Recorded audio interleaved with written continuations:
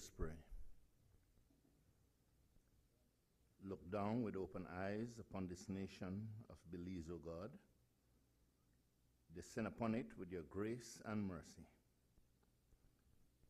Especially this morning, lay hands upon our sitting president of the Senate and guide the thoughts of every senator as we are about to participate in this sitting. May we hear you speaking to us, even as we engage. We pray to you, O God, the prayer that we have countless time pray in this assembly. But we beg of you to hear it afresh, even as we share it this morning. Almighty and eternal God, who through Jesus Christ has revealed your glory to all nations, please protect and preserve Belize, our beloved country. God of might, wisdom, and justice, please assist our Belizean government and people with your Holy Spirit of counsel and fortitude. Let the light of your divine wisdom direct their plans and endeavors, so that with your help we may attain our just objectives. With your guidance, may all our endeavors tend to peace, social justice, liberty, national happiness, the increase of industry, sobriety, and useful knowledge. We pray, O God of mercy, for all of us, that we may be blessed in the knowledge and sanctified in the observance of your most holy law, that we may be preserved in union and in that peace which the world itself cannot give. And after enjoying the blessings of this life, please admit us, dear Lord, to that eternal reward that you have prepared for those who love you. Amen.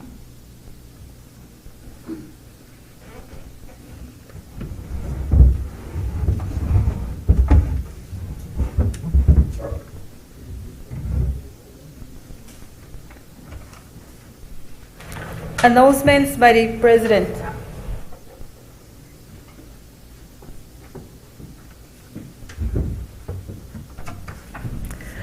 Good morning. Good morning. Good morning. Welcome to our first Senate meeting for 2025 and year 5 of our parliamentary term. I thought it useful to reflect briefly on our work since this 14th parliamentary session was inaugurated on December 11, 2020. Since then, we've had a total of 33 sittings of the Senate, with the highest number of sittings in 2021 when we had 10 and the lowest number in 2024 when we had 5. For these 33 sittings, a total of 407 bills, motions, and papers were introduced, or on an average of 102 per year, with 2023 having the highest number of bills, motions, and papers at 127, and 2024 the lowest with 75. Of the 407 total bills, motions, and papers introduced, 195, or 47.9%, were bills, 122, or 30%, were motions, and 90, or 22.1%, were papers.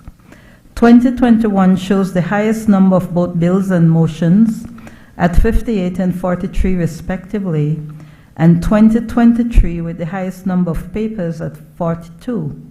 2022 was the year with the lowest number of bills introduced, with 40, and 2021, 2022, and 2024 share the category of the lowest number of papers with 16.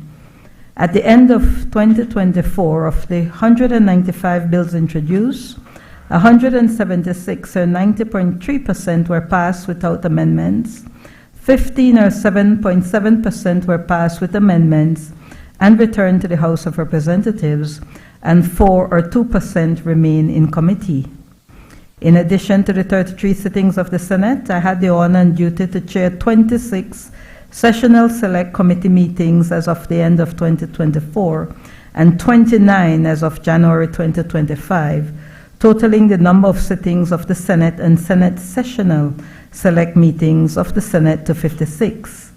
In adding the 29 meetings of the Senate Special Select Committee on the definitive agreement by and between the government of Belize and Puerto Rico enterprises, then it can be said that the Senate conducted a total of 91 meetings since its inauguration. As a note, of the 29 sessional select committee meetings, 13 or 44.8% were for the Standing Orders Committee, 7 or 24.1% was for the House Committee, 6 or 20.7% was for the Regulations Committee, and 3 or 10.4% was for the Committee of Privileges. Today, as far as the records show, at least 3 of these committees will report on the work it has done for the first time in the history of this Senate.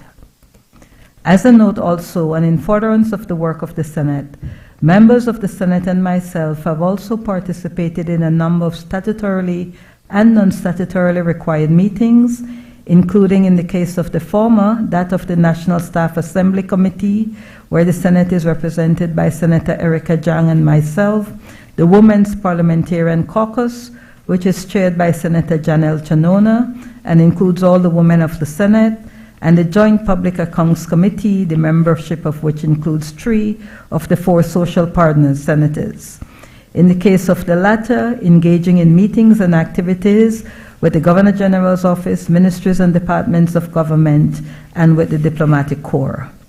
Furthermore, in collaboration with the Speaker of the House of Representatives and in partnership with regional and global organizations, including the Commonwealth Parliamentary Association, Parliamericas, the African, Caribbean, and Pacific and European Union Joint Parliamentary Assembly, and FOPREL, and with the United Nations and countries we have bilateral relationships with, and with ministries and departments within the executive branch, we have leveraged our subscriptions and relationships to renovate and modernize the National Assembly, to improve our records management systems, and to strengthen the capacity of both parliamentarians and staff in areas of parliamentary administration in the case of the latter, and oversight and scrutiny in the case of the former, in a number of key areas fundamental to strengthening our democracy in pursuit of our national development goals and priorities.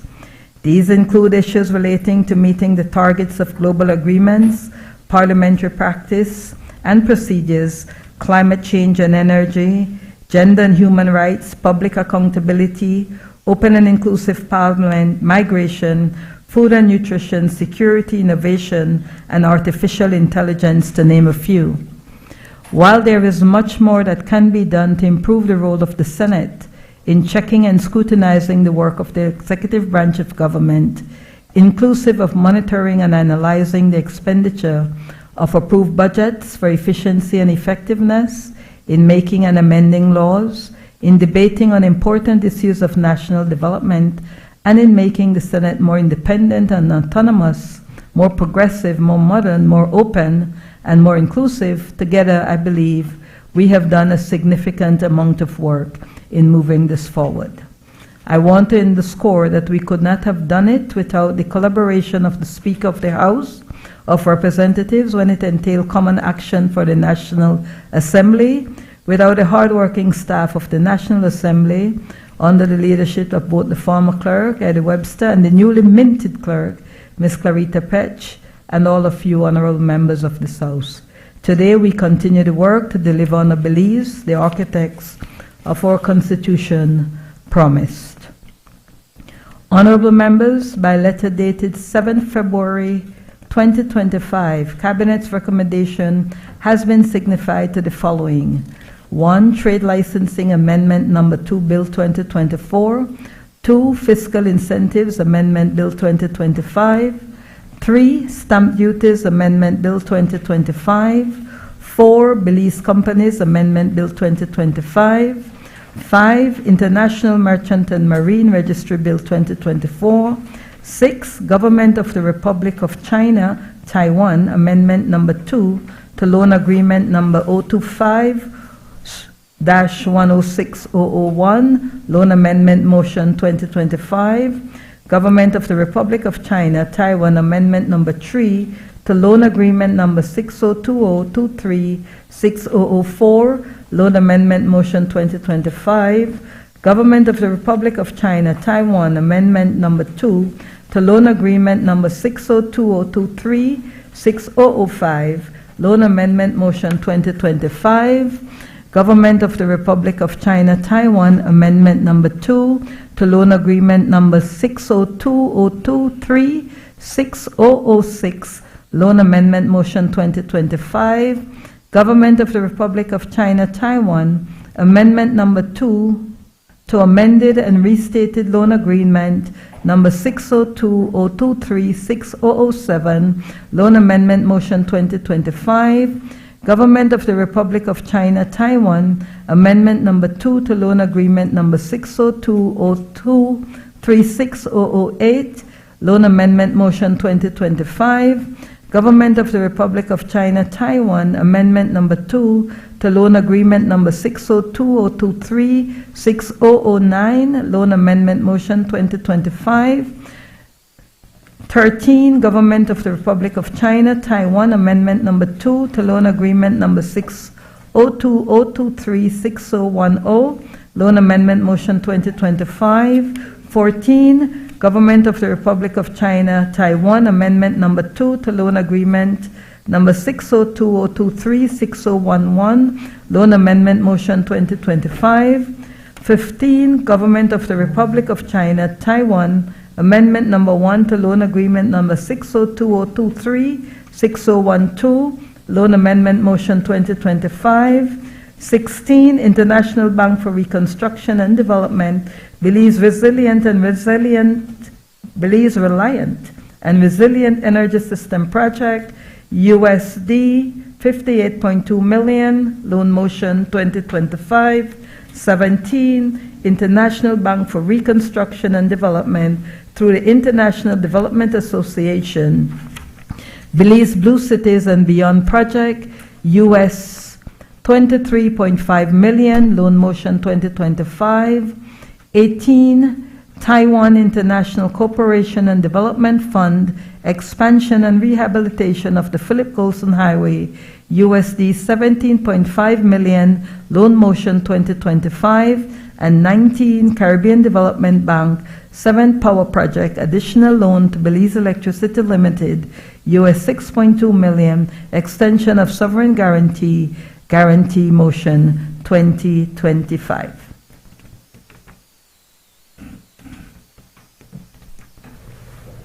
Bills brought from the House of Representatives. I recognize the Leader of Government Business. Madam President, I rise to take charge of the following bills: Senior Courts Amendment Bill 2025, Trade Licensing Amendment Number 2 Bill 2025, Fiscal Incentives Amendment Bill 2025, Stamp Duties Amendment Number 2 Bill 2025, Belize Companies Amendment Bill 2025, National Symbols Bill 2025, and International Merchant Marine Registry Bill 2025. Madam President, in accordance with Standing Order 49.1, I move that the bills be taken through all their stages forthwith. Honorable members, the question is that the bills be taken through all their stages forthwith. All those in favor kindly say aye. Aye. Those against kindly say no. The ayes have it. Papers. I recognize the Leader of Government Business. Madam President, I rise to lay on the table sessional paper number 93/1/14, the annual report of the Development Finance Corporation for the year ended December 31st, 2021. 94/1/14, the Belize Government Lotteries Limited financial statements for the period from inception to 31st March 2024. 95/1/14, General Sales Tax Amendment of Schedule Order 2024. Number 96/1/14, Public Utilities Commission Request for Proposals Amendment Regulations 2024. 97/1/14, Electricity Licensing and Consent Amendment Regulations 2024. 98/1/14, Central Bank of Belize Estimates of Revenue and Expenditure for the fiscal year 2025 and 99/1/14, Ministry of Infrastructure Development and Housing Contract Agreement, Expansion and Rehabilitation of the Philip Wilson Highway, Mile 8 to Mile 24.5. Honorable members, those papers are ordered to lie on the table. Presentation of reports from select committees. I recognize Senator Michael Perfeet. Thank you, Madam President. I rise to lay on the table sessional paper number 100/1/14, which is a special report from the Standing Orders Committee on matters relating to the standing orders of the Senate. Madam President, before I report from the committee, if I may be permitted just to say a few short words. Madam President, as you know, the UDP will win the next general elections.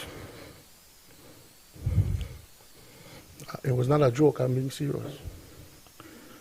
So we can't say, Madam President, that for sure you'll be returning as president. I can't promise you that, Madam President.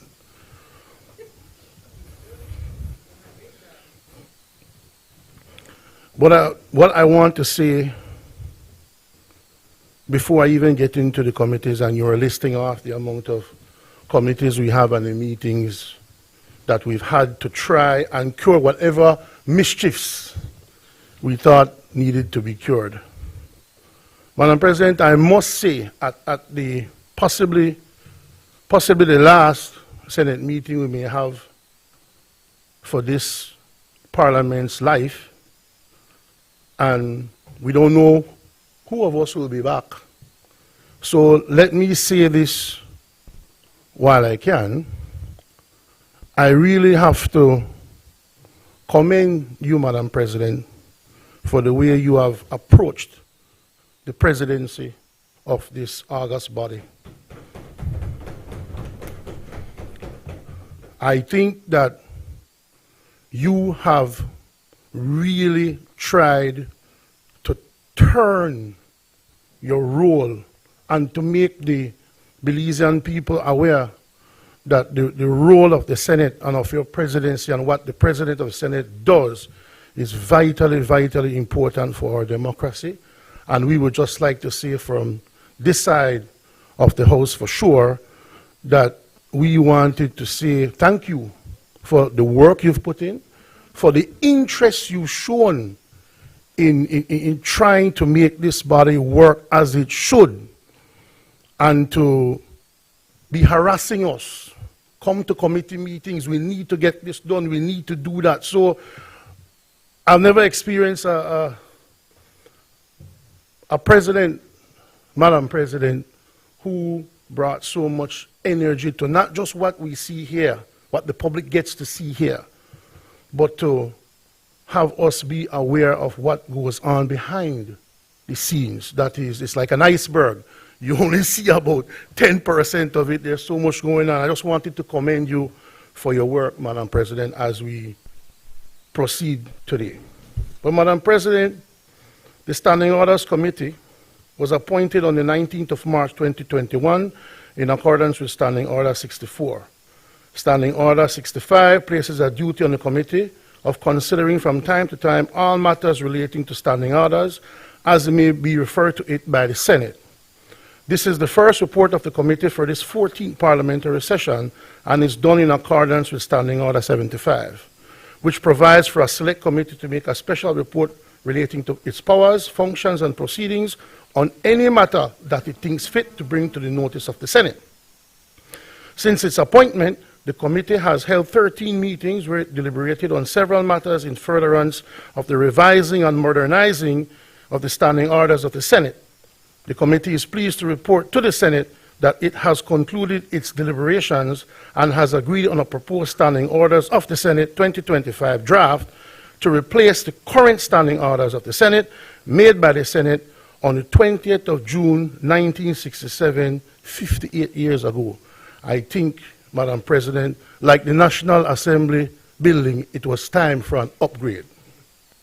In conducting its deliberations, the committee gave consideration to the increased number of senators since 1967, from 8 to 14 inclusive of the President, and to its diverse composition. Political parties and civil society referred to as social partners, to contemporary and emerging issues such as gender, open and inclusive parliament, and technology, all of which were absent from the radar in 1967.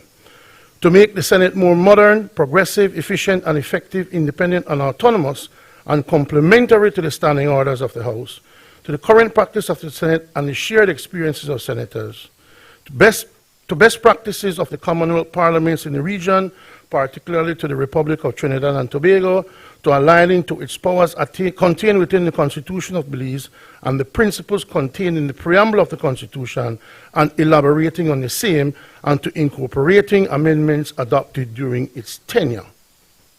The proposed standing orders of the Senate 2025 provides for procedural and substantive changes for strengthening and improving the scrutiny and oversight role of the Senate.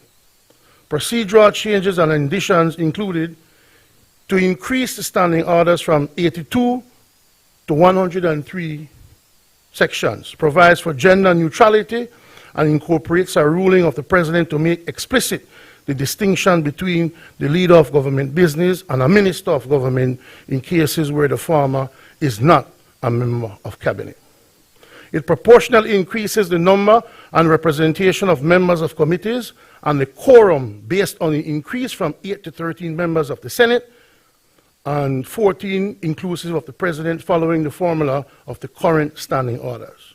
It acknowledges and provides for a leader of government business to replace that of a senator in charge of government business, a leader of opposition business to coordinate the opposition bench, and for a coordinator of the social partners bench.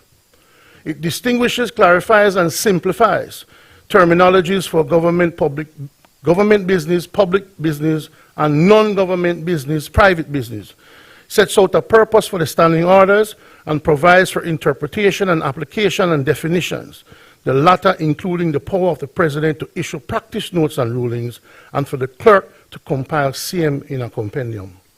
It provides for the President to be elected only from members who are not members of either House, makes it explicit for the clerk to act as chairperson for conducting the elections, and provides for disallowing a senator who refuses to make or subscribe the oath or affirmation before the Senate from sitting and voting in the Senate or receiving any salary and emolument.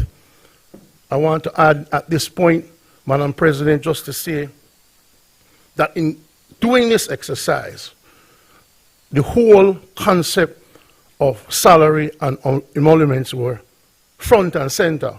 And I will repeat what I half-jokingly said in private to the public. What the public needs to understand and appreciate, Madam President, except for the Vice President who gets a fat salary every month, but us, other human regular senators, I don't know about you, but on a good month, I get $1,002 as my pay to be in the Senate. Now, it's a service and a labor of love. But to do this work, I think it needs to be recognized as well in your compensation and your emoluments. I know the Vice President gets an additional stipend, but it's not anything to do. If you want people, it's human nature.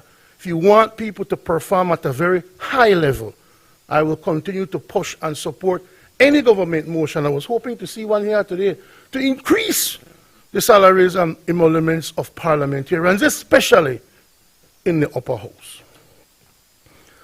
They broaden, deepen, and clarify the duties of the clerk for a more strategic and results-driven working relationship with the President of the Senate, and provides for senators to make brief comments in languages other than English, with the caveat of providing a translation in English. It provides for sittings of the Senate to be on Wednesday instead of Tuesdays, and for its hours to start at 9 a.m. instead of 10 a.m., and mandates the presentation of reports to the Senate as a Senate paper for officially recognized parliamentary delegations' participation in local, regional, and global meetings, conferences, and capacity building sessions. It mandates a specific time period for statutory instruments to be submitted to the clerk, subsequent to being published in the Gazette, and for a time period for them to lie on the table of the Senate when subject to negative resolution. It provides for urgent questions only to ministers sitting in the Senate and only at the discretion of the President, distinguishes and simplifies processes for questions for oral and written answers for ministers of different houses, places restrictions on publishing questions to be asked and answers to be released, and mandates the clerk to make questions asked and answers given, and for the circulation of notice papers with questions. It provides for statements by the leader of government business or a minister on public policy, for the inclusion of committee business in the arrangement of committee business, public business, and for the use of laptops or other digital equipment when speaking or when attending the chamber, but still you can't read. It provides for a phased approach when dealing with suspension of senators, sets out the conditions for lapsed bills and the procedure for carrying over bills, for a member of a select committee to appoint alternate members to attend meetings of a committee, and for senators to disclose financial interest and extent of such interest in an item of business before the committee before participating in such committee. Provides for penalties for premature publication of evidence or reports of all committees of the Senate, including the Joint Public Account Committee and Women's Parliamentary Caucus. It empowers the committees to meet concurrently and to sit notwithstanding any adjournment of the Senate, and for an agreement between all benches of the Senate with regard for the transaction of the business of the Senate and for the same to be recorded. It broadens, deepens, elaborates, and clarifies the general authority, powers, and duties of the President of the Senate to enable the President to steer and lead on the strategic vision, mission, goals, and objectives of a modern, progressive, open, and inclusive Parliament.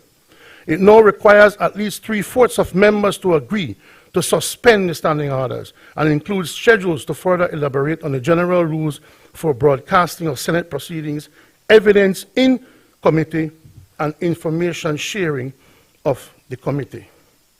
Please bear with me, I'm about 25% of the way there. When it comes to substantive changes, it provides for broadcasting an opportunity to respond for persons not being a senator who has been referred to in the Senate by name or in such a way as is readily identifiable, for the general citizenry to submit petitions to the Senate and for a senator to present same on their behalf. Provides for addresses to the Senate by the Governor General and Prime Minister, and for it to lie on the table and be published as a Senate paper without question put, and sets aside 2 days of each year as non-government member days for non-government business, private business, with the caveat of the President allowing urgent government business, public business, if so requested by the leader of government business. It renamed the Constitutional and Foreign Affairs Committee to the Constitution, National Development and Foreign Affairs Committee, and makes it a standing committee instead of a sessional select committee, and for all proposed matters related to this subject as listed to be referred to this committee for consideration, examination, and report, and provides for a time frame of such report and for having a power to hold meetings of their own initiatives on the subject matters. As a standing committee, it is provided for in the Constitution, National Development and Foreign Affairs Committee to be further empowered such that its oversight and scrutiny of the executive are to include, in addition to central government and public bodies, any enterprise owned or controlled on behalf of the state. It establishes joint standing committees to align with the statutory instruments which establish the Joint Public Accounts Committee and the Women's Parliamentary Caucus, and for requiring the appointment of 3 social partner senators to be members, and for the chairperson to be a member of the opposition in the House of Representatives, but the parts to provide for situations when members of the opposition in the House are unwilling to act as chairperson, or when there is no opposition member in the House of Representatives, for a member of the opposition in the Senate to be appointed chairperson, and where the members of the opposition in the Senate are unwilling to act in this capacity, for a social partner senator to be appointed chairperson. Madam President, that's the report. And just like to point out that the members of the committee was chaired by yourself, Madam President, as Honorable Carolyn Trent Sandiford, President of the Senate, member the Honorable Colette Montejo, Vice President of the Senate, representing the government side, myself representing the opposition bench, and the Honorable Janelle Chanona representing the social partner bench. That is the report, Madam President. Thank you.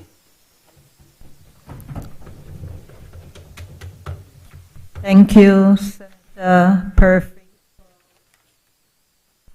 Thank you, Senator Perfit, for presenting the report on behalf of the chair, and thank you also for those kind words prior to presenting the report. I now call upon Senator Erica Jang. I recognize Senator Erica Jang.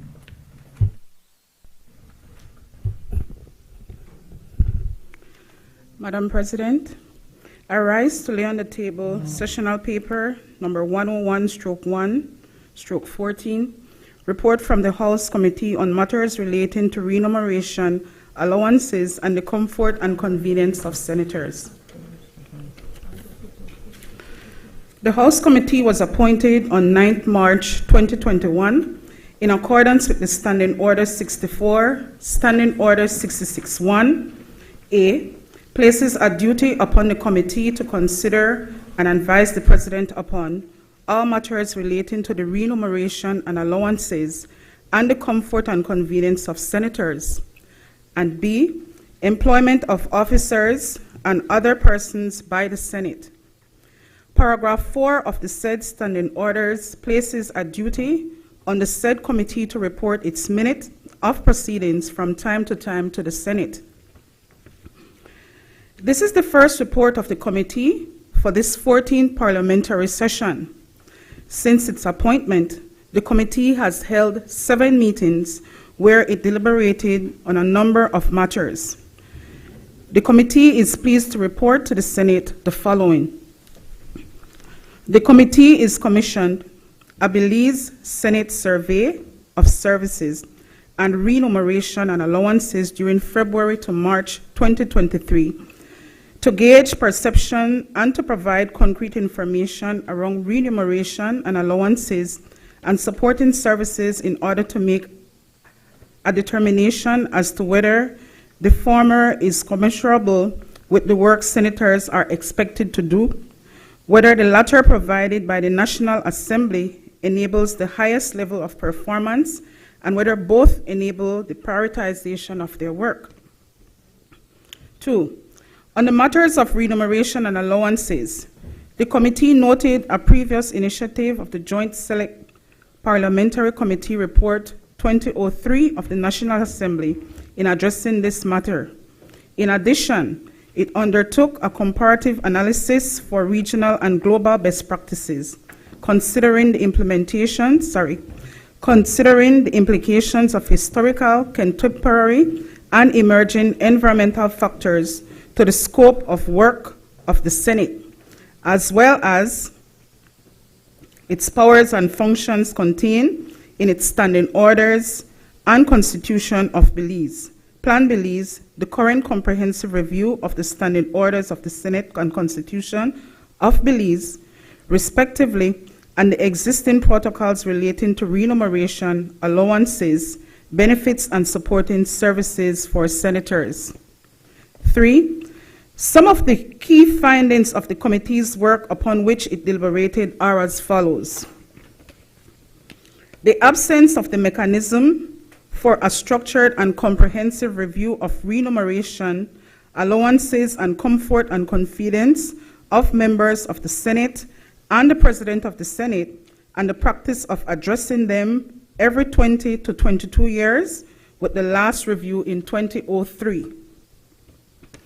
The evolution of the composition of the Senate, both in quantity and representative groups during this period, underscoring the distinction between roles of members of the Senate and the President of the Senate, generally as legislators, yet also having varying responsibilities and serving in distinct capacities and positions. In addition, that of being a legislator, these positions include Vice President of the Senate, Leader of Government Business, Leader of the Opposition Business, Coordinator of the Social Partners Bench, chairpersons and members of sessional select and special select committees and joint parliamentary committees, as well as representing the National Assembly in various national, regional, and global meetings. The increase and intensification of the work of the Senate, which has become more complex since 2003, and more so since December 2020, demanding a corresponding level of effort by both members of the Senate, approximately 12 days per month, and the President of the Senate, approximately 15 days per month, in the performance of their respective duties and responsibilities. Next point. The discounting of complementary role of the Senate plays to the House of Representatives as well as the House of Legislature, which is one of 3 branches of government, and a lack of awareness by both state and non-state organizations and general public of the scope and magnitude of work of the Senate and generally to the operations of the legislature as an institution. The increase in national budget by 169.5%, fuel by 77.2% to 100% per gallon, and the cost of living accumulatively by 42.3% between 2003-2004 and 2003-2024, which have implications for oversight and scrutiny. Ambiguity in what the payment of some allowances ought to be, resulting in discretionary, subjective, and often arbitrary applications and compensations of allowances for both members of the Senate and the President of the Senate, and the consequences of the practice, which may result in unfairness and being contrary to best practices in hierarchical reporting relationship, and the apparent difference between the salaries and allowances approved by the motion of the Senate in 2003 and that which is currently being implemented, as well as between the allowances and benefits afforded to members of staff, public officers, and other parliamentarians, and not to members of the Senate and President of the Senate. Also, lack of knowledge of some benefits and supporting services of the Senate by members of the Senate. 4. The committee concluded that the current remuneration allowances and supporting services package compromises the prioritization of the work of the Senate by both members of the Senate and the President of the Senate, and this ought to be addressed if the Senate is to fulfill its legally mandated oversight and scrutiny role in the Belize's democracy. 5. The committee deliberated on and agreed upon a number of measures to enable members of the Senate and the President of the Senate to prioritize the work of the Senate such that it delivers on its legal duty and mandate as derived from the Constitution of Belize and the standing orders of the Senate and the principles of parliamentary practice and Plan Belize. These include: 1.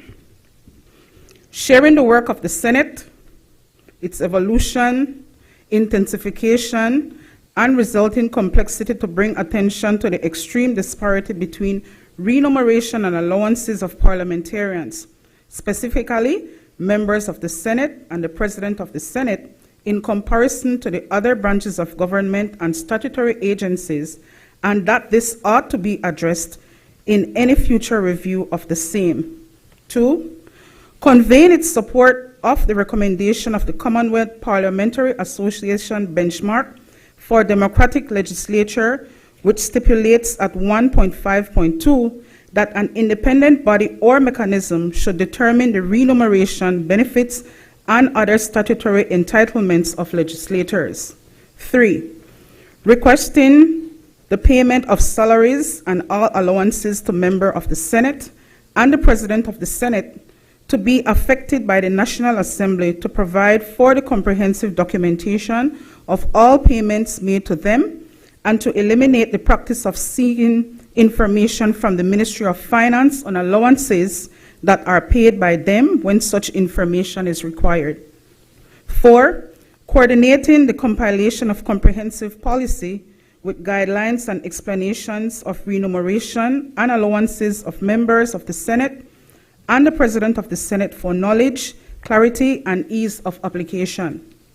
5, seeking clarity on the authority of the reduction of salaries from members of the Senate and the President of the Senate from that which was approved by the Senate motion on 5th August 2003 to what is being implemented. 6, regularizing the application of these same subsistence allowances that is afforded to members of the public service as per Compendium of Allowance for the Belize Public Service, October 2014, for members of the Senate and the President of the Senate. 7, regularizing the application of the allowance for the Vice President of the Senate, as is the practice of the Deputy Speaker of the House of Representatives, with effect from the date the Vice President was elected. 8, regularizing the application for the allowances of the chairpersons of sessional special select committees, as is the practice for that of the House of Representatives and joint parliamentary committees and members of the said committee, with effect from the date the resolution was passed in the Senate for the establishment of these committees. 9, seeking approval for the option of an insurance allowance for members of the Senate and the President of the Senate in lieu of participation in the National Assembly Group's insurance scheme in case of either of them having a pre-existing insurance before their appointment to the Senate. 10, revising the National Assembly of Belize Induction Handbook for the new members 2020 draft to include provisions for remuneration, allowances, and supporting services for members of the Senate, and to produce a similar handbook for the President of the Senate. And 11, seeking the support of the Minister of Finance for interim measures to provide for increases in existing remuneration and allowances, and to introduce new allowances to provide for fairness in the payment of remuneration and allowances to members of the Senate, the President of the Senate, in consideration of the extent and levels of effort they put into their workload. The committee underscored that this is in accordance with the practice of applying such measures every 20 years, of confirming to the percentage increases of the motions approved in 2003, of taking into consideration fuel and other costs of living increases for the period, of the unique composition of the Senate and distinct roles and responsibilities of members of the Senate and the President of the Senate, and similar benefits afforded to staff, public service office, and other parliamentarians, and advised that these come into effect 1st April 2024 and remain in effect until the National Assembly adopt other measures recommended by either the People's Constitutional Commission or a joint parliamentary committee established for this purpose. The members of the House Committee are Chairperson, President of the Senate, Honorable Caroline Trent Sandiford, members myself representing the government bench, member Honorable Michael Perifit representing the opposition bench, and member the Honorable Kevin Herrera representing the social partners bench. Thank you. Thank you, Senator Erica Jang, for presenting that report on behalf of the chair and the committee. I recognize Senator Bevington Cal.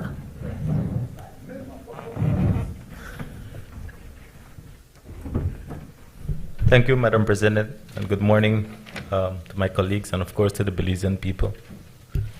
Madam President, I rise to lay on the table sessional paper number 102/1/14, report from the Committee of Privileges on matters which appears to affect the powers and privileges of the Senate. Madam President, I rarely agree with my colleague, Senator Perifit, but I will be distinct in what I agree in with what he said. First, Madam President, I will also like to congratulate you with the work that you have done. I think you have moved the Senate to another level. You have activated the many committees that should have been activated years ago, but it was not done, Madam President. I think we need to highlight that.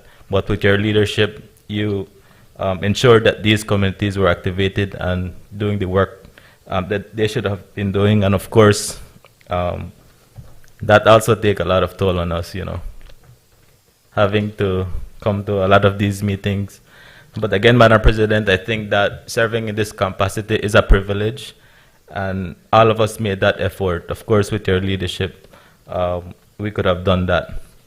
However, what I do not agree with Senator Mike is that the UDP will definitely, I don't know which UDP too, but they will definitely not win this election, Madam President. I just wanted to be distinct on what I agreed on.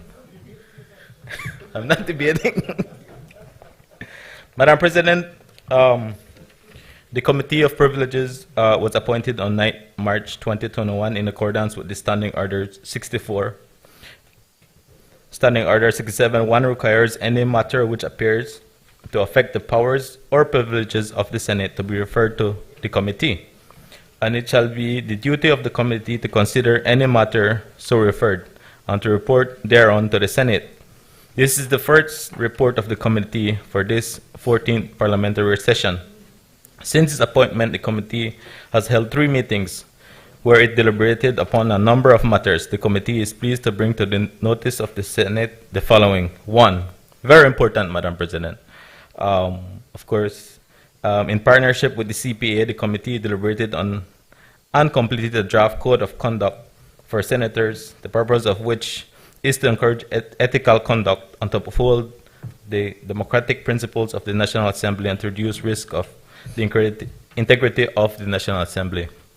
In partnership, again, Madam President, with the CPA, the committee deliberated on and completed a set of draft guidelines for the establishment of a joint parliamentary conduct and ethics committee to report to the Senate from time to time on any real changes in the code of conduct that it deems desirable, to receive, investigate, and report upon any complaints or departures by members from the code of conduct, and to determine the procedures for the operation of the committee and the extent of its powers. 3, Madam President, the committee deliberated on and agreed to improving collaboration with the police department to reduce incidents of senators being obstructed from their duties as provided for in Section 19D of the Legislative Assembly Powers and Privileges Ordinance Number 23 of 1962. The committee deliberated on and supported the concept of a logo license plate that identify the National Assembly as the legislative branch of the government of Belize. Number 5, the committee deliberated on and supported the provision of business cards for senators. Madam President, I want to thank you on this, and of course the staff of the National Assembly. When we go out on international duties, Madam President, this helps us a lot to collaborate and connect with our fellow parliamentarians across the globe, Madam President. So this helps us, and we greatly appreciate that. Number 6, the committee deliberated on and supported the review, strengthening, and modernization of the Legislative Assembly Powers and Privileges Ordinance 23 of 1962, an act prior to independence of Belize. This act defines the powers and privileges and immunities of the Legislative Assembly and of members of the Legislative Assembly in a unicameral setting with a speaker. Since its enactment, the Legislative Assembly has evolved into the National Assembly, with the bicameral setting of the 2 houses, the 2 presiding officers, namely the Speaker of the House of Representatives and the President of the Senate. The committee noted the need to review the National Assembly of Belize Induction Handbook for new members to include senators and presiding officers. This book serves as a guideline and reference points on matters concerning the welfare of members, parliamentary staff, the administration of Parliament, resources available, and relevant details pertaining to allowances, pensions, insurance, and the topic of conduct and other parliamentary business. Madam President, the members of this Committee of Privileges is of course chaired by you, the President of the Senate, myself representing the government bench, the Honorable Antonio Herrera representing the opposition bench, the Honorable Glenfield Denison representing the social partners bench. The committee, Madam President, also places on the record the contribution of former Senator the Honorable Elena Smith, who served on the committee during these deliberations. Thank you, Madam President. Thank you. Thank you, Senator Cull, for presenting on behalf of the chair and the committee. I now recognize Senator the Honorable Alvin Moses Bengusha. Thank you very much, Madam President. Madam President, like my previous colleagues, I want to put on record and express thanks to you as President of the Senate. I just want to add to that for me personally speaking, I must admit that your personality and easy approach was made comfortable for me to be able to call you at any given time, and especially to have received advice on any matter. And so I want to place on record my deep appreciation and my thanks to you, personally speaking.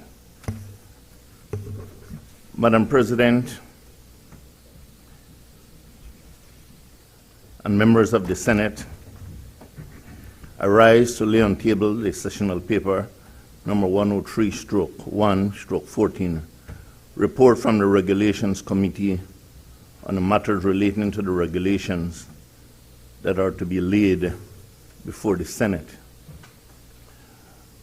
Madam President, indulge me for at least a minute or two, just to bring to the attention of the Senate and to the nation the death of one Cornelius Patrick Carcho, a fellow Dangrigan and a Garifuna, one who has given yeoman service to this nation and to the world at large, especially in his capacity of having served the World Bank. Cornelius Carcho was born in 1926, and there are a lot of us here who would not be familiar with even that time. But Madam President, as a young man growing up in Dangriga and actually attending ecumenical high school, and I'm certain that Senator Jang would be familiar, that here was a gentleman that we only heard of, and one who teachers would perhaps share with us about, but one who, from what we heard, was a respectable person who came back after having served or having studied abroad, came back to serve his country, and in the post of economic secretary and the head of a planning unit under the Honorable George Cadle Price. And then, after having served his country, went to the World Bank and worked with them for 30 plus years. But in addition to that, I think what is important to note, especially for us who might not have heard of him, is one who contributed sacrificially and financially to institutions within our country. I know the Methodist Church especially has benefited tremendously.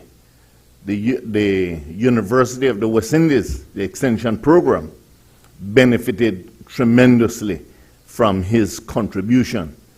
And what I do know that in Dangriga itself, there is a library that he and his family established for young children. And so I just wanted us to be aware of the death of Cornelius Patrick Carcho, one who contributed significantly to nation building. Thank you very much. Madam President, the Regulations Committee was appointed on the 19th March 2021 in accordance with Standing Order 64 and requires the committee to consider all such regulation as defined by the Interpretation Act for the time being in force, as under the authority of any law, are to be laid before the Senate, and to bring to the special attention of the Senate any regulation or draft. A, which involves the expenditure of public monies or imposes or fixes fees for a license or for services. B, which cannot be challenged in the courts on the ground that it is ultra-virus or is only temporarily so challengeable. And C, the making of which appears to constitute an unusual or unexpected use of the powers conferred by the law under which it was made. D, which are purports to have retroactive effects, although the law under which it was made does not in turn give the minister such a power. E, the publication or the laying before the Senate of which appears to have been unduly delayed. And F, in respect of which there has been unjustifiable delay in notifying the President that the instrument had come into operation before it was laid before the Senate. Or G, the purport or form of which appears to require elucidation. This is the first report of the committee for this 14th parliamentary session and is done in accordance with Standing Order 75, which provides for a select committee to make a special report relating to its powers, functions, and proceedings on any matter that gives it fit to bring to the notice of the Senate. Since its appointment, the committee has held 6 meetings where it deliberated on a number of matters. The committee is pleased to bring to the notice of the Senate the following. 1, the committee deliberated on and agreed to capacity building sessions with the Attorney General's ministry to enhance knowledge and understanding of the duties and responsibilities of the committee as per the requirement of Standing Order 68-1. 2, the committee deliberated on and agreed to conduct a stock take of statutory instruments signed for the years 2021, 22, 23, and 24 to provide the committee with information on the total number of regulations signed by year, whether they were subject to affirmative, negative, or no resolution, and the dates they were published in the Gazette and tabled in the National Assembly. This provided a starting point for the work of the committee and revealed that 160, 177, and 120 statutory instruments were signed in 2021, 22, and 23 respectively, and preliminary data suggests that a number of the regulations which under the authority of the law are to be laid before the Senate have not been so laid. And 3, considering that the Attorney General's ministry is engaged in a similar exercise of stock taking of regulations to bring those regulations which under the authority of the law are to be laid before the Senate, the committee deliberated on and agreed to share its findings with the Attorney General's ministry and to collaborate on this task. And 4, the committee deliberated on the absence of a time limit within which regulations subject to negative resolutions are to lie on the table before the Senate, and for such recommendations to be considered in a revision of the standing orders. 5, the committee deliberated and noted the time, resources, and research capacity required for conducting the work of the committee. 6, the committee deliberated on and agreed upon a quarterly calendar with work packages and supported the engagement of a parliamentary legal counsel for the National Assembly to provide technical advice to the committee in the carrying out of its work. And 7, in the interim, the committee deliberated on and agreed to collaborate with the Attorney General's ministry in bringing to the Senate as soon as possible any outstanding statutory instrument for consideration by the committee and for it to report to the Senate as may be necessary. 8, the committee deliberated on and supported making all statutory instruments accessible to the public from the National Assembly website. And this I found quite an interesting part of the conversation that we had in that committee, because I thought that that was very necessary and continues to be so, especially in this day and age when young people, especially, Madam President, are seeking information concerning the work of the government. And 9, the members of the Committee of Regulations, thankfully, are the chairperson, yourself, Madam President Caroline Trench-Taniford, and the members from the government bench, Honorable Isabel Bennett Moody, representing the opposition, the Honorable Mark O'Brien, and myself representing the social partners, A. Moses Bengushe. Thank you. Thank you, Senator Bengushe, for presenting the report on behalf of the chair and for your kind words.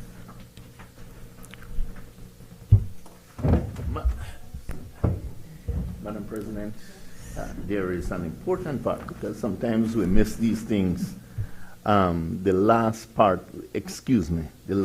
of we place on record the thanks to Senator Beverly Williams and Senator the Honorable Sheena Pitts for the contribution that they made, especially my sister, Senator Pitts, who in the interim and the first part of the committee's sitting would have given so much support and oversight. Thank you. Thank you, Senator Bengushe. Honorable members, those papers of the 4 sessional select committees of the Senate are ordered to lie on the table. Personal explanations. I recognize Senator Janelle Chinona.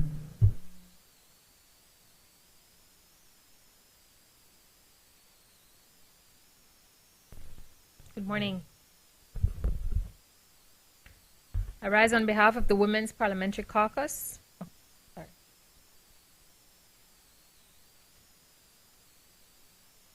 Thank you, Mr. President. I rise on behalf of the Women's Parliamentary Caucus to share a summary of the work of the WPC since its establishment as a joint standing committee in May 2023. In 2023, UNICEF and the UN Women partnered to support the capacity development and institutional strengthening of the Women's Parliamentary Caucus of Belize to effectively fulfill our mandate as a joint standing committee on gender equality. A key output from that partnership is a strategic work plan which aligns with and is supported by the Ministry of Human Development, which identifies 6 strategic priority areas which will guide the work of the WPC through to 2026. These include gender responsive policy and legislation, institutional strengthening and capacity development, advocacy and oversight, citizen engagement and participation, strategic alliances, networking and knowledge sharing, communication and visibility. Key national activities executed by the WPC include presenting and participating at fora dedicated to understanding and advancing human rights issues in Belize, organizing a training for parliamentarians on anti-human trafficking measures, and increasing the awareness and meaningful implementation of the Convention on the Elimination of All Forms of Discrimination Against Women, CEDAW. The attendance of members of the caucus to international conferences, such as the Multi-Stakeholder Dialogue on Gender Equality and Sustainable Development, as well as the 14th Regional Conference of the Commonwealth Women Parliamentarians, has also provided invaluable insight and best practice exchange among Caribbean women's parliamentary caucuses. Moving forward will be key, and we acknowledge the support of our male colleagues who have supported these efforts, and we look forward to more of the same in the next parliamentary session. The caucus makes particular mention of the support from parliamentarians Honorable Jorge Melin-Espat, Honorable Karim Musa, and the good Senator Alvin Moses Benguche for their support of the activities of the WPC during this parliamentary session. I also wish to recognize the clerk and her team for their invaluable technical assistance to the Women's Parliamentary Caucus. As chair and as a personal note, I thank all the members for their individual and collective commitment to the WPC to advance equality and equity. I recognize the presiding officers, Speaker Honorable Valerie Woods, Madam President Carolyn Trench-Sandiford, Honorable Dolores Balaramas Garcia, Honorable Elvia Vega, Honorable Tracy Tager Panton, Honorable Isabel Bennett Moody, Honorable Erica Jang, as well as Senators Elena Smith and Beverly Williams, for their dedication and distinguished representation in our unique caucus. I have learned much from and about each of you, about the machinations of Parliament and about myself, lessons I take forward in service of our beloved Belize. I thank you.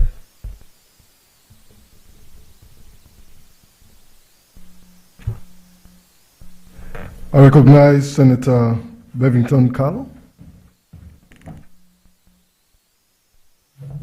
Thank you, Mr. President.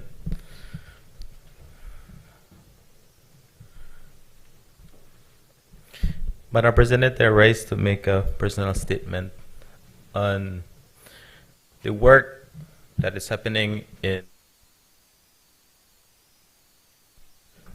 Plan Belize in southern Belize, Madam President. And this is not a campaign statement, Madam President. This is basically translating what the people of the South is saying, and especially in Toledo East, Madam President. And I invite you and everyone in the Senate for the Easter holidays to come to PG. We are now marketing PG, Punta Gorda, as the chocolate capital, Madam President, because as you're aware, the prices of chocolate has gone up significantly, and Toledo is the breadbasket for chocolate. So, Madam President, the farmers are getting really good prices for their cacao beans right now. So, and of course, we have the chocolate festival coming up. So we invite everyone, and of course you, Madam President, and to come and really see the transformation of Plan Belize in Toledo East, and of course Toledo West included, Madam President. But Madam President, from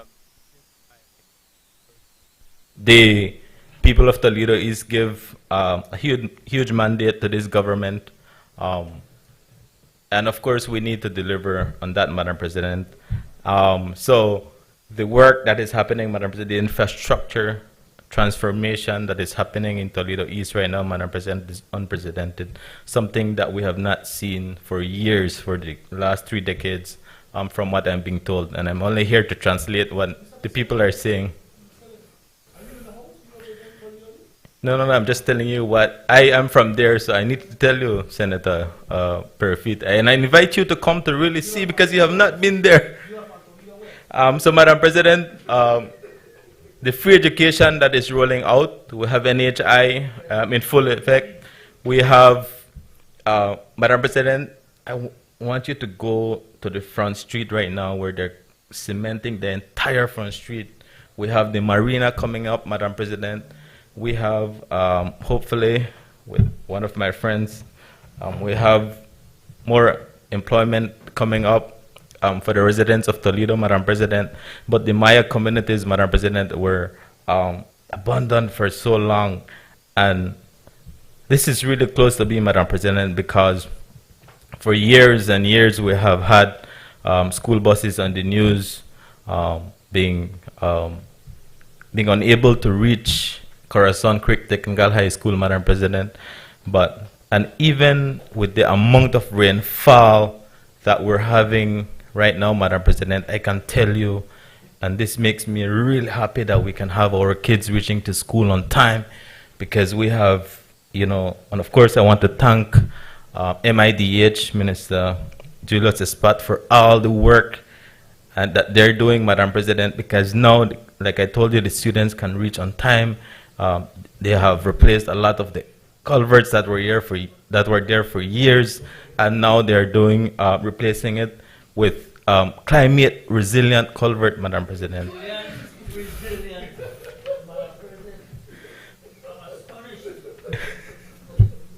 Members, be mindful that we must not disrupt I have another 10 minutes based senator on the when standing they are orders, so relax. doing their presentation.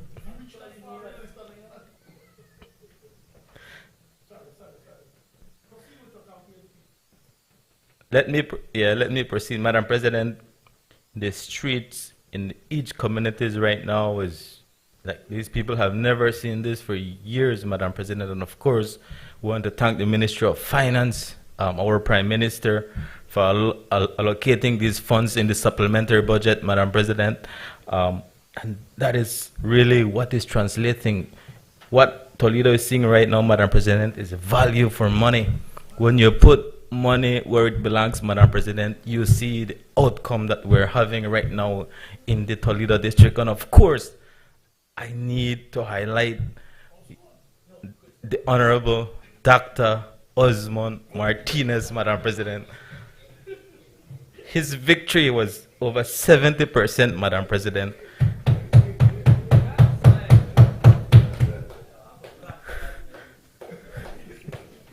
I hope the camera to catch you the clap for Osmond Martinez. Proceed, Senator, proceed. Madam President, the work that this gentleman is doing, Madam President, I mean, when you have walked the walk, Madam President, you know the struggles of the people. When you come from a poor background and you know, grow up and go up the ladder, Madam President, you know what it is like. You know the realities of these people, Madam President, and this man has the people at heart, Madam President. And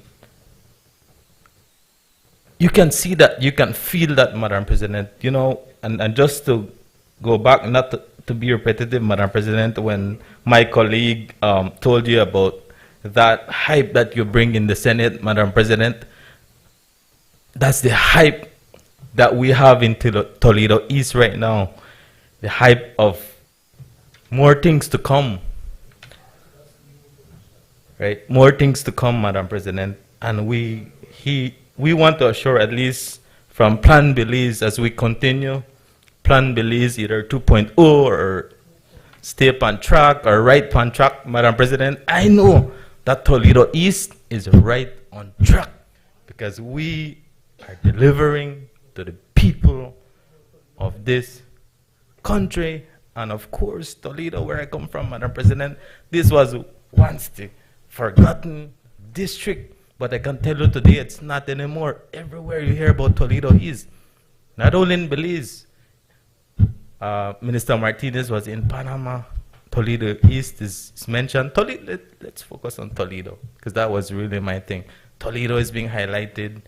You go to the US, Toledo is being highlighted, Madam President. Now we have a lot of people excited to come and invest in the Toledo district because the people now are realizing the potential that we have in the district, Madam President. We have all the wealth untold as our national anthem.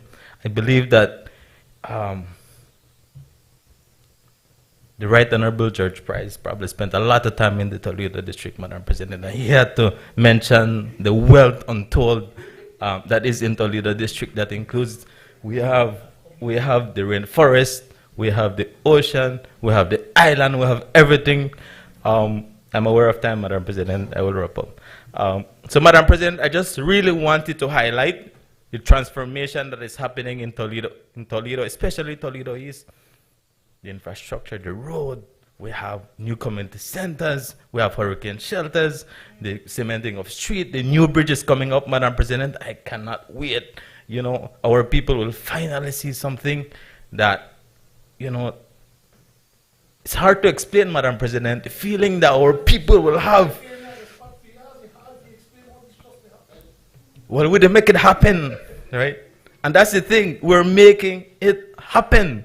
That's the biggest, the pride that I have, Madam President, to be part of an entity, of an organization, of a party, of a government that is truly delivering to the people of this country, Madam President. And of course, I want to reiterate that the work of the Honorable Dr. Osmond Martinez is just amazing, Madam President. And of course, I want to send a strong message to the people of Toledo East. If you want to continue this, then let us be on track.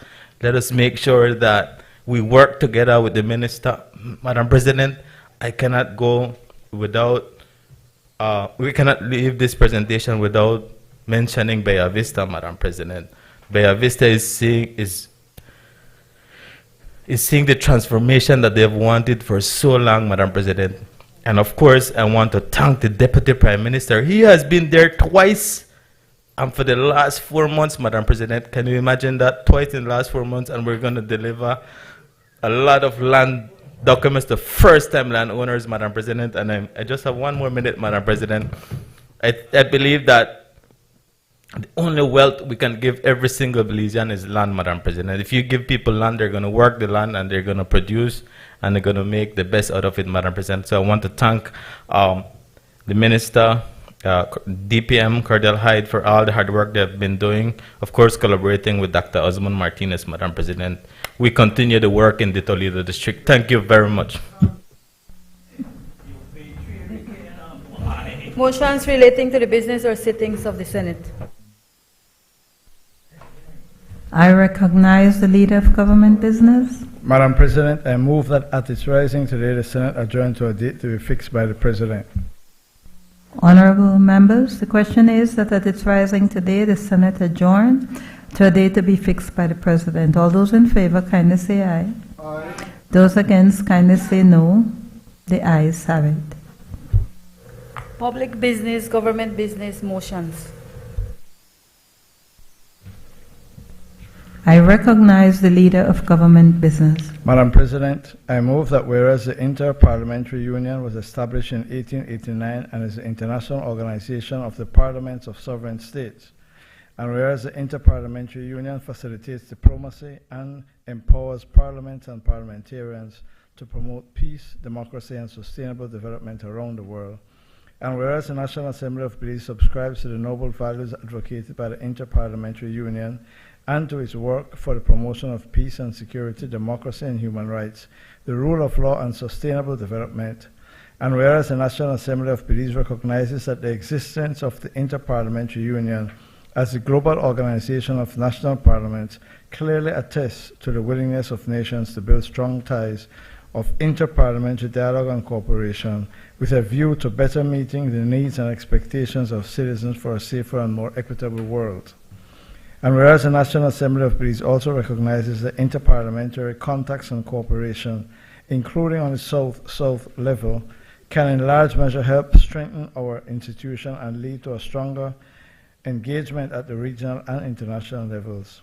And whereas the National Assembly of Belize is aware of the importance of the Interparliamentary Union in terms of bridging the democracy gap in international relations and forging a parliamentary component to the work of the United Nations.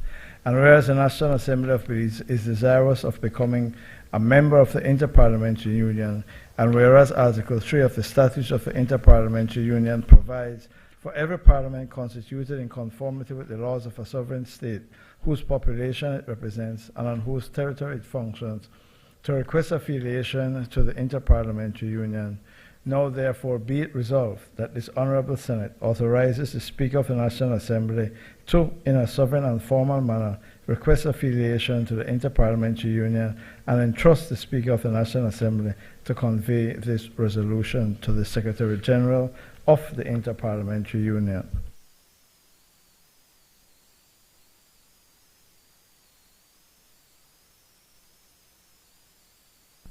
Honorable members, that motion is referred to the Constitution and Foreign Affairs Committee for examination, consideration, and report. I recognize the Leader of Government Business.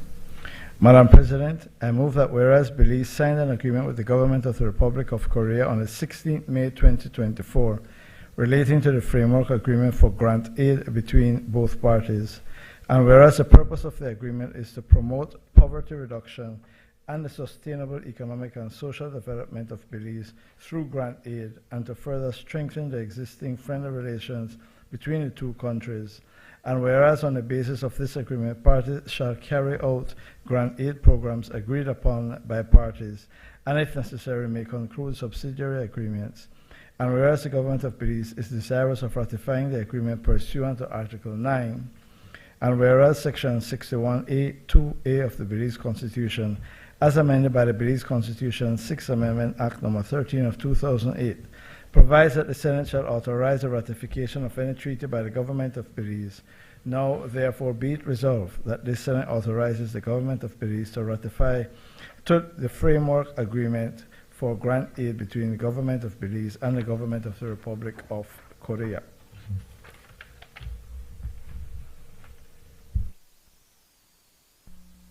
Honorable members, that motion is referred to the Constitution and Foreign Affairs Committee for examination, consideration, and report. I recognize the leader of government business.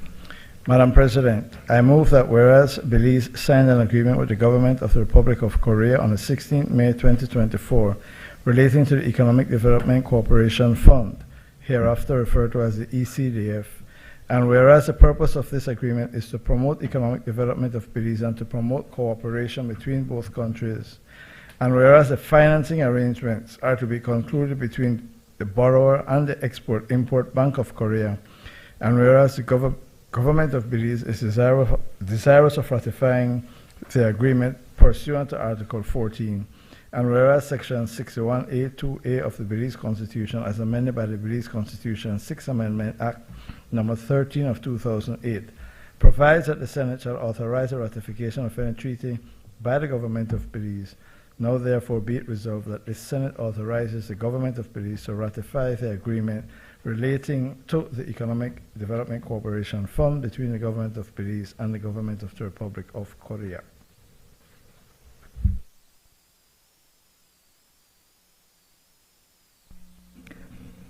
Honorable members, that motion is referred to the Constitution and Foreign Affairs Committee for examination, consideration, and report. I recognize the leader of government business. Madam President, I move that whereas Belize acceded to the International Sugar Agreement on the 24th of January 1994, and whereas member states of the International Sugar Organization approved the amendments of Articles 1, 23(1), 25, 32, 33, and 34 of the International Sugar Agreement 1992 on the 26th of November 2021, and whereas the government of Belize is desirous of accepting the amendments to the agreement pursuant to Article 44 of the International Sugar Agreement, and whereas Section 61A(2)(a) of the Belize Constitution, as amended by the 6th Amendment Act No. 13 of 2008, provides that the Senate shall authorize the ratification or accession to any treaty by the government of Belize. Now, therefore, be it resolved that this Senate authorizes the government to accept the amendments to the International Sugar Agreement 1992. Honorable members, that motion is referred to the Constitution and Foreign Affairs Committee for examination, consideration, and report.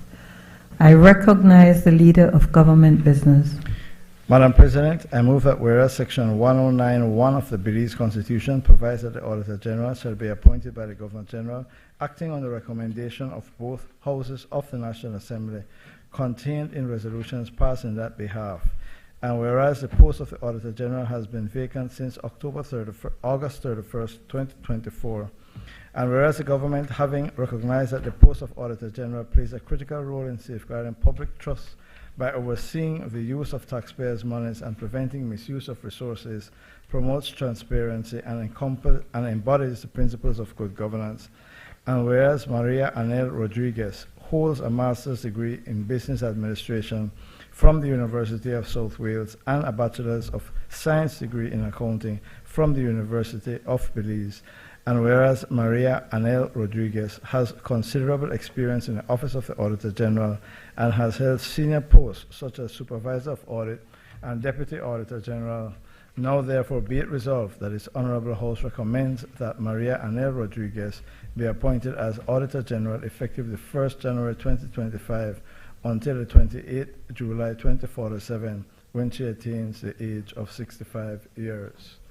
Madam President, this resolution or a similar worded resolution motion came before the Honorable Senate. It did not pass because serious concerns and reservations were expressed with respect to the temporary appointment of Ms. Rodriguez and the concern by senators that the process should have been exhausted. It is my understanding that the government has completed the process.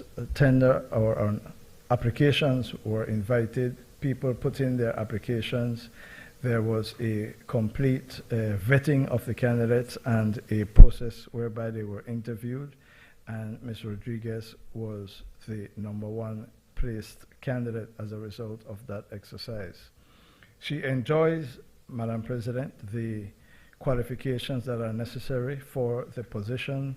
She holds a master's in business administration and a bachelor's of science.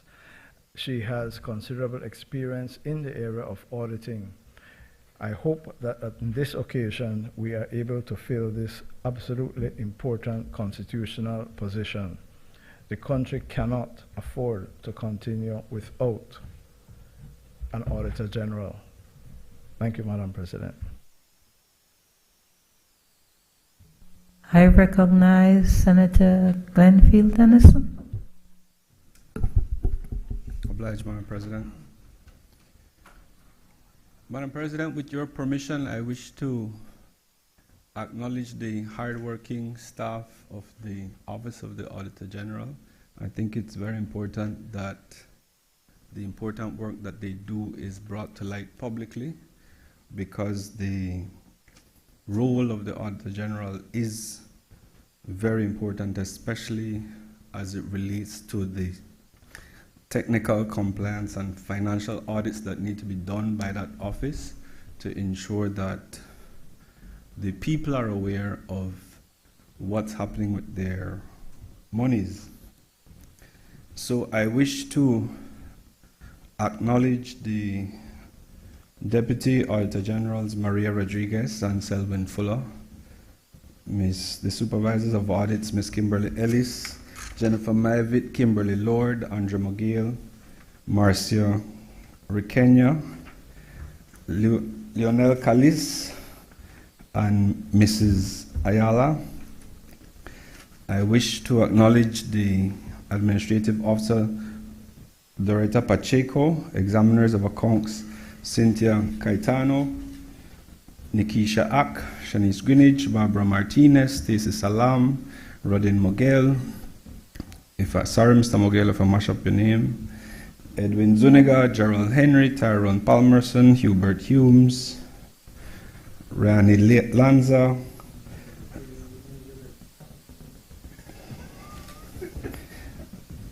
Systems Administrator and Administrative Assistant, Ms. Lambia and Ms. St. Clair. Audit Secretary, Jared Bennett. I was very impressed to see a male secretary. Audit Clerks, Akima Jenkins, Wilfred Richards, Mrs. Lima, Bartholomew, Miss Parks, Rhonda Flowers, Ms. Magdaleno.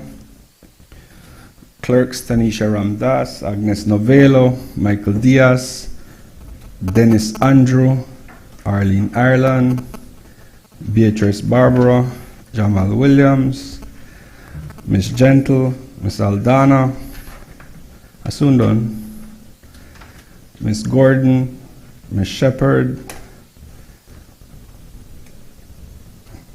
Miss Hewlett, Mr. Hewlett, Mr. Castillo, and Mr. Alvarado. That, as far as I know, Madam President, constitutes the staff of that very important office. It is not lost on me that the work that they do needs to continue and needs to be done. I wish, before I get into and thank you, members of that office, for your service to the country of Belize. as the Trade Union Congress Senator, it's very important for me to acknowledge what they are doing. I wish also to give a special thanks to Ms. Maria Rodriguez for her years of service that she has given to the office, and I wish to congratulate her on going through the interview process that was laid out by the powers that be, which resulted in her selection. That said,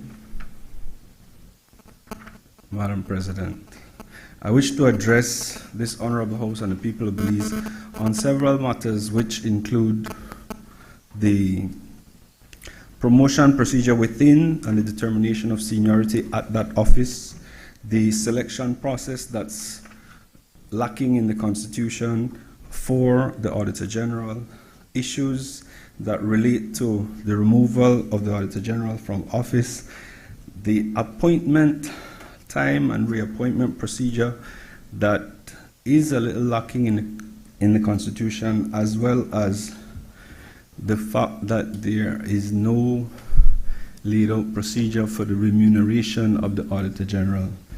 These things have had, Madam President, a lot of buzz in and around Belize after the geniuses in the Senate did not support the motion the last time.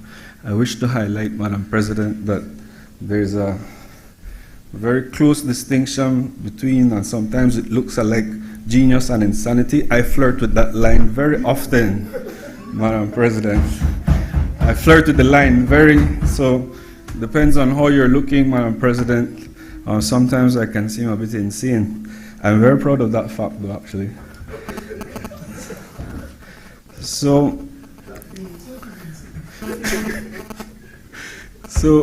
Or maybe genius, we can tell later. Madam President, the determination for seniority as it stands for public officers generally is something that really needs to be looked at in depth. In important offices like the Auditor General, as I like to call Fort Branch institutions, safeguard institutions, it's very important that qualifications and experience play a very important part in your upward mobility, but even more so, what is important are performance appraisals. This is how the people of Belize get to know that the people that they are paying in these offices are doing what they are hired to do, and that their competence is being tested and periodically reviewed. That, Madam President, is such a cornerstone of the public service because it's the people's money. And a lot has been said about bloating of the public service and so. However, I have never heard that used as it relates to the Office of the Auditor General. In fact, quite the opposite. I have always heard time and time again that they're understaffed, that they're underfunded, and that they need more resources. I wish to echo that call here that they do get the resources, including the use of technology that it would be necessary, because I can't remember having an audit report in this honorable house, Madam President. And I think that leaves a really bad taste in my mouth, because, let me wash it out. Because we don't know what's happening with our monies. And that is not something that should be taken lightly. So, a lot was said, and a lot has been said about flaws in the upward mobility system that existed in the Office of the Auditor General. I will say no more than that we should pay keen attention. I want to go to the fact that we did do a publication of qualifications that were advertised for the filling of this post, including educational qualifications, professional associations and qualifications, as well as experience. As I understood the qualification criteria, Madam President, none of the applicants at the Office of the Auditor General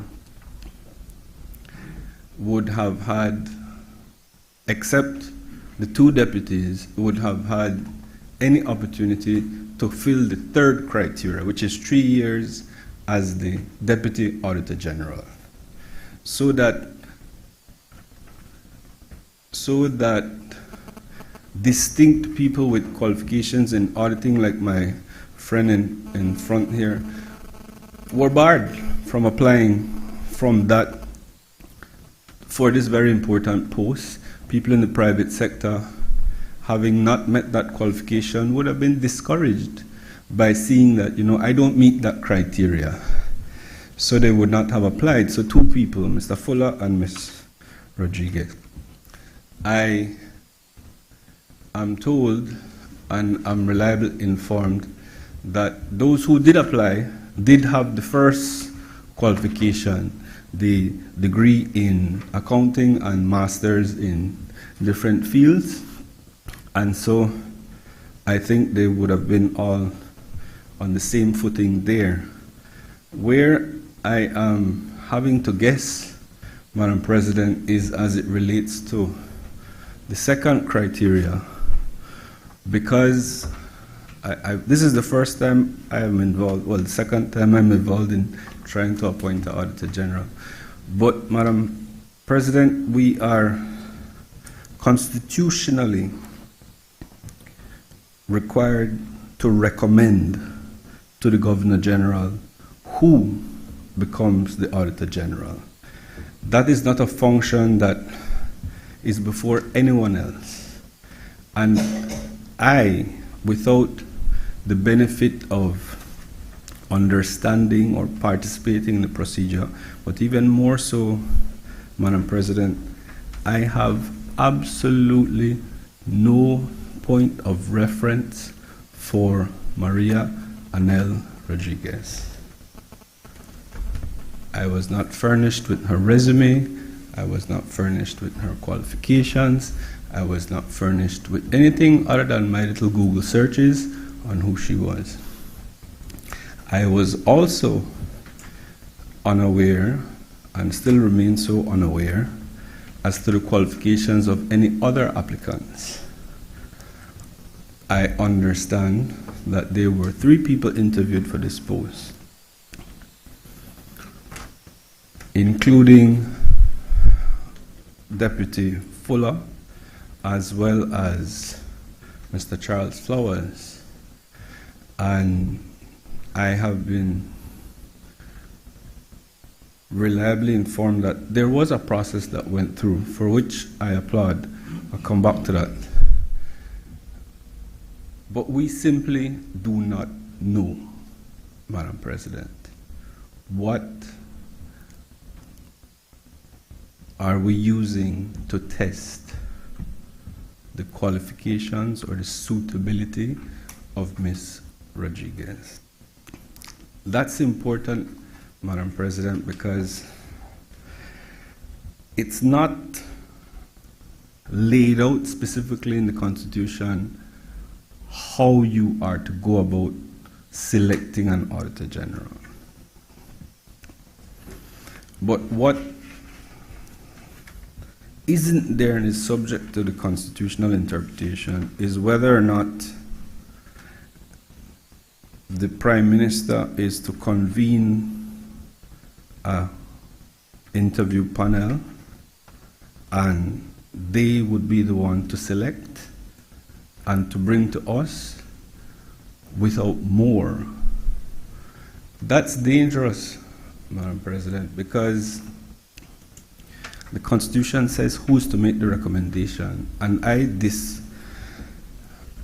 dislike having to make a recommendation without any information. So, while I was going through my mind to see if I can come back to the side of genius. I sort of looked at other constitutional provisions that deal with the appointment of Auditor Generals. And I started to question why it was that there was not some sort of parliamentary committee, why it was that we could not have an opportunity to speak with the candidates who would have been applying for this post, so that we, who would be required to hold them to account for their reports, get a sort of say in the selection process. I'm not saying it's a requirement constitutionally, Madam President. What I'm saying is that it would go a long way in terms of best practices. This is a very important post. We are currently in constitutional reform exercise, a constitutional reform exercise, which may or may not make recommendations in relation to this office. However, I note the motion seeks to appoint Ms. Rodriguez until the age of 65. What I'm sure of, Madam President, is that any change to the Constitution could not affect her tenure if we would pass this motion.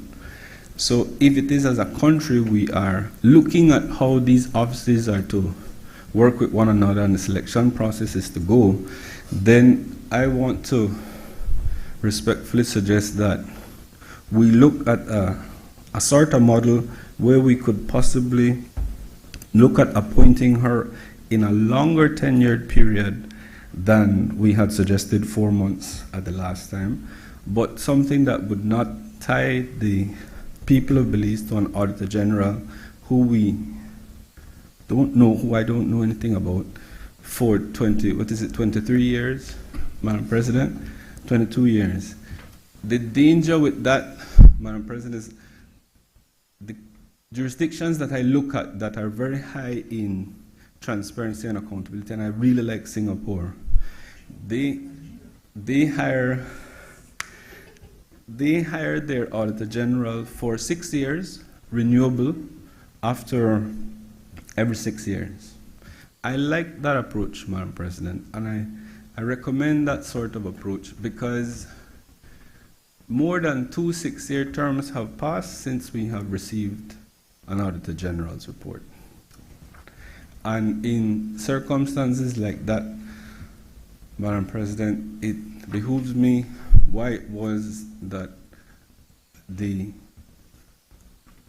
Belize Advisory Council was not written to. Maybe they were, I didn't write to them, to inquire as to the competence of the then sitting Auditor General, to inquire why we have not had an audit report, and the government either does what is necessary to fix the system flaws or remove the Auditor General. So I want to go on record, Madam President, that if I commit to the people of Belize that if this motion passes today and Ms. Rodriguez is appointed Auditor General, I will watchdog the audit of the Auditor General, because that is a very difficult position. Who audits the auditor? Who reflects on whether or not they are doing what is in the best interest of the country? And I will move and write repeatedly, if necessary, to whoever is Prime Minister at the time, Mr. Perifit, to ask that the Belize Advisory Council be moved to inquire into why it is we would not be getting audit reports. I want to recommend to this House that there is no provisions for how we select the remuneration of an Auditor General. This is a very important post, Madam President. It is akin, in my mind, to that of a judge. It shares the similarity in the constitution of independence with offices like the office of the DPP. so that there's a sort of autonomy that needs to come with that office for the person to perform their function in a manner that would allow them to not have to worry about anything, including the high cost of living. I want to recommend, through whatever is the process, Madam President, that the Office of the Auditor General salary be reviewed and be elevated to that akin to a judge. Right now, it's my understanding that it's $175,000 a year tax-free, plus housing, plus vehicle, plus security, plus other allowances. For a judge, yeah, for a high court, it goes up for president.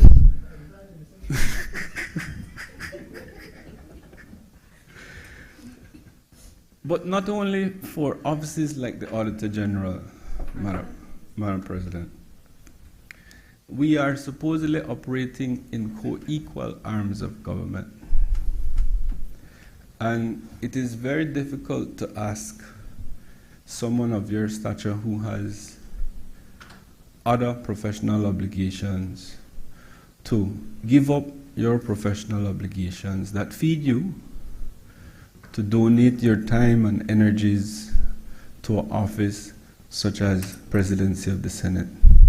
So I further commend, Madam President, that we look at elevating offices like the DPP, like the President of the Senate, like the Speaker of the House of Representatives, to a sort of compensation that befits the office, befits the caliber of people that we wish to attract to the office, so that it is no longer community service, a labor of love, which it is for most everyone sitting here. I don't know that anyone here is reviewing these documents out of anything other than a labor of love.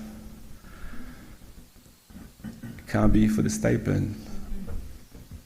But to bring back a sort of dignity to the branches of government that need to balance power. And so, that is my call, Madam President, to elevate the status of these offices. And I dare say, if the motion doesn't pass today, re-advertise these sort of posts to allow for it to be attractive to people who would have retired in their accounting practice and would want to serve the people of Belize in these capacities without having to lower their standard of living. I think that is the sort of move that we should go towards to elevate the office. And I say it very cautiously, Madam President, because it's hard for me to say, after I just acknowledged all the people that work at the office, that one can't do the things that need to be done. I can never say that, but it's always a good idea to take fresh perspectives and new ideas and people who would have had experience in different areas to bring it to the fore to see what we can do to elevate that office to get the work done, Madam President. So I just want to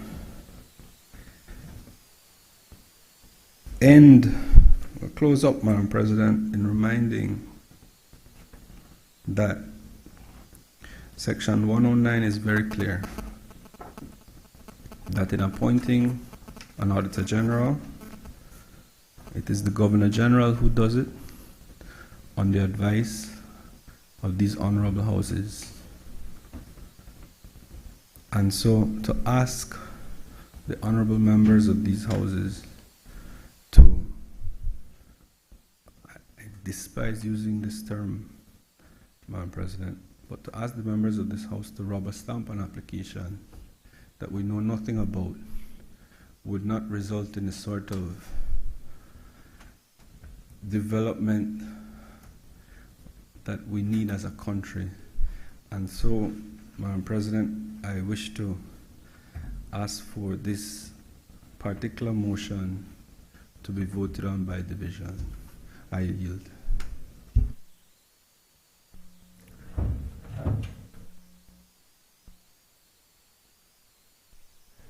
Madam President, in accordance with Standing Order 10.8, I move that the proceedings on the order paper be entered upon and proceeded with at this day's sitting at any hour, though opposed. Honorable members, the question is that the proceedings on the order paper may be entered upon and proceeded with at this day's sitting at any hour, though opposed. All those in favor kindly say aye. Aye. Those against kindly say no. The ayes have it. I recognize Senator Kevin Herrera. Thank you, Madam President. Madam President, 20 years ago, I was intimately involved with the drafting of the Finance and Audit Reform Act of 2005. That was a time, you'll remember, when there was a lot of questions about the integrity of the integrity of our financial system. There were a lot of protests, there were a lot of demonstrations at that time. We were at the forefront of the Finance and Audit Reform Act at that time, and the Office of the Auditor General, because it's so crucial in terms of accountability and transparency within the system, which were really the issues that were identified at the time, that we actually dedicated a whole part of the Audit and Reform Act to the Auditor General and the accounts. And actually, 5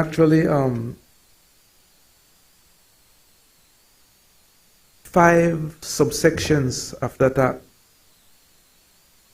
And we did that because we didn't want to miss the point that we needed to hold the Auditor General accountable and responsible to generate the type of work and reports that we need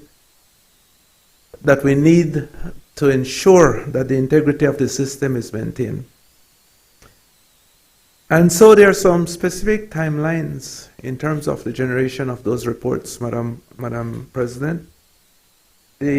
Once the Accountant General submits those reports, the Auditor General has just 3 months to complete his or her report. And if there's an extension, then that has to come to the National Assembly, and only the National Assembly can grant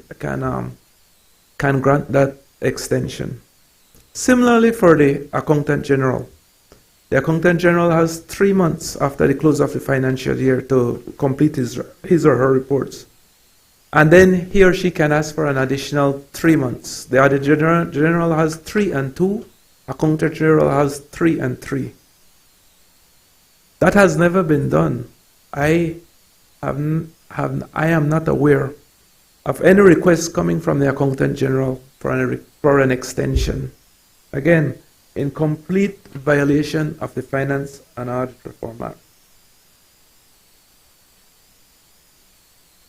Madam President, I'm not generally cynical, but I'm beginning to get the feel that these systems perhaps are not supposed to work for some reason or the other. For example, if we talk about the delayed reports, the last Auditor General report was 2014-2015, I believe. 90% of the time you'll be talking about the Auditor General. And sometimes when you think about it, you say, well, we're probably most of the time missing the most significant issue in here. Because the Auditor General cannot audit accounts that were not submitted. And this is the point we keep on missing. We miss it every time. And because we miss it, we give the administration a free pass. We have to understand that the critical, important issue facing us right now, in terms of the delayed reports, are because the Accountant General is backed up and is not submitting the accounts for the Auditor General to audit. We cannot miss this point, Madam President, and every opportunity I get to repeat it, I repeat it because I want it to catch on. We cannot miss this point. And I go back to the point I made. Sometimes perhaps the system is not designed to work because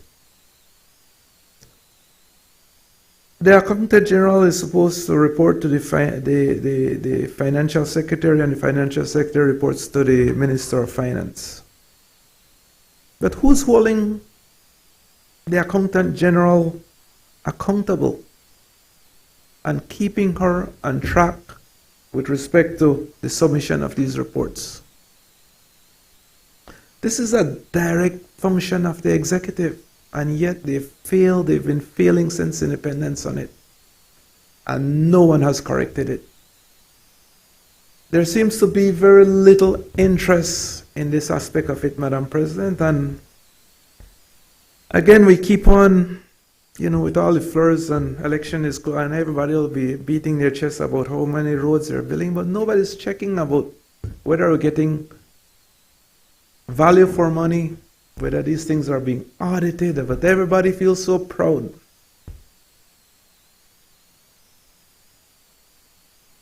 And to me, there is not much to celebrate from an accountability standpoint.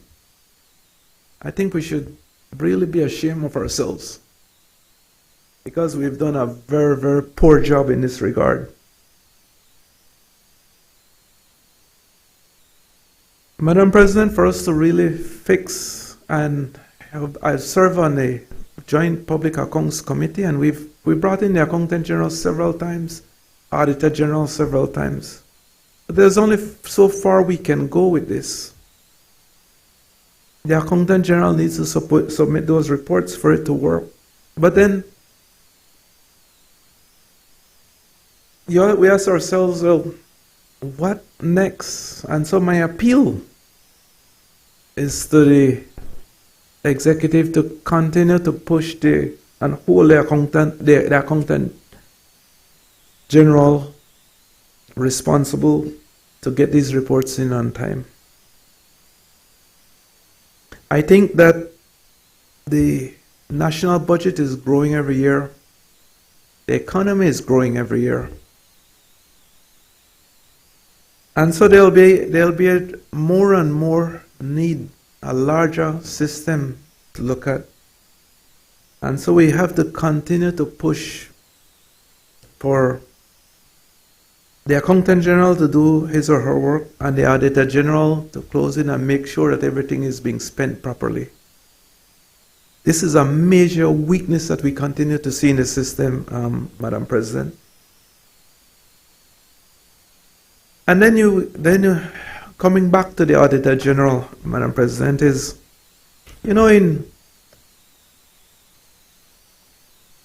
I studied accounting, I did the CPA, and when you are practicing, there are certain criteria you have to meet, there are certain exams you have to pass. And I see it in terms of the ad for the Auditor General, these things listed, but I'm not sure if the current individual, Ms. Rodriguez, I believe, Mrs. Rodriguez, I don't know if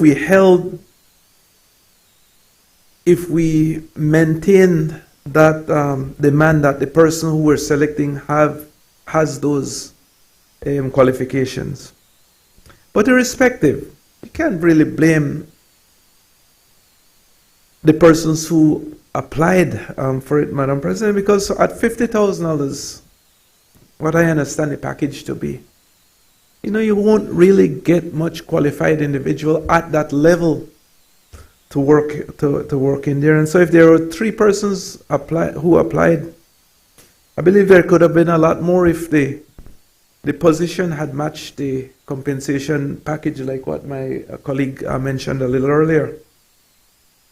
And so that is an important point. And again, there seems to be, with respect to this audit, Madam President, there's quite a bit of misfits that I think we have to put it back in alignment.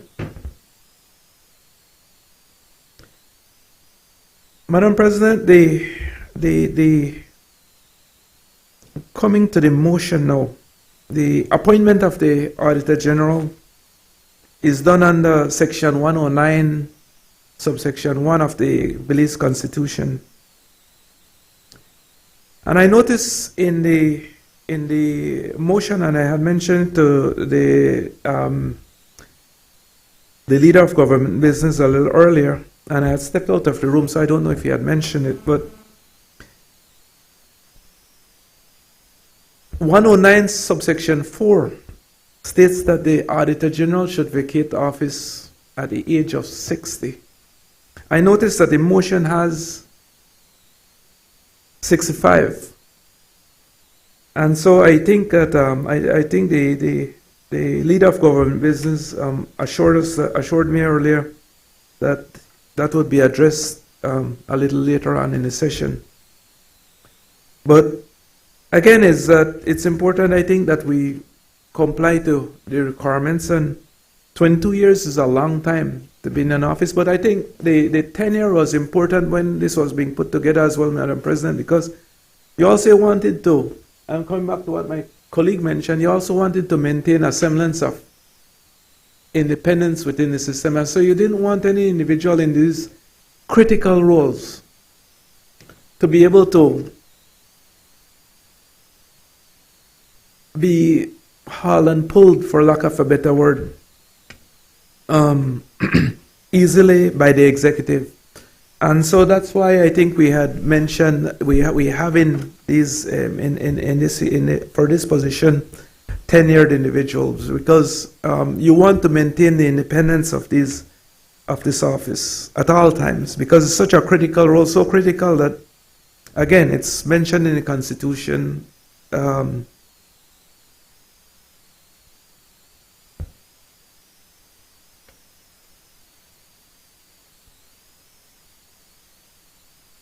Madam President, what I would like to see in this motion, and again, the Constitution speaks quite a bit to the removal of the Auditor General. But what I would like is that perhaps at some point we could look at performance of the Auditor General,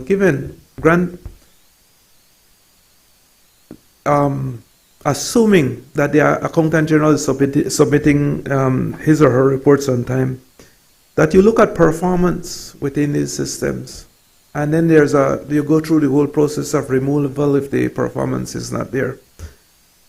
But I think that is important because, like I said, these roles are critical, and it's very important that we hold the persons to account and hold them responsible to do the tasks that we have them there to do. Madam President, given what I said, my intention is to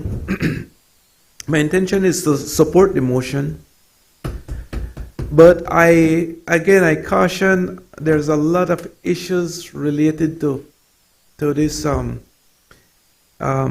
position, as well as to the Accountant General's position. And I've mentioned this many times. I hope and expect that the executive will start doing a better job with respect to getting these the accounts to the Auditor General in time so that these audits can take place. Thank you, Madam President. I recognize Senator Bishop Alvin Bengusha. Thank you very much, Madam President. Madam President, I rise to speak on the appointment of Auditor General Motion 2025. Madam President, I was one of the social partner senators who in our last meeting objected to the temporary appointment of the Auditor General that was brought before this honorable body. And we stoutly defended the argument that enough time had been given and elapsed between the then temporary or extended appointment of the person at that time and subsequent interviews that should have taken place, or a search that should have taken place also in between.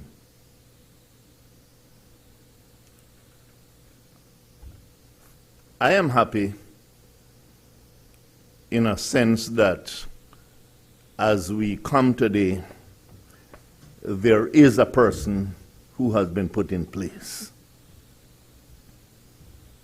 And I say that because a part of, as I said, the reasoning was that we felt at that time that the office itself, and especially all that the office involves, is serious enough that a permanent person would have been appointed. And so as I stand here,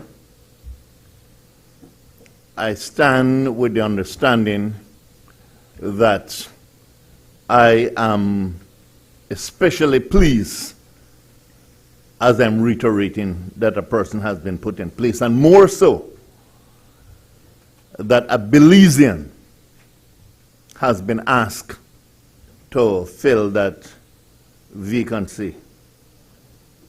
And I say that also, Madam President, because I have been aware that in recent cases, and I have no objection to those who apply for certain positions in Belize from abroad. But what I would also want to champion is that especially qualified Belizeans who are qualified to fill these important positions are also taken note of. And in this case, I'm happy that that was also done. I wish that it would have been done earlier, especially in another position there at the court. But I will not go into that aspect. But as one of the social partners, I will admit and I will reiterate perhaps what the other social partners, social partner senators have indicated, that the position is important enough because from the point of view, Madam President, and I'm pointing to the fact and perhaps just repeating what they have said, but it is worth repeating because a part of the previous person's job was to ensure that whatever auditing was to take place, that it would have served, because it had not been done for an extended period of time, that a part of that person's responsibility and utmost responsibility, top priority, was to ensure that that would have been brought up to date at some point in time. And so, while I stand here and I compliment the fact that, yes, we do have a person in place, I also want to caution that it will be important for the new person to ensure that a part of her top priority is to bring some of these audits up to par. Madam President, it is important because I think we had indicated from our last sitting that these things have implications for us not only nationally, but also internationally. And so the government must see it as serious enough. And the person who has been put in place must understand the seriousness of the office. Therefore, if it is that serious, I will also reiterate what Senator Herrera has pointed out.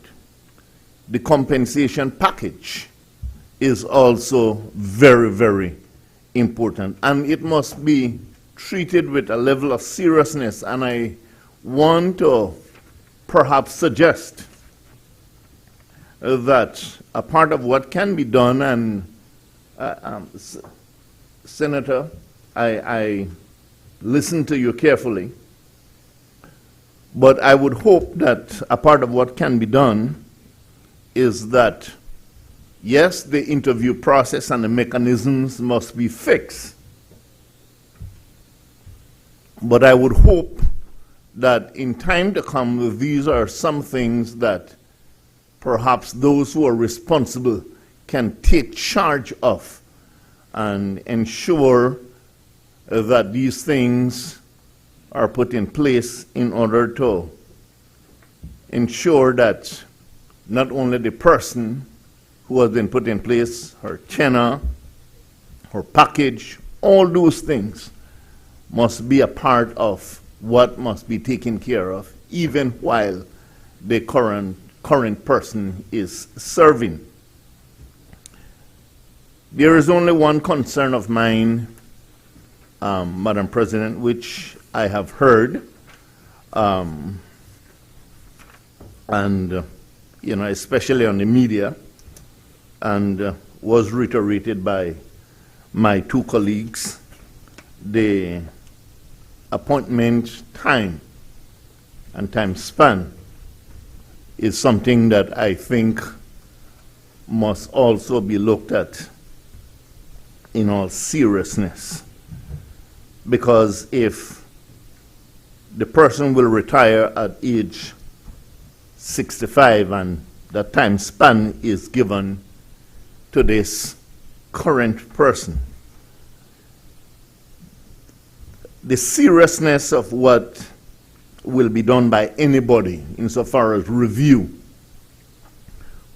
I would hope will, yes, affect her, but also will allow the other person to benefit even more so. And I think these things are important if we're going to be able to show the seriousness and to be able to demonstrate the seriousness of the office to which this person has been called to serve. Madam President, as I said, I am pleased that we have come to this point. And because we have at least come to this point as a country, and the executive has shown the level of seriousness that it deserves, I believe that perhaps it was only so because the social partners decided that we wouldn't support it. And that was the level of seriousness that we had to demonstrate. This is not any kind of, as the young man on the street would say, dibby-dibby job.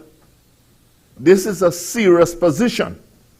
And so at the time of making that decision, we wanted to ensure that that point was made. I want to congratulate those who have been involved, and I want to support what is before us this afternoon. I thank you.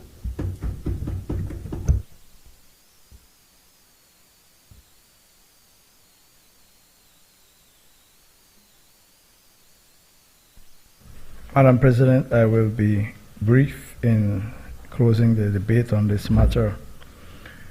First of all, I listened very carefully to the calls for constitutional reform in this area, and I do not believe that anyone on the government side has any difficulty with the concerns and the points that were raised.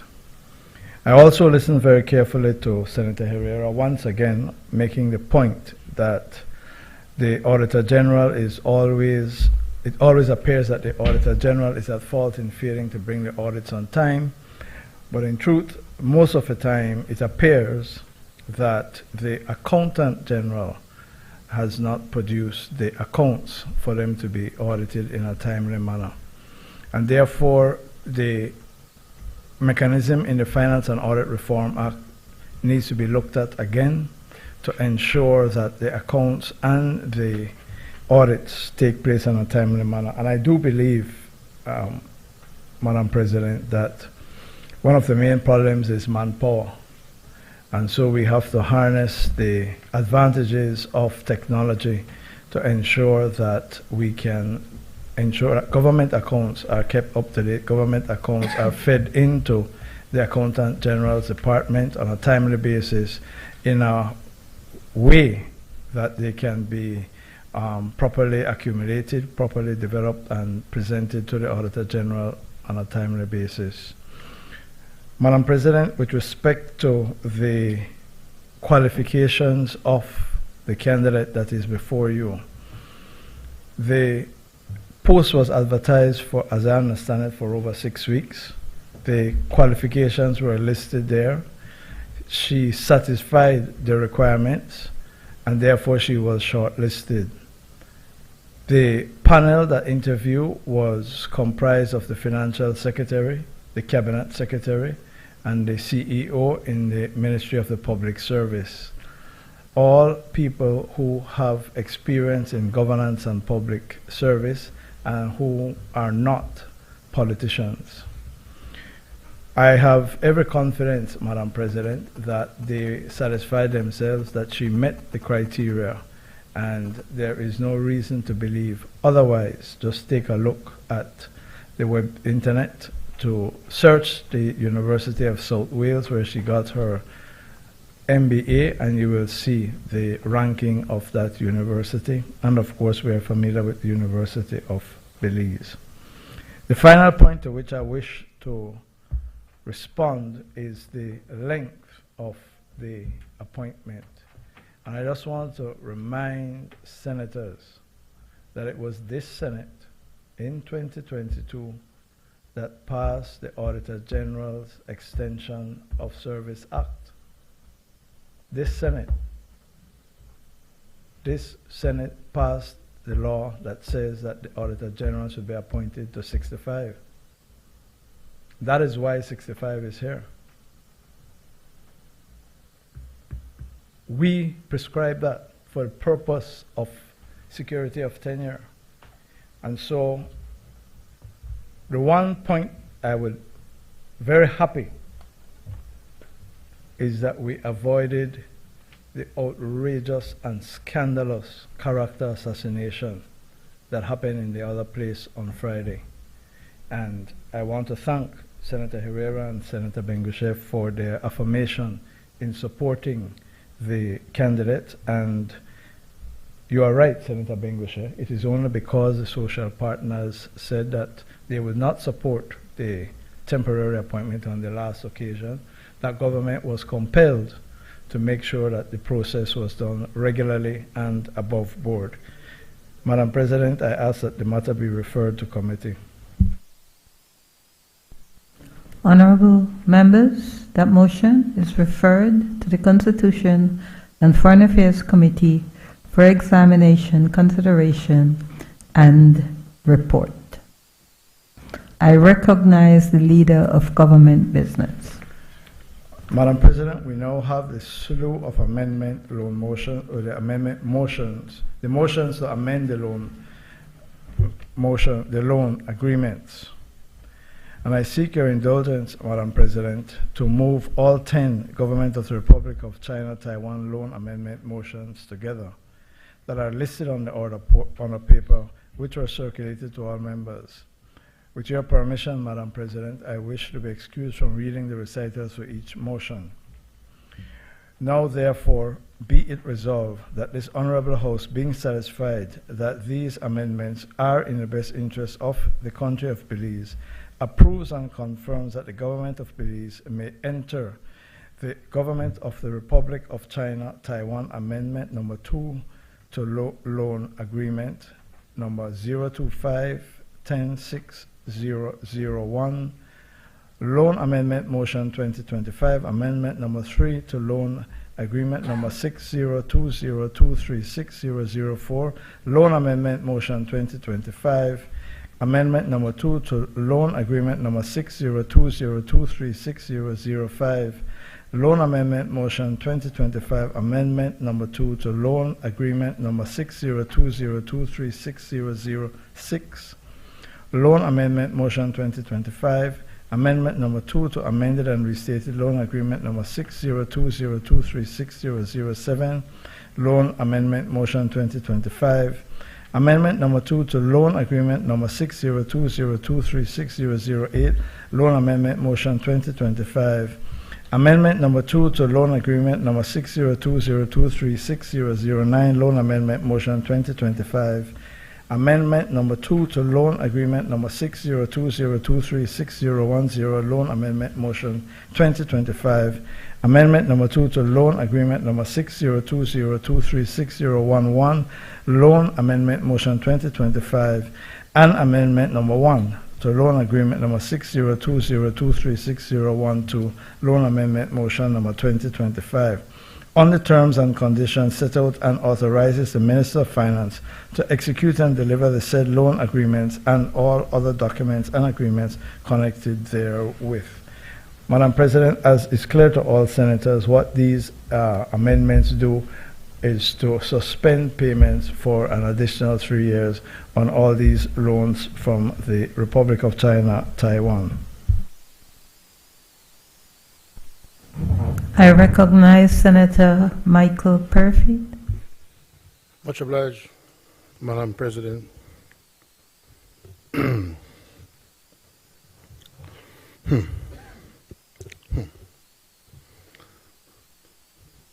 Madam President, as a voracious consumer of all different types of puddings,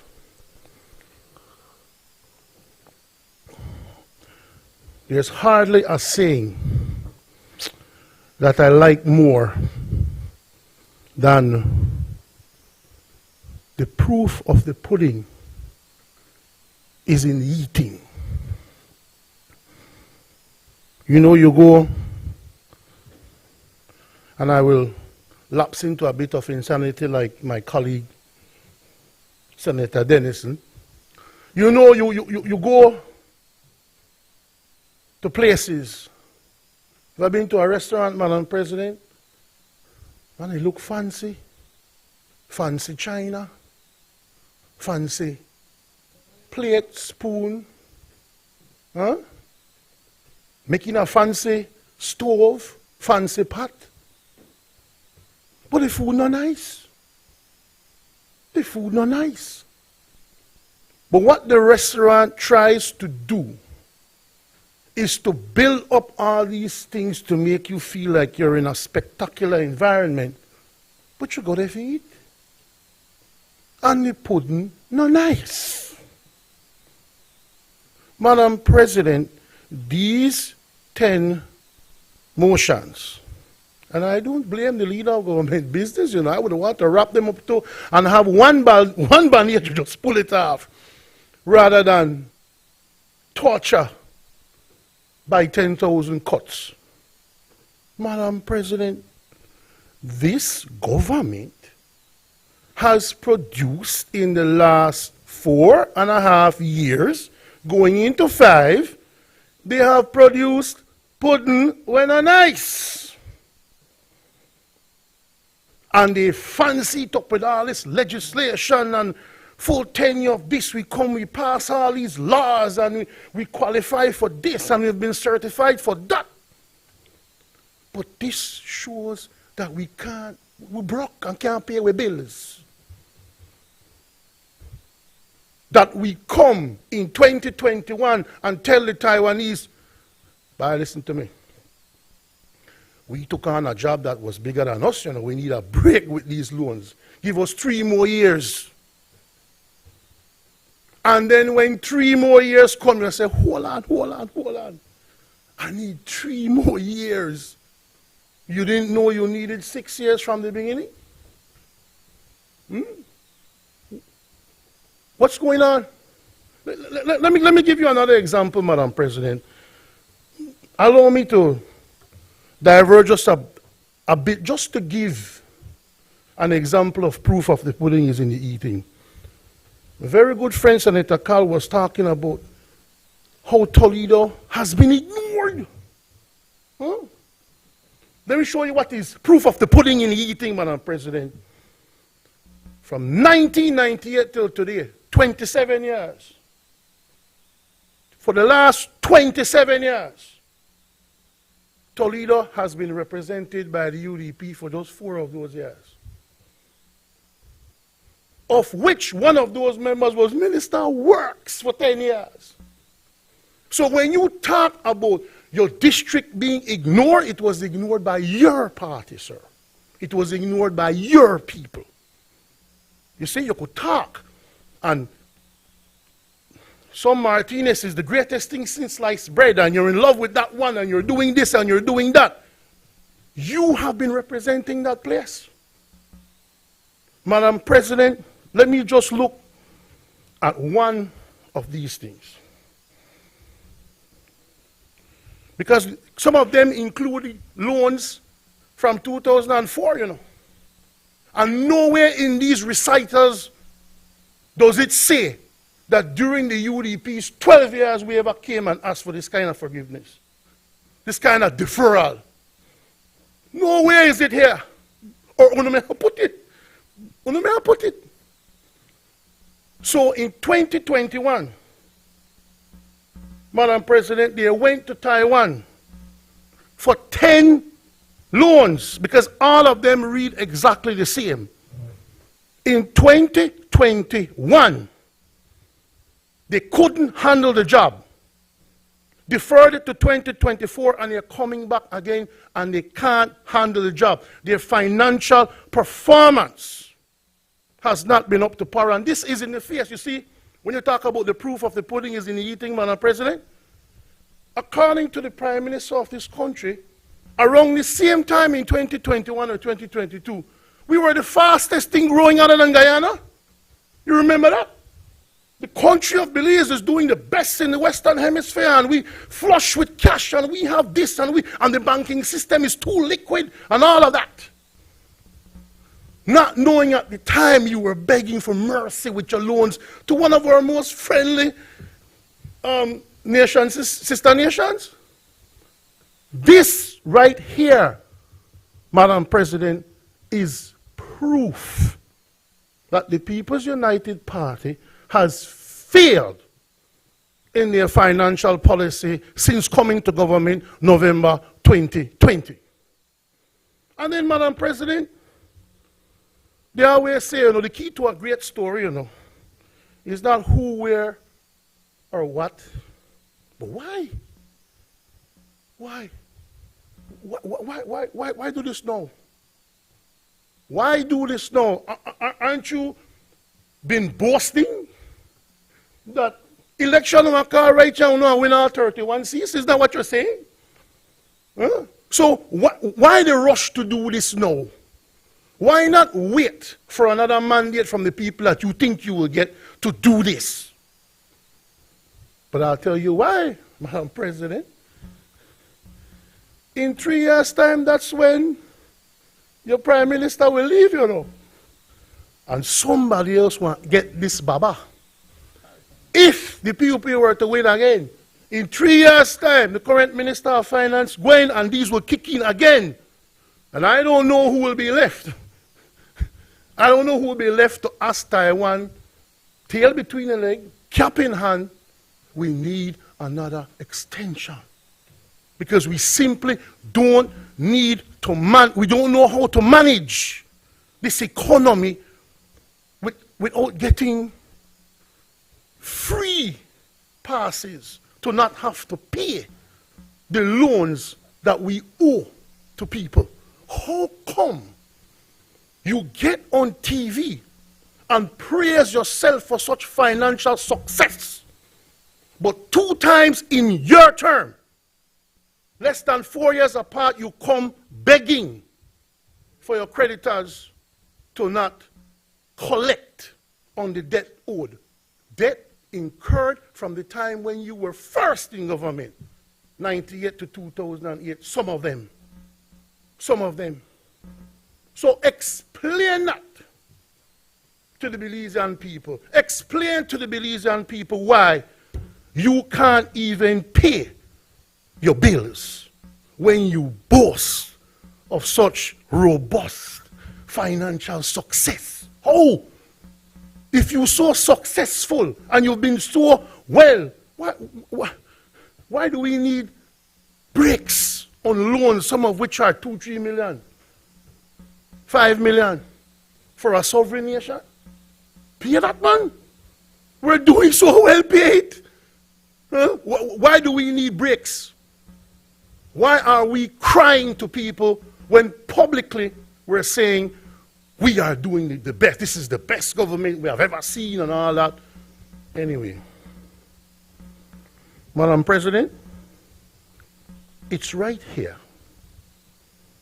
You don't need any other proof.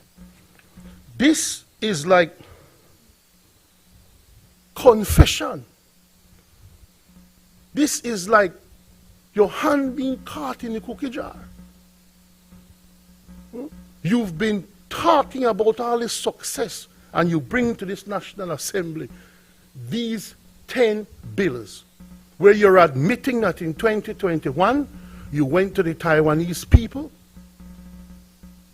you begged them for 3 years, and you're coming back 3 years later to beg them for another 3 years at the almost end of the current budget cycle. Something wrong, man. Something wrong. This, Madam President, is an admission by the government that they have failed the people of Belize. Thank you, Madam President.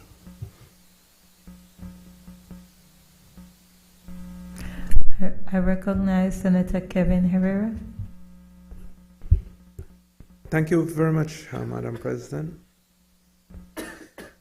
Madam President, in 2021, when these extensions were, when the moratorium were requested and granted, we were just coming out of the whole COVID epidemic, and so the country was opening up again and business started flowing. But the thing is with it, that took a while, and so we understood that government collections were not where they needed to be, and so it was, I believe, justifiable at that point that you would have wanted a moratorium to give yourself some time.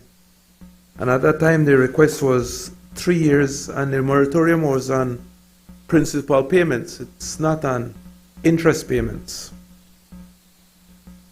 So we understand all of that, Madam President. It was needed at the time.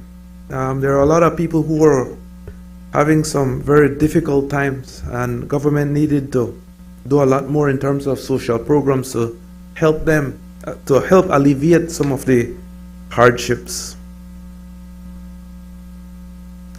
But then we come 3 years later, and the request for a moratorium is being made again through these motions. I just want to go over the numbers just briefly, Madam President. The total amount of the loans are $130.2 million, or 260.4 million Belize dollars. That's basically what we're asking the moratorium on.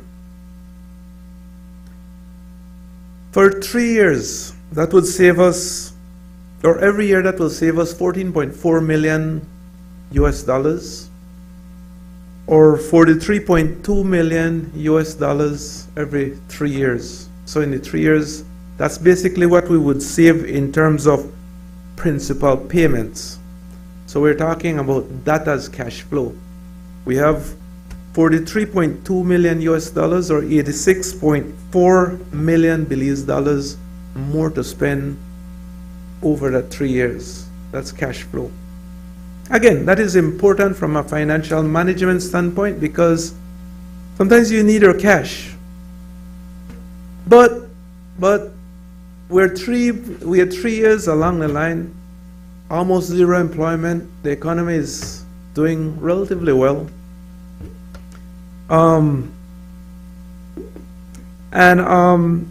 so Madam President, I really don't see this need that we had in 2021, in 2025.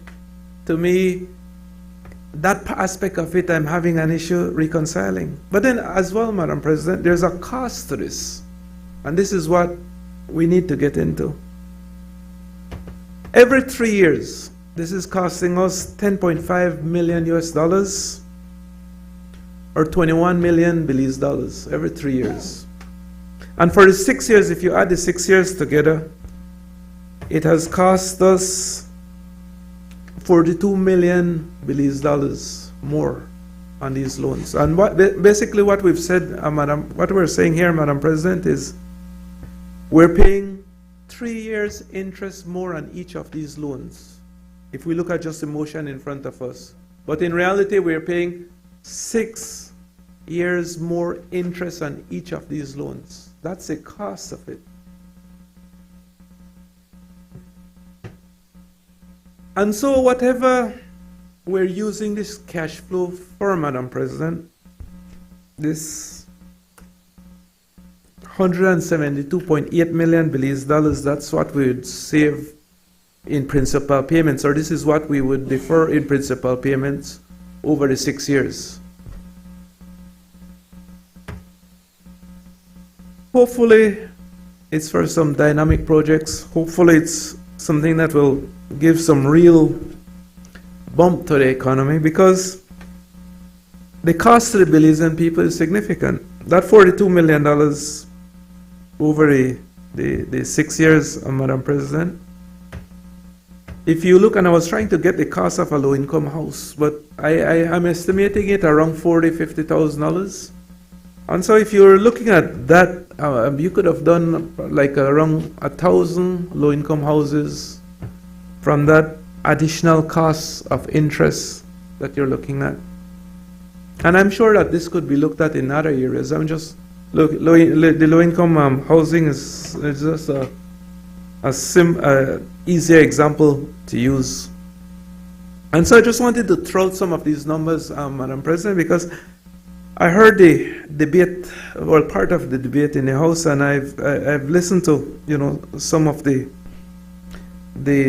discussions around it, and no one didn't go into the actual numbers so much, and so I wanted to just throw some of these numbers out. Throwing some of these numbers out. It's important that we talk about specifics sometimes, but so I wanted to just mention these, Madam President. In short, and in closing, I'm just saying that it's costing the Belizeans, it's costing the country 42 million Belize dollars over the 6 years. And that is because we're paying 6 years interest more for each of these loans. That's the cost of it. And so I think that in debating these motions, I think that that type of information is important that the public understands. Now, again, governments need cash flow for all types of issues and projects. I'm just not seeing the big need, given where we are post-COVID, 3-4 years after. And so hopefully we get an explanation in that regard. Thank you, Madam President.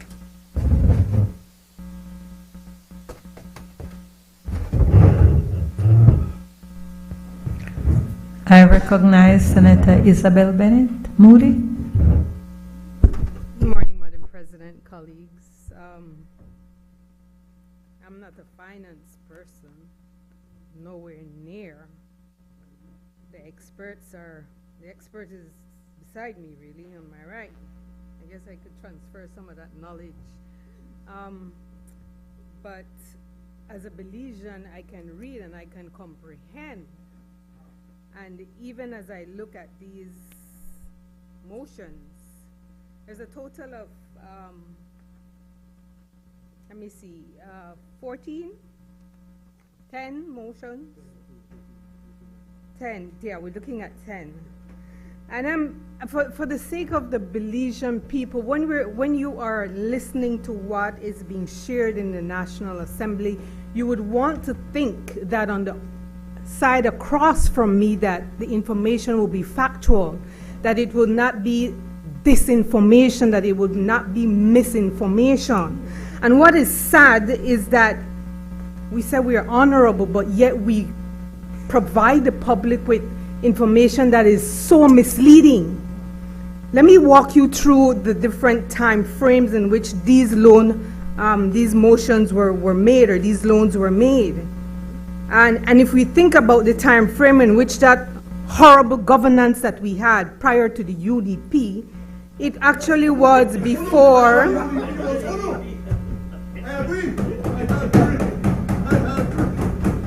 I am glad that you could have fun, Senator Michael Perifete, but what is sad is that you come here every time and you try to mislead the public. And you do it in such a way that is very disgraceful, actually. 2017, who was in government? Please. Who was in government then? 2017, that was the UDP. In 2004, who was in government? That was another loan, Madam President. Who was in government then? Can you answer, please? Who was in government in 2004? That's another loan. 2006, who was in government then? Oh my gosh. It's so pathetic that you would sit over there and be so dishonest.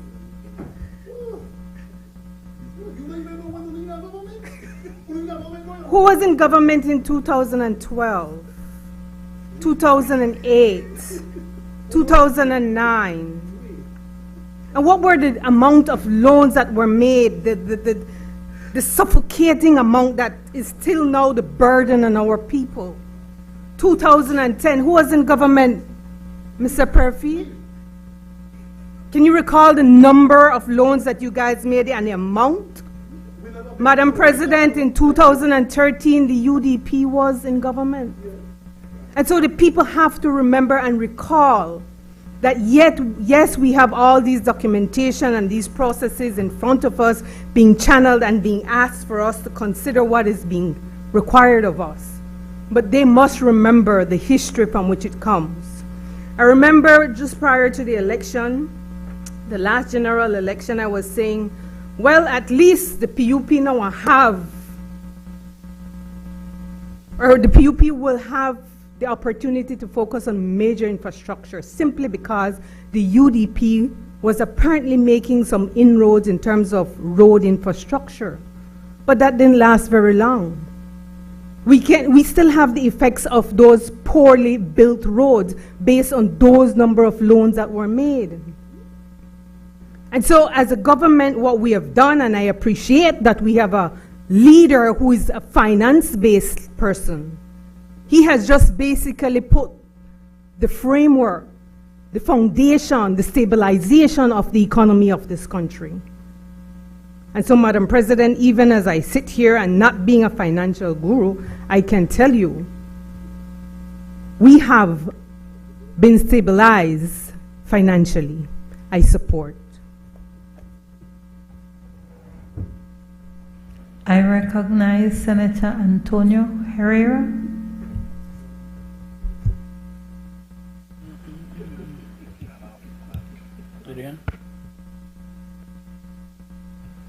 Yeah. Thank you, Madam President. First of all, thank you again on my behalf, on our behalf, for the service you have done on the Senate. Thank you very much. Now we focus on these 10 loan motions.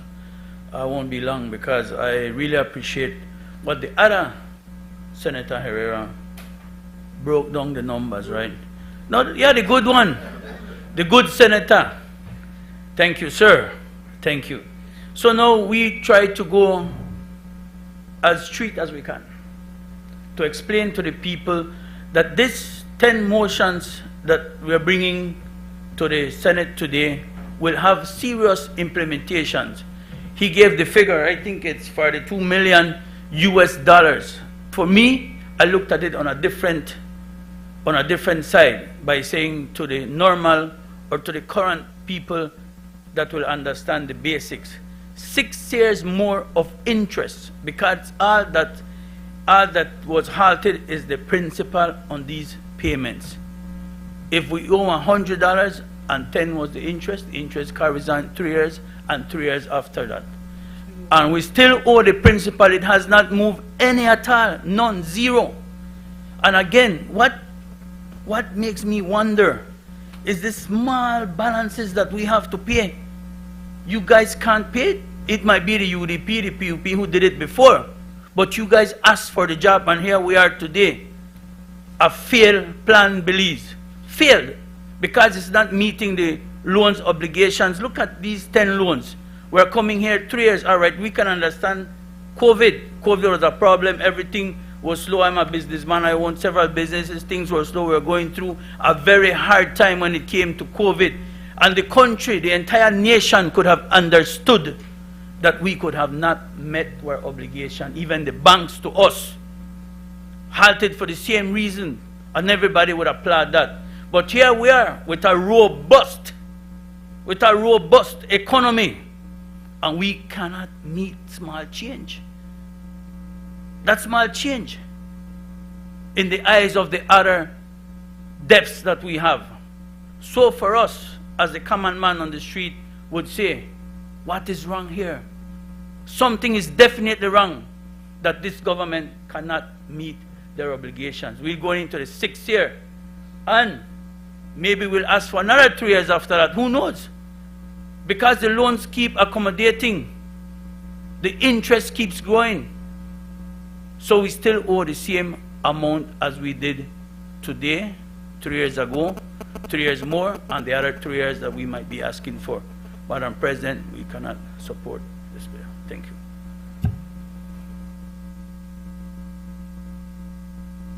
I recognize Senator Christopher Cowie. Thank you, Madam President.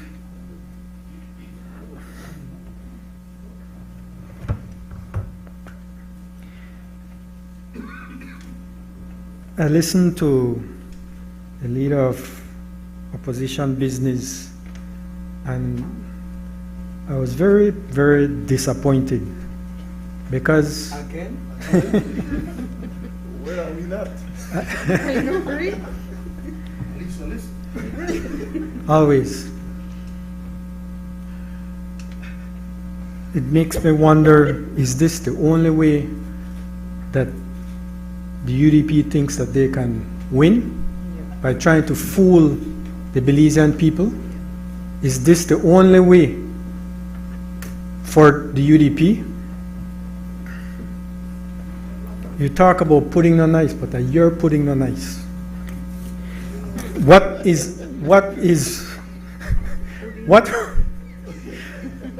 when you look at these 10 loans,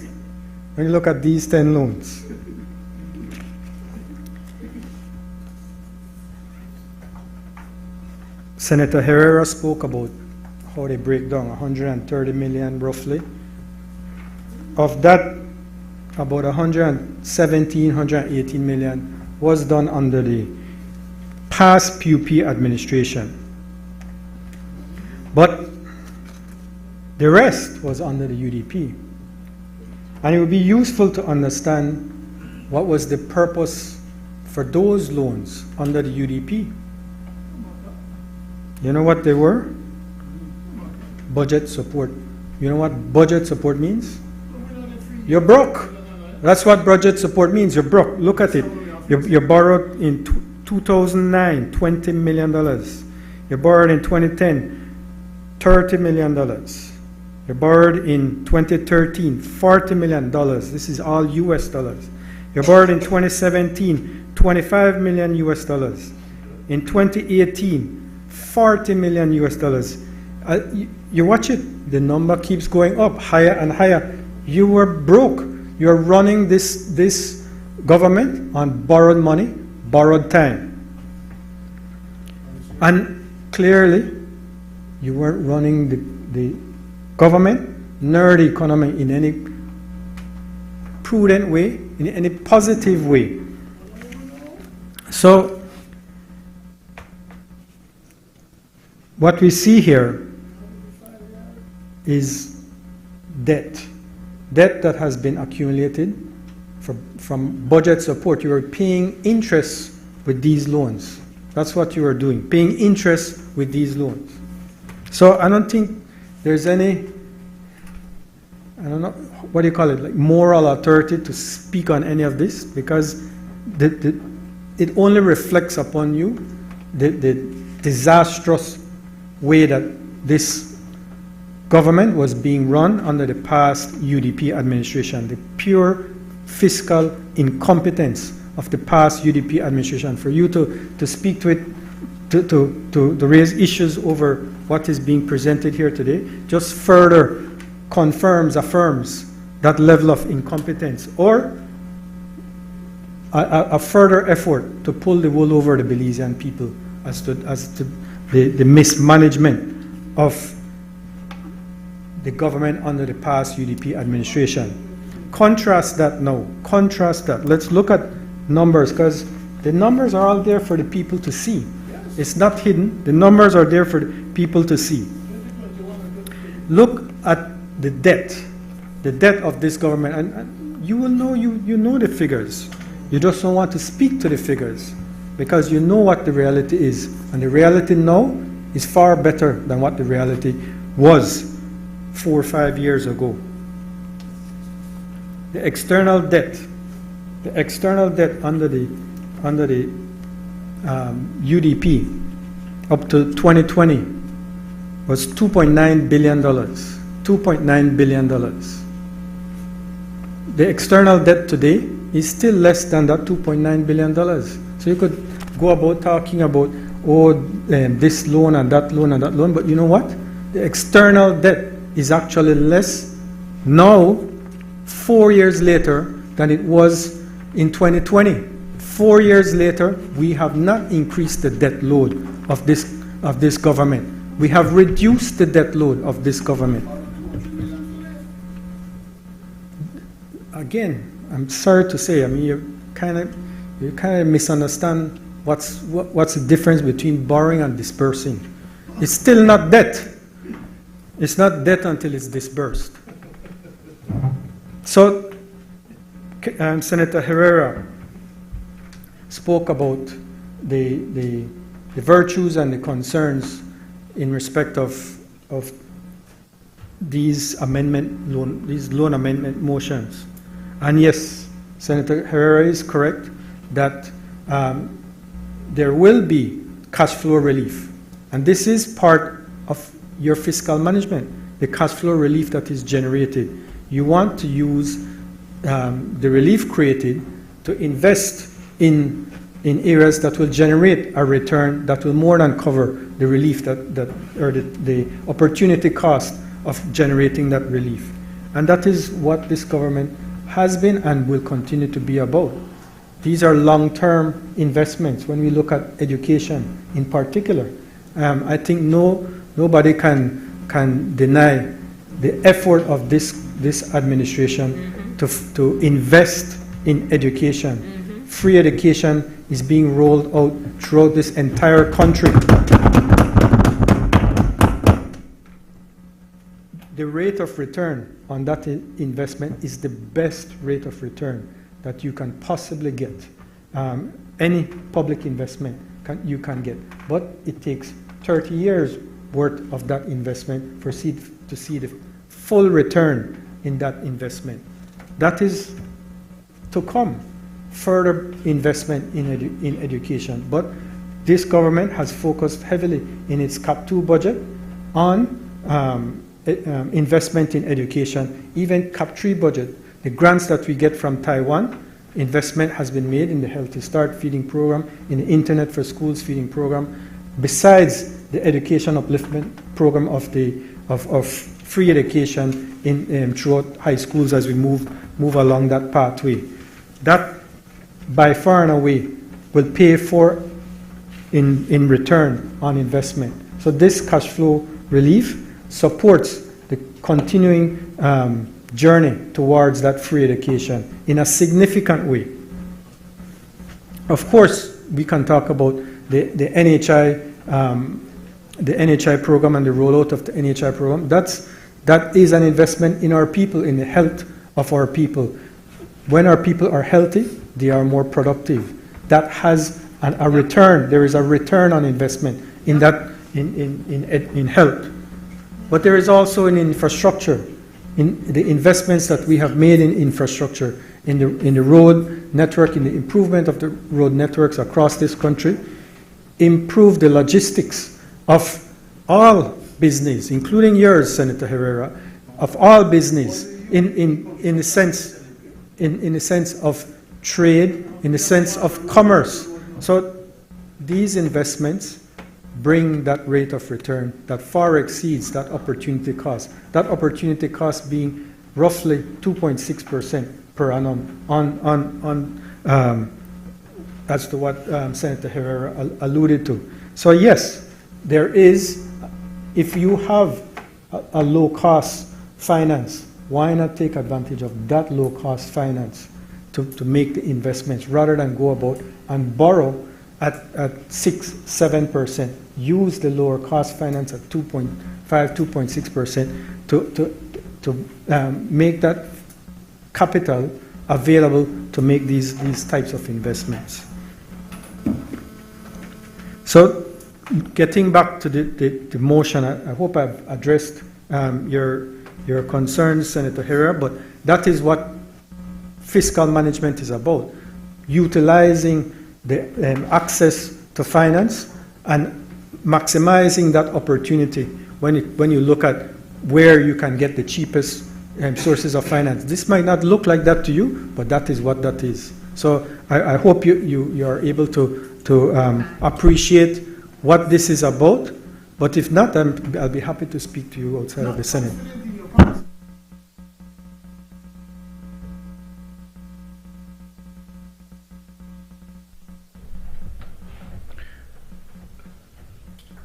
Madam President, in winding up the debate, I don't propose to castigate the Honorable Senator Perry verbally any further than he has already been corrected. He doesn't recognize it, but what he failed to appreciate, that of the $130 million US dollars in debt that we're talking about here, approximately 118 million was borrowed by the United Democratic Party government under Dean Oliver Barrow. Senator Herrera, again, the good Senator Herrera, again raised the question, and the answer came from Senator Cowie. It's a policy decision. The Republic of China, Taiwan, is a good development partner of Belize.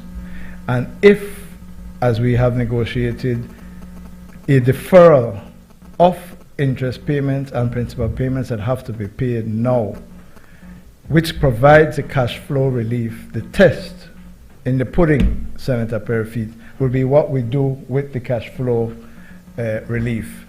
Senator Cowie has indicated, Madam President, that the intention is to continue Plan Belize's investment in the social and infrastructure fabric of this country. The cash flow relief will be used for education, will be used for health, will be used for infrastructure. And in Plan Belize 2.0, it will be used for housing. Madam President, I ask that the question be put.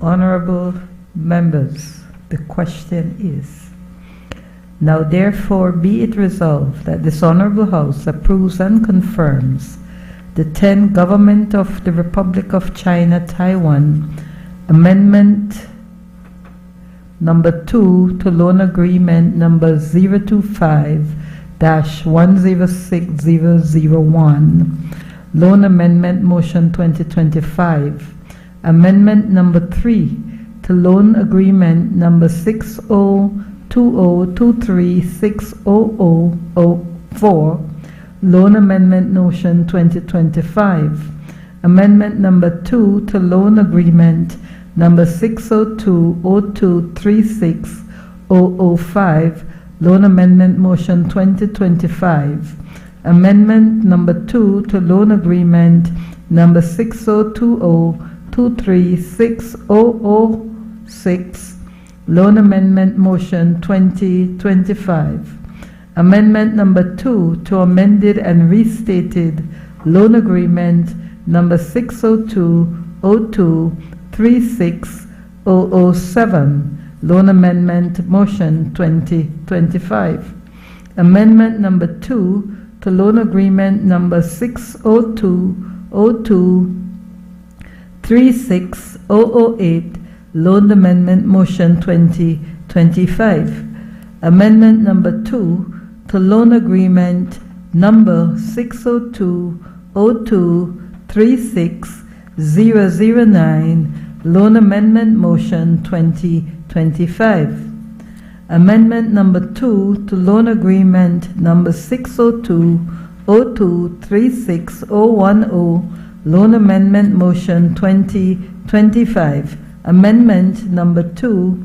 to Loan Agreement number 602023611, Loan Amendment Motion 2025, and Amendment number 1 to Loan Agreement number 602023612, Loan Amendment Motion 2025, and further authorizes the Minister of Finance to execute and deliver the said loan amendment agreements and all other documents and agreements connected therewith.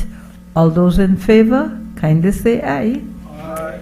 Those against, kindly say no. The ayes have it. I recognize the leader of government business.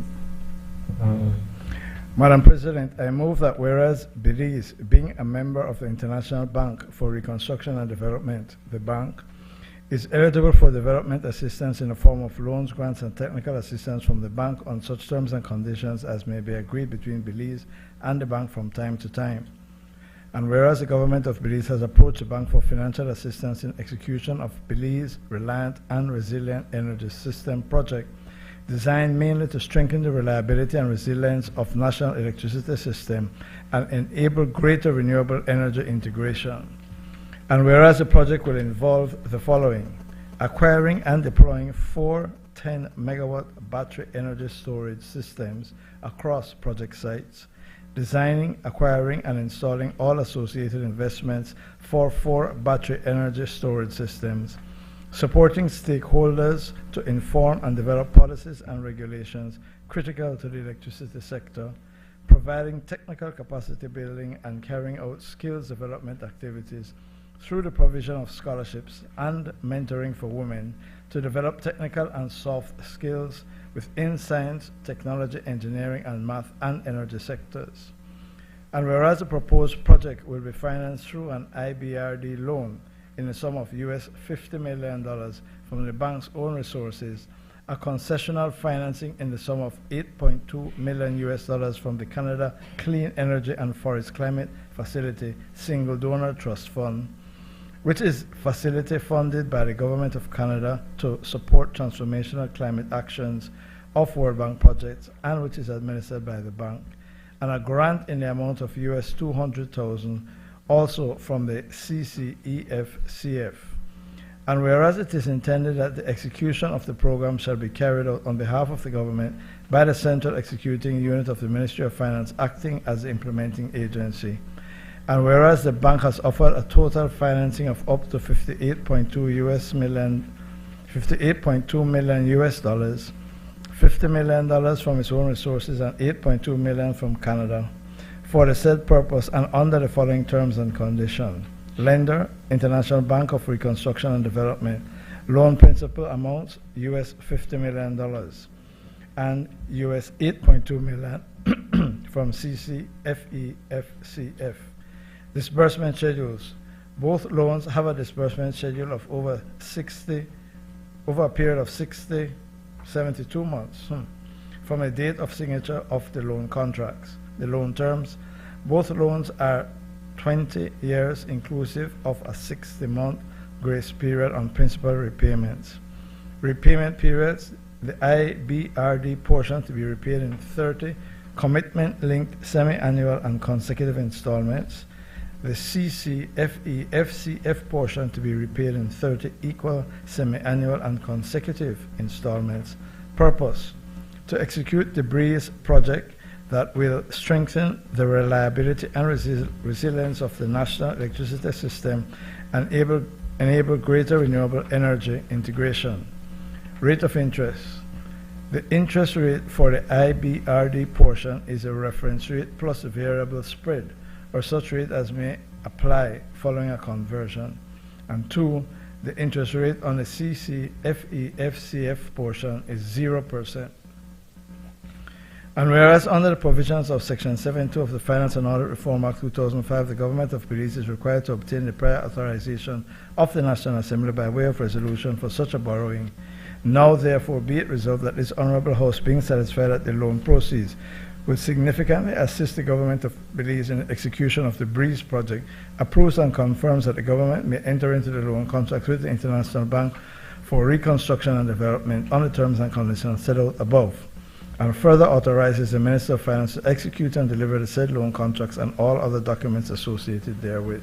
Madam President, as stated in the recitals, purpose of this loan is to facilitate our becoming more resilient and reliant in the energy sector. As we are all aware, we borrow or we buy a significant amount of energy from outside of Belize. 1. 2, as we experienced last year, due to dramatic changes in climatic conditions which have brought on extended droughts, our reliability on the hydro facilities has been lessened. This means that we need to have additional, more reliant sources of energy. In this particular case, we are complementing the existing energy generation capacity with solar, and so the World Bank and the Canadians have agreed to provide $58 million to assist in this effort, which is certainly in the national interest. Thank you, Madam President. I recognize Senator Michael Perfy.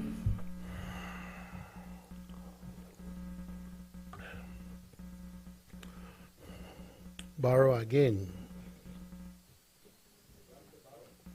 Uno love borrow. Uno love Dean Barrow. Uno love Dean Barrow. I don't do that borrow. Borrow again. And you know almost as much as Senator Carl loves Osmond Martin. You know, Madam President, there are certain things you just shouldn't do, you know, Madam President. You don't come to the National Assembly 1 month before an election and ask the National Assembly, oh, it will be announced tomorrow, you didn't hear? Oh, all right. You'll catch up.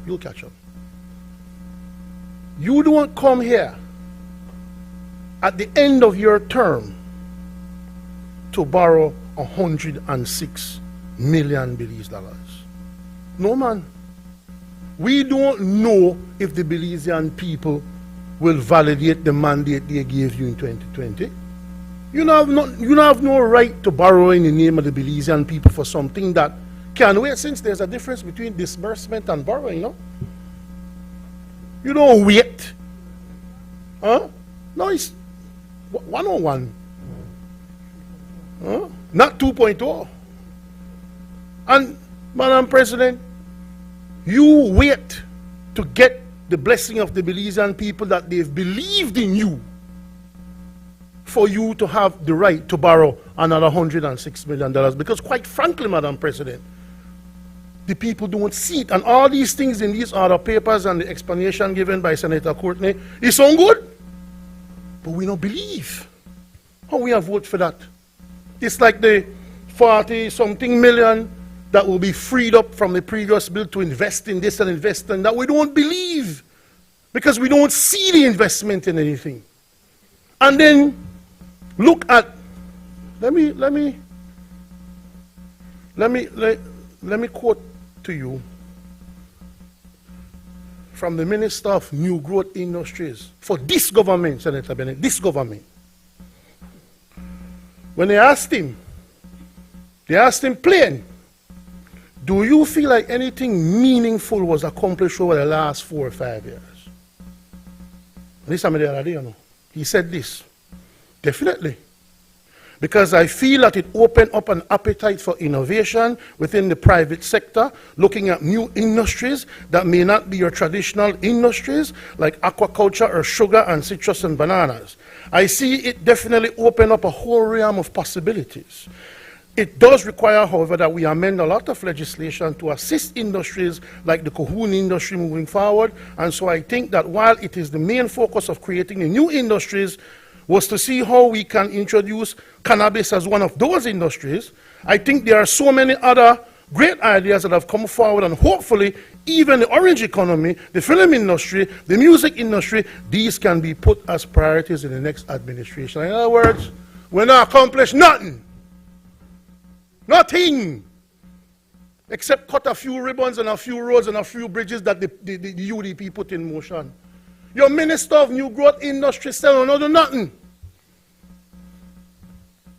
The chairman of their party, the Minister of Public Service, said, oh, you see that 5-year thing, that plan thing. Hey, we never mean that to be one term, you know.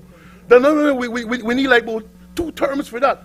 Just like with the Taiwanese money before. We only need 3 years, but we need another 3. So we need another 5 years, another 5 years, another 5. We don't believe you.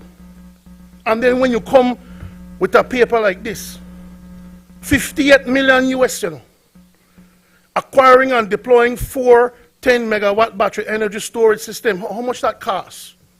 How much those cost? Huh? How much those cost? Designing, acquiring, and installing all associated investments for the 4. How much? What is the breakdown? What will go to what? Because look at number 4. Because you could check the price of the battery. Support, look at number 3 first. Supporting stakeholders to inform and develop policies and regulations critical. What is that? What is that? We don't have electricity in the country. Is that complicated? Why you need that? And then, Madam President, we know you can't understand it. You don't even know when you're in a government. It's 2025, by the way. Madam President, you know how this government operates? This government operates like this. You come to me, you're at my mercy, and you ask me for a glass of water. And I go and I pour the water. This is what this government does. Pour the water, and walking back to you so you could see, I spit in the water. And when I give it to you, you say, as thirsty as I am. Me not to drink that. You spit in that.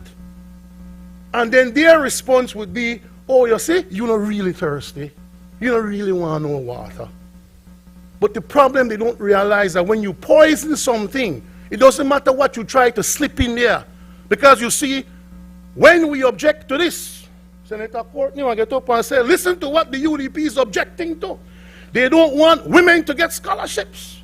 And they don't want women to be trained. They are against women. Blah, blah, blah, blah, blah, blah, blah. You could jump all you want. Because you know what? You say this, but none of it will happen. None of it will happen. All that scholarship thing, how much money are you putting towards that? Technical capacity building, carrying on skilled. Oh, no one do it. You have never done it. You don't have a history of doing it. Even your new growth minister is saying you haven't done it. So you come now the end of your term and ask us to approve $100 and odd million and say just trust us? We will defer this and create finance, and what we will do with it, just trust us, man. Just trust we. You don't have the track record to be trusted. Can't support no loan at this point.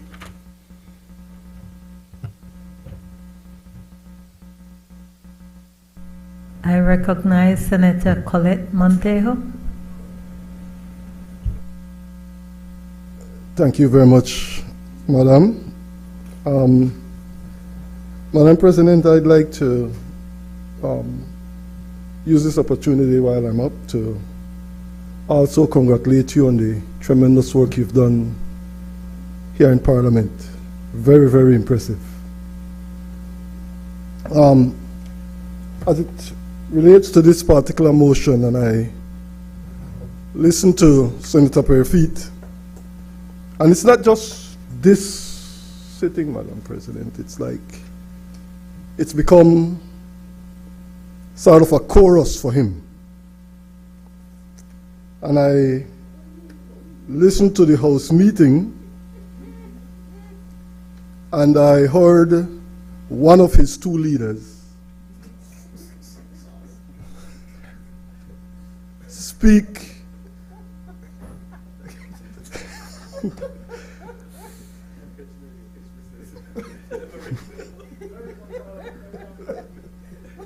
speak to the very same chorus.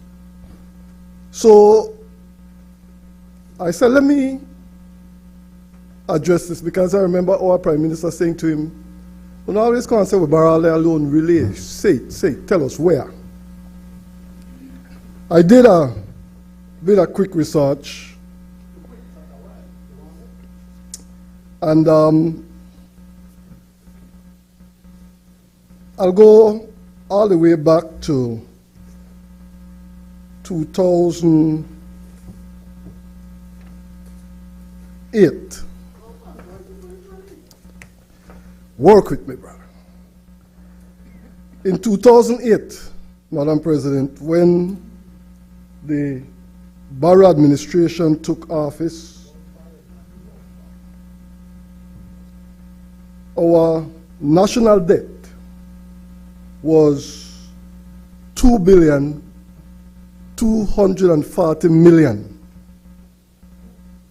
$2,240,000,000,000.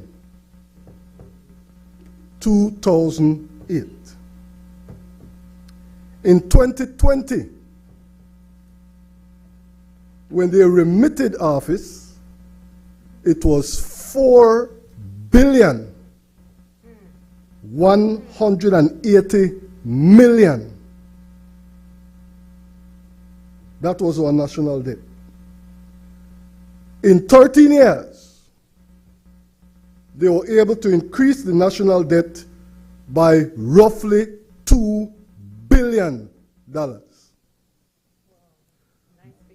That is apart from the fact, Madam President, that they had access to the oil revenue, free money, Petro-Carib, practically free money, and so $4 billion. We're talking about borrowing, you know. We're talking about borrowing. By 2022, with careful negotiation, our national debt was down to roughly $1.88 billion US. A reduction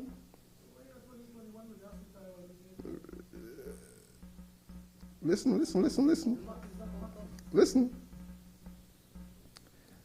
Now, they keep saying that we've borrowed all this money. And then I say, what we do with it? I say it in a Creole. Right? I said that in Creole. Let me speak it in English, madam. They don't see what we did with all that money. In between 2022 and 2025, inclusive of the motions that are being passed here today, and I made sure I include it. Government of Belize,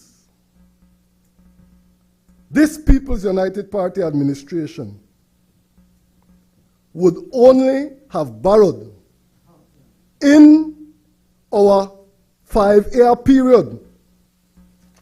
Note the difference now. Yes, sir. Now, this is what you want to hear. I have, after all the mathematics I played with, 640 million. Now, if you guys can prove otherwise, prove it. And what has this government done with that?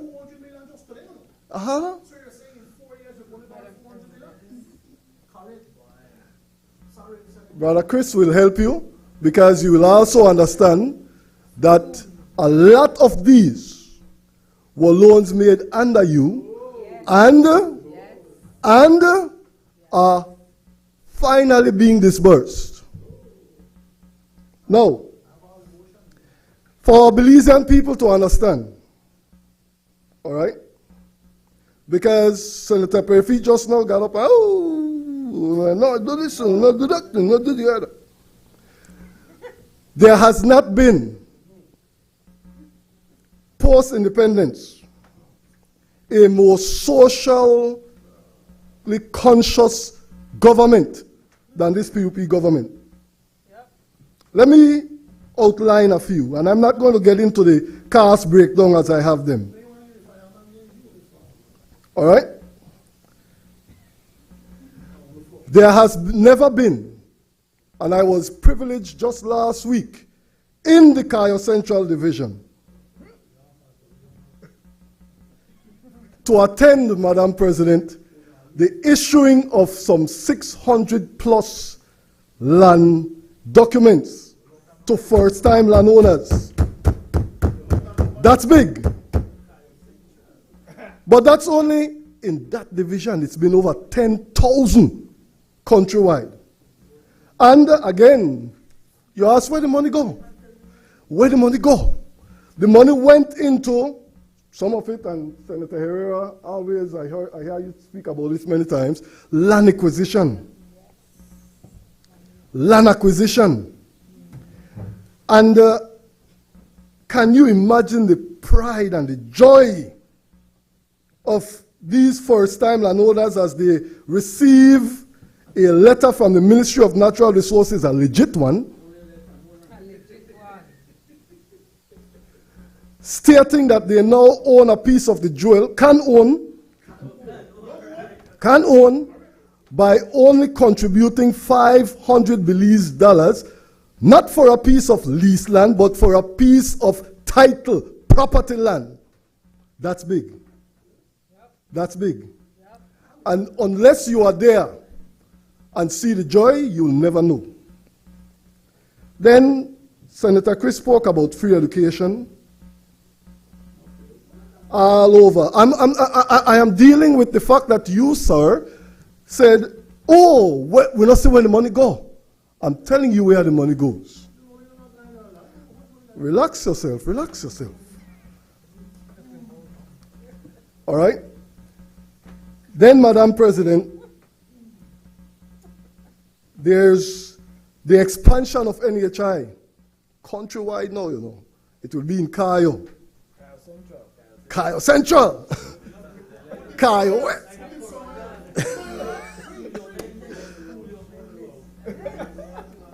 All right? Honorable members,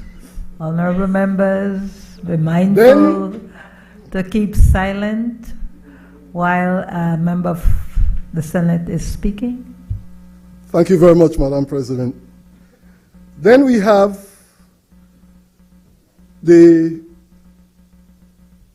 one of the two leaders, I have to keep reminding them of that, said nothing was done to the electric grid since so many years. And now finally, something is being done. We passed a loan motion for a 60 megawatt solar plant. Hey, brother, don't demonstrate your ignorance, please, please. Please, please. There has to be a level of intelligence with this thing, man. We better than that. We better than that. All right? And now, what we are passing here today, madam, is the battery backup. Isn't that what, you read it? You read it? Yes, but you have to put in place. And that's why when you guys are asking, why last minute, 1 month before election? That's news to me. All right? But what we are seeing here is a government with a plan. A government with a social conscience. A government that addresses the issues and the needs of the Belizean people. That's why we don't only have these starter homes, we have affordable housing in place. We have free education. We have free healthcare in our GOB facilities. We are driving an economy that is working for the Belizean people. I'll say that much, Madam President, and then I'll take up the last piece of what I have to say in the last motion. I support this motion. I recognize Senator Kevin Herrera. Thank you, Madam President. Madam President, I believe that energy security or energy independence is probably one of the biggest issues facing us as a country over the next decade. And that's because of the development over the past several decades and and the increasing demands for energy in the country, as well as the delays we've had in terms of building our generation capacity. And I think I spoke about this in the Senate already some time back. But if you look at where we were supposed to be a couple of years ago, you know, I think we were supposed to add over 60 megawatts to generation, which we didn't. I think we had added about 10 or 12. And so we're really behind to a large extent. And actually, I was expecting, I think that perhaps the bishop was really praying for us this year, Madam President. The rains have stayed a lot longer than we'd expect it this year, and that might actually help with the Chaleo and the dam situation. And so hopefully we make it through the dry season without having to deal with blackouts and rolling blackouts. But it was scary last year, and I think that that was predictable and still predictable. If we have a longer dry than would be normal. Hopefully, like I said, the dams hold up and produce more electricity than would be normal. But it's a very important issue, Madam President, and I think it was 2022 that we signed the Saudi loan agreement. In 2023, I believe, in 2024, construction was supposed to begin, and for the first 20 megawatts. And I think inauguration was expected in July of 2025 for the first 20 megawatts, if I'm not mistaken. Now, I don't know where that is, Madam President, and this is really and this is really the main point I wanted to bring out in my presentation is that I don't believe that we have enough information flowing about what the situation is, where we are, and what is being done. We have the solar generation that is supposed to come online. but there's no real notices or information coming out in terms of where this process is, if we're on time, not on time, if it's backed up a little. We really don't know. And then you have this $50 million, this $58 million that we're talking about in terms of energy storage. Again, a very needed component of the whole solar infrastructure that we're looking at. I mean, it's necessary, and I think that it's certainly something important and should be a part of what we're looking at from a strategic standpoint. And we probably even have to go a little deeper in that respect. But again, there's certain information that we really don't know. Like, for example, is this something that government will be running itself? Will there be a vehicle, a special purpose vehicle that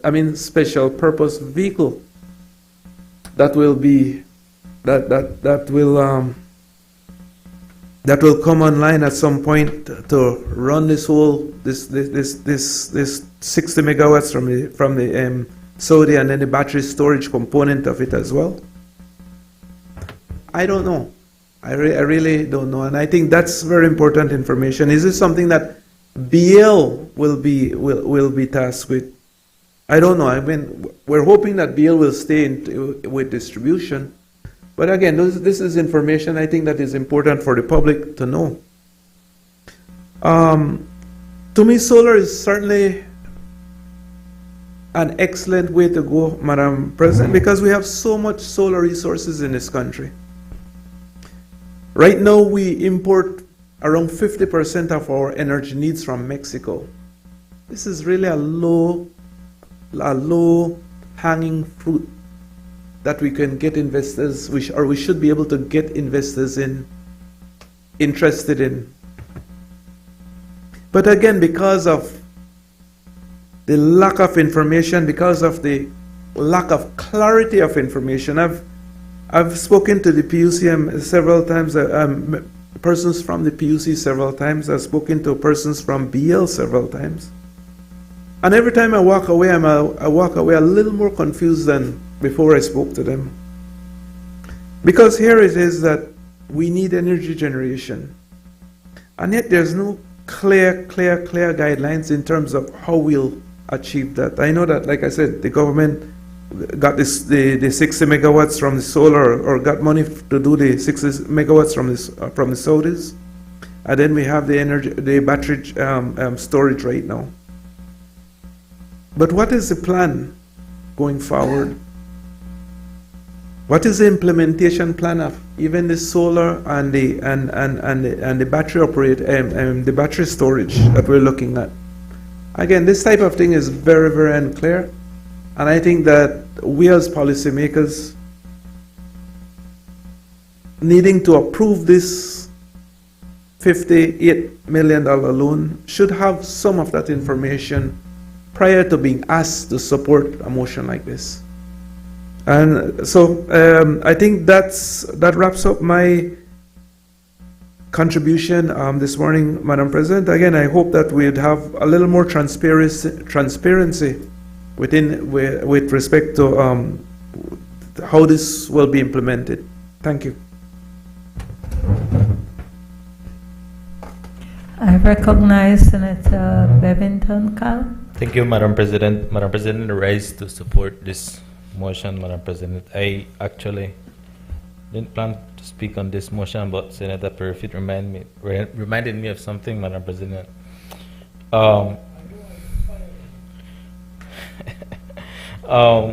Madam President, with your permission, I just want to read just one paragraph here under the what the project will involve, Madam President. That is, providing technical capacity building and carry out skills development activities through the provision of scholarships and mentoring of women to develop technical and soft skills within the science, technology, engineering, math, and energy sectors.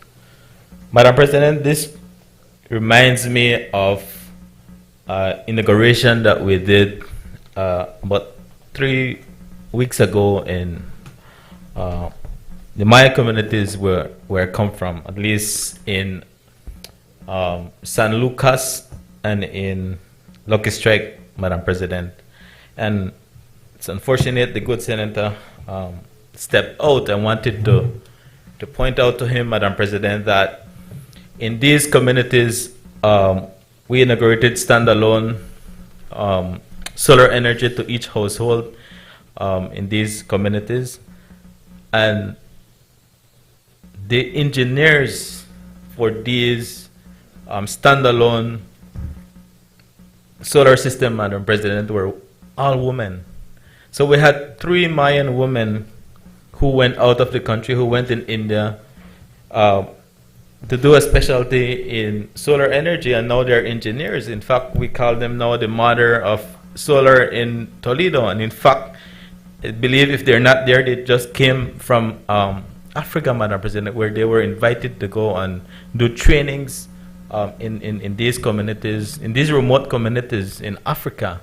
I mean, that speaks volumes. It's obvious that Senator Perfit is not connected to the realities that we're having in Belize, and especially in Toledo, and that's the reason why I need to keep reminding them of the work that we're doing, Madam President. Imagine the communities that did not have electricity now have electricity. I can just point out Corazon now has solar energy, Madam President. So we're bridging that gap when it comes to energy in this country. And of course, I thought that this loan motion, this motion would go through with everybody supporting it, because last summer we had complaints from the same party, the UDP. Back then there was one, Madam President, who were bashing the government about the energy crisis that we were having. And I was listening to Senator Kevin Herrera about the reliance now on solar energy. But Madam President, looking at the weather pattern for this year, actually, it has been raining from August, September up to February, which is strange for us in Belize. So we have to continue adapting, Madam President. And when I look at this battery storage, I believe this is a really good thing for Belize, for us to bridge that gap when it comes to the energy sector in our country. And Madam President, I also have to comment a bit on what Michael Perfit was saying earlier about, where these Senator Michael Perfit. Yes, Senator Michael Perfit. Apologies, Madam President. But I have to comment a bit on what he was saying earlier when it comes to the projects and where the monies are going. And of course, it was a bit a low blow when he said about the women, Madam President. But someone reminded me earlier, Madam President, if failure was a party, it would have been the UDP, Madam President, because they were a failure to the energy sector. And of course, a lot of the projects, and I also listened to him earlier about the loan motions, well, at least the Taiwan motions that we went through, Madam President, not to be repetitive here. But again, he was the Minister of Police when during the UDP administration, and we had the Belize Integral Security Program, which was funded by Kabe, and he was the minister back then, and that was a massive, massive failure on their behalf, Madam President. That's the reason why it really reflects, and I wish he was here to listen to me, Madam President, and tell him. But he's looking at the screen to the back. So Michael, Senator Perfit, I just wanted to highlight that, Madam President, that again, the failure that they have done to this country is just really disappointing, Madam President. And again, when I talk about this Kabe project, Madam President, it took, again, they say I'm a big fan of the minister, but I have to highlight the work that he has done. It was when he was the CEO who actually saved this project, Madam President. That's the reason why we have now good facility. They just did a inauguration for the barracks in Belize, here at Price Barracks, Madam President, for the BDF. Again, if it's not because of the vision of Dr. Martinez when he was CEO, just imagine what's going to happen next after this, Madam President. But I just wanted to highlight the failure, Madam President. I wanted to go on the record that if failure was a party, it would have been the UDP, and it's showing right now, Madam President. Thank you very much. I recognize Senator Mark O'Brien.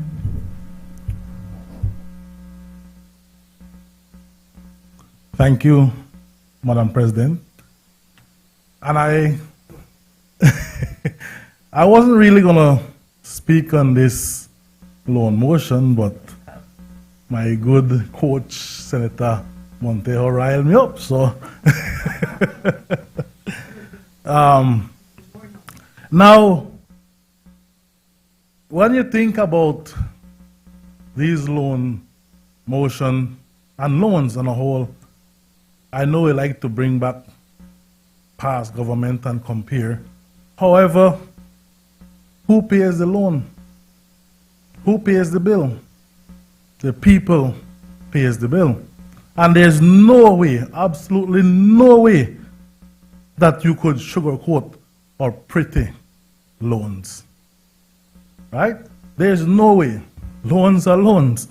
So, in looking at these loan motion, Madam President, we must consider the state of our people when making decision, especially regards to the depth of our country and the depth of our people. Whatever more loan motion we bring to the Senate increases, eventually, I would say, eventually increases the depth of our people. And Madam President, if you go out there and listen to the cries and the concerns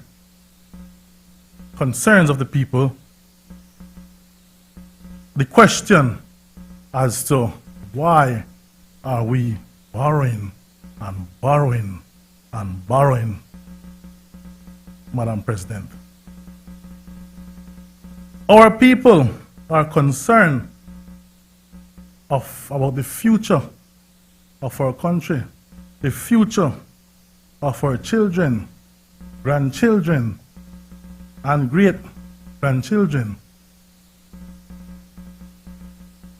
Senator Montejo mentioned in regards to the land that was given out in Cayo Central. Wonderful, wonderful. However, 93% of Cayo Central is still waiting for that piece of land as well. Of the voting population, right? About 8,500, right? So 93% is still waiting for that love, to share the love. So, Madam President, parents and grandparents have worked hard, extremely hard, sacrificed their life to provide a better life for their children and their grandchildren. They want to give them that opportunity. They want to give them a clean slate. But, Madam President, with these loans, a newly born child has already incurred a debt at the point of birth, right? So, our people work so hard to provide for our children, yet at birth, our children incur these level of debt. Earlier, we came and we looked at deferring loan payments for 10 loans, regardless if it's from the past or the present, right? What we're doing is simply camouflaging the problem. The problem still remains there, whether it be 3 years from now, 5 years from now, 10 years from now, what do you call it, financial management. The problem is still there. Madam President, these projects looks wonderful. I'm not going to bash the project for these loans, right? However, we must think about our people, the condition of our people, and where we leave our people in regards to the debt. Thank you, Madam President. I recognize Senator Christopher Cowie. Thank you, Madam President. I rise in support of this loan motion. And in terms of my comments, I'd like to give a little context, given Senator Herrera's comments and concerns.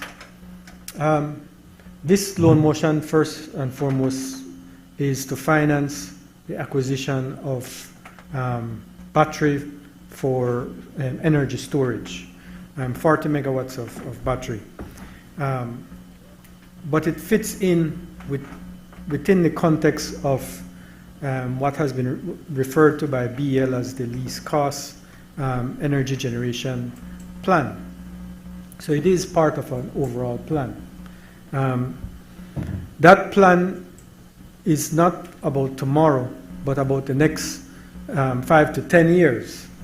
How will we meet the increasing energy demands? It has been highlighted that I think as far back as 2013 was the last increase in energy generation in country. So over 10 years has passed already, and no new generation has occurred in Belize. That is a problem when, in fact, our energy demand has increased by roughly 50%. So what that has put us, the position that has put us into is that we become increasingly reliant on the importation of electricity from Mexico, so much so that we are importing nearing 50% of our electricity from Mexico, let's say 45% of our overall electricity usage we are importing from Mexico. So it's a problem that needs to be addressed, and needs to be addressed as soon as possible if we are to move down the pathway of energy security. Yes, we have a lot of renewable energy and all of that, but it's nowhere near enough as to meeting our energy demands. Now, the dangers of importing that electricity from Mexico is exactly the inability to have energy security. The dangers of that were seen last year. Last year, when we had the dry conditions, excessive heat, we had problems. Not only Belize, but Mexico had problems. Costa Rica, the entire Central America had problems in meeting energy demand because of the excessive heat. Belize, depending on Mexico for almost half of its energy generation needs, was suffering severe shortages in power, and thus we have blackouts. So that underscores the need to move in the direction of achieving energy security. The solar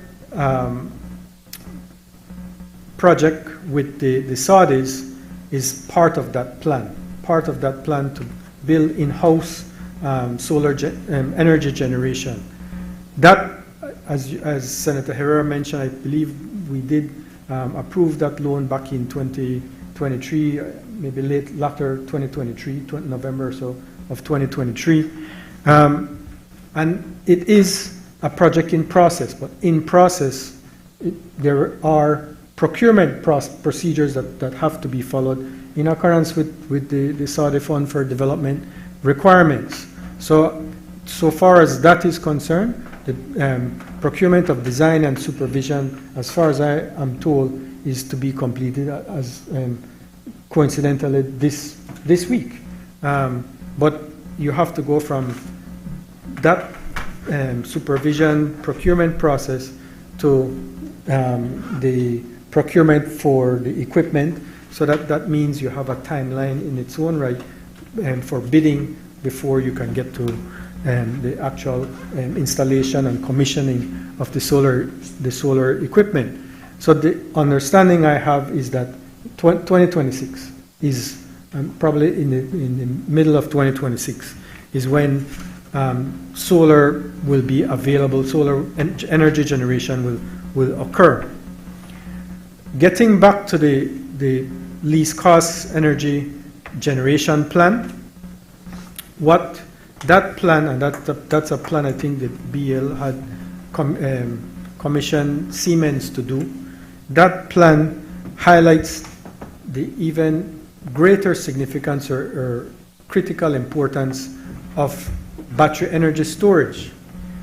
What it's important for consumers and the general public to understand is that the price of electricity varies throughout the day.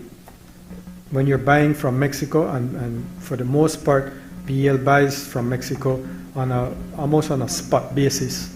When you buy on that basis, you are buying at the price at any particular point in time, and that varies throughout the day. So during the day when energy demand or electricity demand is at its highest, the cost of electricity is at its highest at that point in time. But after, let's say, 10 o'clock at night and going through early in the morning, the cost of electricity plummets during those off-peak hours. So you have the peak demand, and then you have off-peak demand in those late hours. During that off-peak demand, the price drops dramatically. So in the high peak times of April, May, June of last year, the cost of electricity to BEL in some instances went over $1 US per kilowatt hour. Obviously, we can't survive with that kind of costing. But in those off-peak hours, the cost of electricity can go as low as 2 to 3 cents US per kilowatt hour. So by having battery battery energy storage, you are able to purchase at off-peak times. You are able to purchase the electricity from, let's say, Mexico, or even the solar excess at off-peak times, store that energy, and then use it when we're during peak times. So now we are in a position where we actually lower the cost of electricity. So that is the critical value of this battery energy storage project, in that it actually will enable us to lower our cost of surgery while stabilizing the supply of energy over time. So there's so many positives with this project that we have here. We have been pushing the World Bank for this project, I would say almost 2 years now, almost 2 years now. We were delayed almost a year because of one of the locations in San Pedro where there was this iguana sanctuary and that issue over that. The World Bank, because of environmental and social restrictions, had all kinds of issues over that. We've worked our way past that now, and that's why it went to the board the middle of January. But as you can see, not even a few weeks later, it's now before the House, because we see this as vital for that path towards energy security and reducing the cost of electricity. So I really take heed to the comments of Senator O'Brien about how the people have to pay the bill. And that's absolutely correct, that's absolutely accurate. But what we are doing here, what this project is about, is to enable people to pay less. This, by stabilizing the floor, the supply of electricity, and getting it when it's cheaper, that will enable us to provide electricity at a lower cost, or have it at a lower cost. Now, the intent, or as far as I understand it to be, yes, this is a government loan, and that's the second part of it. When the government borrows, it borrows at a lower rate of interest than when the private sector borrows. So if the government, if the PUC, let's say, were to go out and say we want to procure battery energy storage, that can be done, and I'm sure that will be done. And the private sector then will be responsible for securing the finance, their finance, to get that done. Their cost of finance will certainly be higher than the cost of finance of the government. So that cost of finance will be included in their price to BL. So naturally, you would expect that there will be a higher cost of electricity coming from that source in those instances, simply because of the significant difference in the cost of finance. So this is one of those. Yes, we believe in the private sector and encourage investment by the private sector, but where we've seen all these delays over the past decade, or the absence of any new generation, government had to look to jumpstart this process, and that's why you had the Saudi Fund for Development solar project, and now you have this one, jumpstarting it, but in a way that will have lower costs. As far as who will operate it, at this point in time, it is a government project, so it is expected that it will be government operated, whether it is managed, let's say, by BL or some other third party. That certainly is a possibility, but that is something that I think will be determined in due course. But definitely, this is a public sector loan to secure something that will enable more energy security and positively impact on the cost of electricity. You see that the loan, for example, 50 million is essentially at the best market rate you can get, because this is World Bank is a AAA rated entity, and they get their funds on a AAA investment grade basis. But the Canadian 8.2 million, that is a loan at 0% interest, therefore bringing down the overall cost of electricity. But definitely, I would say that what at the essence this project is about is it is investing in our future for energy security. If you can break it down to yourself as a parent who wants to educate their child or wants to build a home for their family, they make loans. Those aren't money squandered. They make loans those are investments. Those are investments in the future of their children, in their families' future in terms of shelter. Those investments have a return. Those have a benefit to those in those instances, and so will this. This will have a benefit for the people of Belize in terms of energy security and in terms of cost of electricity. So, Madam President, I support this motion. Madam President, I ask that the question be put.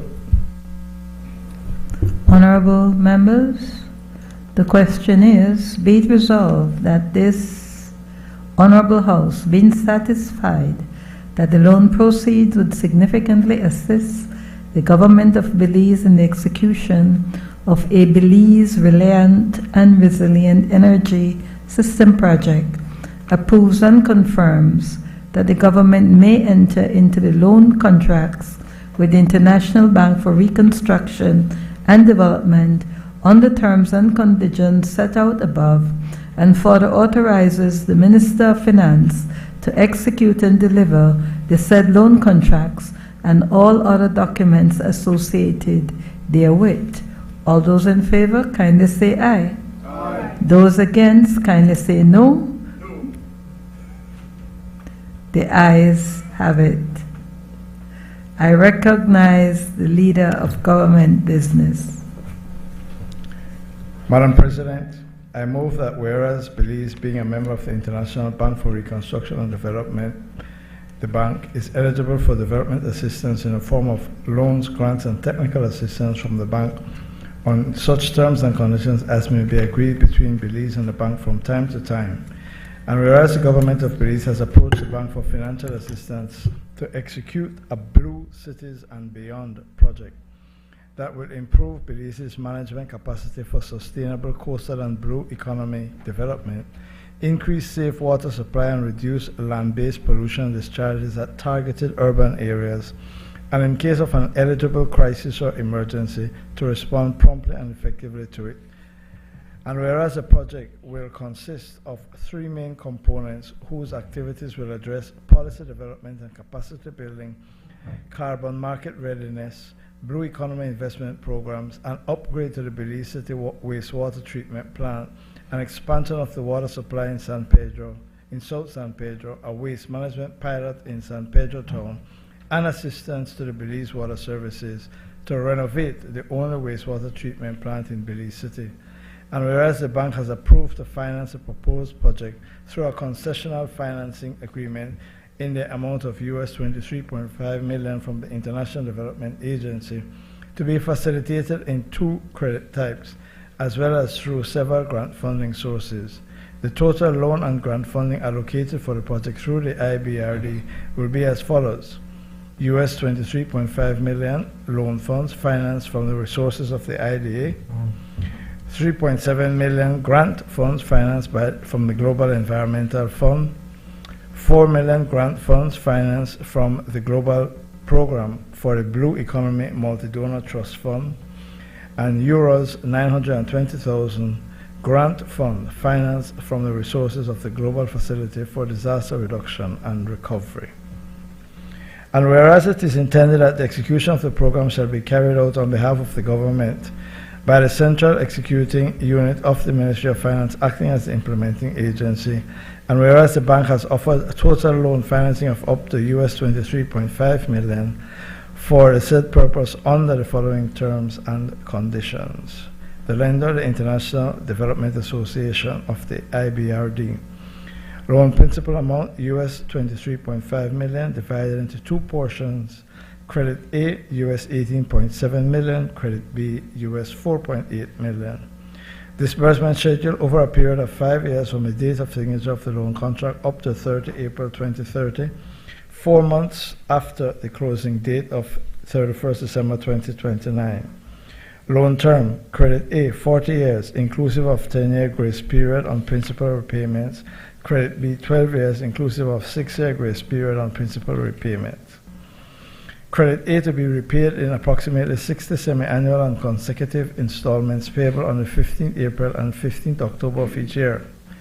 The first 20 installments being approved, being about US $187,000 for the period 1st April 2035 to 15 October 2044, and thereafter the final 40 installments being about $374,000 US for the period 1st April 2045 to 15 October 2064. Credit B to be repaid in approximately 12 equal semi-annual and consecutive installments of about $400,032 on the 15th April and 15th October of each year for the period 1st April 2031 to 15 October 2036. Purpose: to improve Belize's management capacity for sustainable coastal and blue economy development, increase safe water supply and reduce land-based pollution discharges at targeted urban areas, and to respond effectively to an eligible crisis or emergency. Repayment percentage, Credit A. Payment percentage will be at 1% value of the financing commitment for the first 10 years, and thereafter 2% value of the financing commitment for the final 20 years. Credit B repayment percentage will be 8.333% value of the financing commitment for 6 years. Commitment charge, 0.5% per annum on the unwithdrawn loan balance. Service charge. A service charge is applicable only to Credit A and is a greater of 1, the sum of 3/4 of 1% per annum plus basis adjustment to the service charge, and 2 3/4 of 1% per annum on the withdrawn credit balance. And whereas under the provisions of Section 7.2 of the Finance and Audit Reform Act 2005, the government of Belize is required to obtain the prior authorization of the National Assembly by way of resolution for such borrowing. Now, therefore, be it resolved that this Honorable House, being satisfied that the loan proceeds would significantly assist the government of Belize in its effort to develop the blue economy sector in Belize and to ensure the conservation and sustainable use of blue assets, approves and confirms that the government may enter into a financing agreement with the International Development Association of the International Bank for Reconstruction and Development on terms and conditions set out above, and further authorizes the Minister of Finance to execute and deliver the said loan contract and all other documents associated therewith. I recognize Senator Michael Purphy. Much obliged, Madam President. Madam President, I think the government is just trying to wear us down, you know. Wear we down, wear we down. $23.5 million. Where is Senator Montejo? We're at 160 so far for the day. I think, 120 odd, was 58 before. Now we're at 23, 58 and 23. Help me. 58 and 23, how much that? Then you multiply it by 2. That's where we are today. Borrowing again. And when you look, it's not just the borrowing at this point, Madam President. You see, and maybe it was our fault for reading the fine print during the Saudi loans, but at least during the Saudi loans, you displayed what would be spent on what and for what purpose. This is so lacking information and throwing some stuff in here that we can't calculate. We don't know of this 23. The loan of 47 million Belize dollars. 47 million Belize dollars has 3 main components: policy development and capacity building, carbon market readiness, blue investment. What is that? How much money will be spent on capacity building? How much money will be spent on consultations? Who will be getting these consultations where they charge sometimes hundreds of thousands of US dollars to tell us things we already know? How do we know that 90% of this loan won't go to those things that we can't calculate and we can't see? And we can't put our finger on? How do we know? How do you ask us to approve a loan for $47 million? Who doesn't want? Who wouldn't want an upgrade to the Belize City wastewater treatment plant? Of course you want that. Who wouldn't want an expansion of water supply in South San Pedro, a waste management pilot program in South? Who don't want those things? That's like, do you want world peace? Of course you want it. But how much of the money will actually be going to this? We don't get like a breakdown as to, okay, up to 47 million, so much will go towards the system in San Pedro, so much will go towards capacity building. We don't know. We don't know, Madam President. It's difficult to vote for these motions, even though they talk about things that any Belizean would want. You don't have a breakdown of the money. There is a lack of information that there's a lack of information, unlike previous bills, and maybe they learned their lesson from previous motions, to not give you any information now. So you can't pick it apart, but that doesn't help with our democracy. We have to know where this money will be spent. We have to know what will go to what to have us say. But we're not going to borrow $47 million. And only $7 million will go to actual work, and then $40 million to capacity building. I mean, Madam President, it makes it difficult. And we're not trying to be difficult, but it makes it difficult to support anything for which you have zero information. Thank you, Madam President. I recognize Senator Bevington Cal. Thank you, Madam President. Madam President, I rise to support this motion, Madam President, and I just confirm with Senator Koye that Punta Gorda is actually part of this motion, Madam President, so I have to stand up and support this.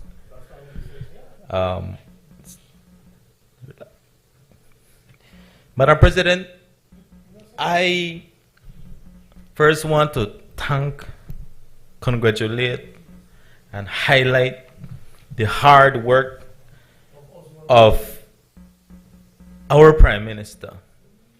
And of course, Senator Koye here. I was actually just reading an interview he did in October of 2023, Senator Koye, when you were in Morocco, and for the IMF World Bank annual meetings. Madam President, Belize is not considered an island when it comes to these negotiations, from what I understand. And of course, Senator Koye will expand on all of this. But it had to take great negotiation skills. It had to take a lot of ideas, a lot of lobbying to get Belize in this International Development Association, IDA program, Madam President. This is a historic day for our country because despite all of those challenges, the delegation that went to negotiate, and of course, Senator Perifit and Senator Herrera, CEO, the then CEO, Dr. Osmond Martinez, was part of that delegation. In fact, he was one of the major players to get this, to get Belize in this IDA program. Madam President, they need to know this, Madam President. The country has to know this. Who the key players are and where to get Belize in this program. You know what is special about this, Madam President?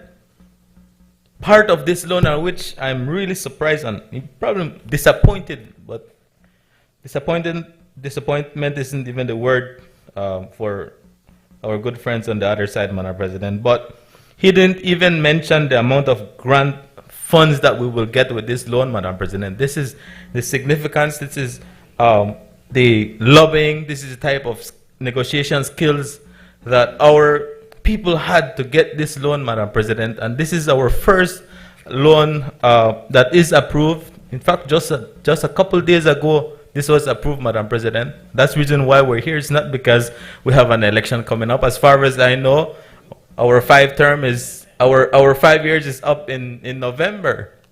And a general election can go up to February if the Prime Minister so feels, Madam President.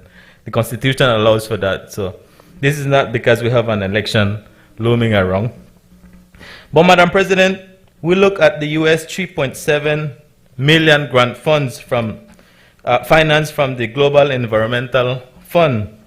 We look at the US 4 million grant fund, again, Madam President, from the Global Program for the Blue Economy Multi-Donor Trust Fund. We look at 920,000 euros. Again, this is from the Global Facility for Disaster Reduction and Recovery. Madam President, we're getting a lot of free money from this motion, and I can't believe that they are not supporting it, Madam President. And the reason why I'm here to support it as well, Madam President, because in the south, in Punta Gorda, especially, Madam President, we have a lot of drainage problem. And this was something that, but Madam President, we need to find a solution, Madam President, and it came true, like everything is just falling in its places. Of course, thanks to our area representative, the Honorable Dr. Osmond Martinez. He negotiated this, Madam President, without even knowing that he would be part of the ministerial government today. But he made sure that, and that really shows, and you know,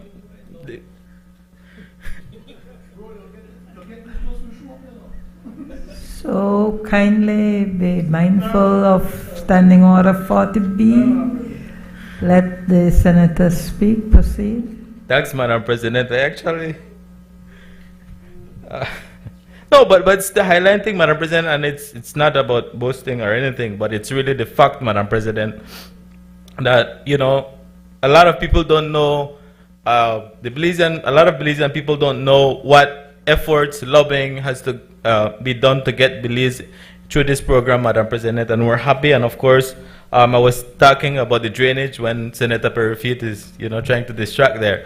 But we have a lot of drainage problems in Punta Gorda, Madam President. And of course, we had an engineer just a few months ago who went to do an assessment, and they're looking at around $20 million that would at least alleviate the drainage problem that we have in Punta Gorda, Madam President. And then we're so happy that Punta Gorda actually is now part of this program and these funds, Madam President. This will alleviate some of the drainage issues that we have. And of course, this is one for the first loan, and we look forward to more support from IDA, Madam President, to really fix the problem that we have in PG when it comes to drainage. I'm talking about the Magoon area, looking at Boom Creek, Indianville extension, and the Sora area, Madam President. The amount of rainfall we're really having an issue, but we have assured these residents, and of course, Minister Martinez have assured them that he will ensure that these will be addressed. And of course, this is the first loan motion and grant that we have to alleviate their problems, Madam President. And of course, it's not about just talking, but also walking the walk. We have the funds now to start this project. And of course, we look forward to 2026, 2027, when this project really start to kick up, Madam President. And, you know, we're going to show the people of PG, Belize, and San Pedro, Belize City, what really skilled negotiators can get done, Madam President. Of course, I cannot stop to thank Honorable Koye for all the hard work, the traveling from one country to the next, trying to get Belize in this program, Madam President. Of course, our Prime Minister, the best Prime Minister we have right now, and we continue, we will have for the next 5 to 10 years, Madam President. And of course, Madam President, my representative, the then CEO, and now Minister, and you know, then also the next representative after when the general election is called, Madam President, in 2025, hopefully, that we will address these drainage issues, and of course, we congratulate them again, Madam President. Thank you very much. I recognize Senator Christopher Cowie. Thanks, Madam President. This loan, I would like to continue along the lines of Senator Cal, in the sense that this is the first IDA loan that Belize has been able to secure, and that is thanks to our Prime Minister, the Honorable John Briceño, Honorable Eamon Courtney, Honorable Francis Fonseca, Honorable Osman Martinez. It was a whole team effort that brought us to this point. It took over 2 years to get eligible for IDA resources. And why did we battle so hard for it? Simply because the terms, you can't find better terms than what are available under these resources. Essentially, Belize, given its size, is able to access roughly $23 million US per year. That $23 million is on highly concessionary terms, repayment being over 30 years, with the first 10 years grace period on principal repayment. And then in terms of the interest is fixed at no more than, well, fixed at 0.75% per annum. In fact, in this particular loan, the effective interest rate is far less, not because only of the almost 9 million in grants that add up to the 32 million, but even in the 23 million, you will note that there's a split between credit A and credit B. That credit B actually attracts 0% interest rate. It's only the credit A that attracts the 0.75% per annum. And this loan is in effect a hallmark of the efforts of this PUP administration in terms of its attention to detail and attention to prudent fiscal management. Now, Senator Perry does raise an important point. What about the details? And those details are, of course, critical in the sense of you want to make sure that the funds are being used in a tangible way, in a way that makes a material difference to the people of our country. And that is what this loan does exactly. There's nothing necessarily sexy about it. Water and wastewater, but it's work that needs to be done and support that needs to be given to Belize Water Services Limited, specifically in Belize City and in San Pedro. So over $12 million of this loan will strictly be spent on water and wastewater management.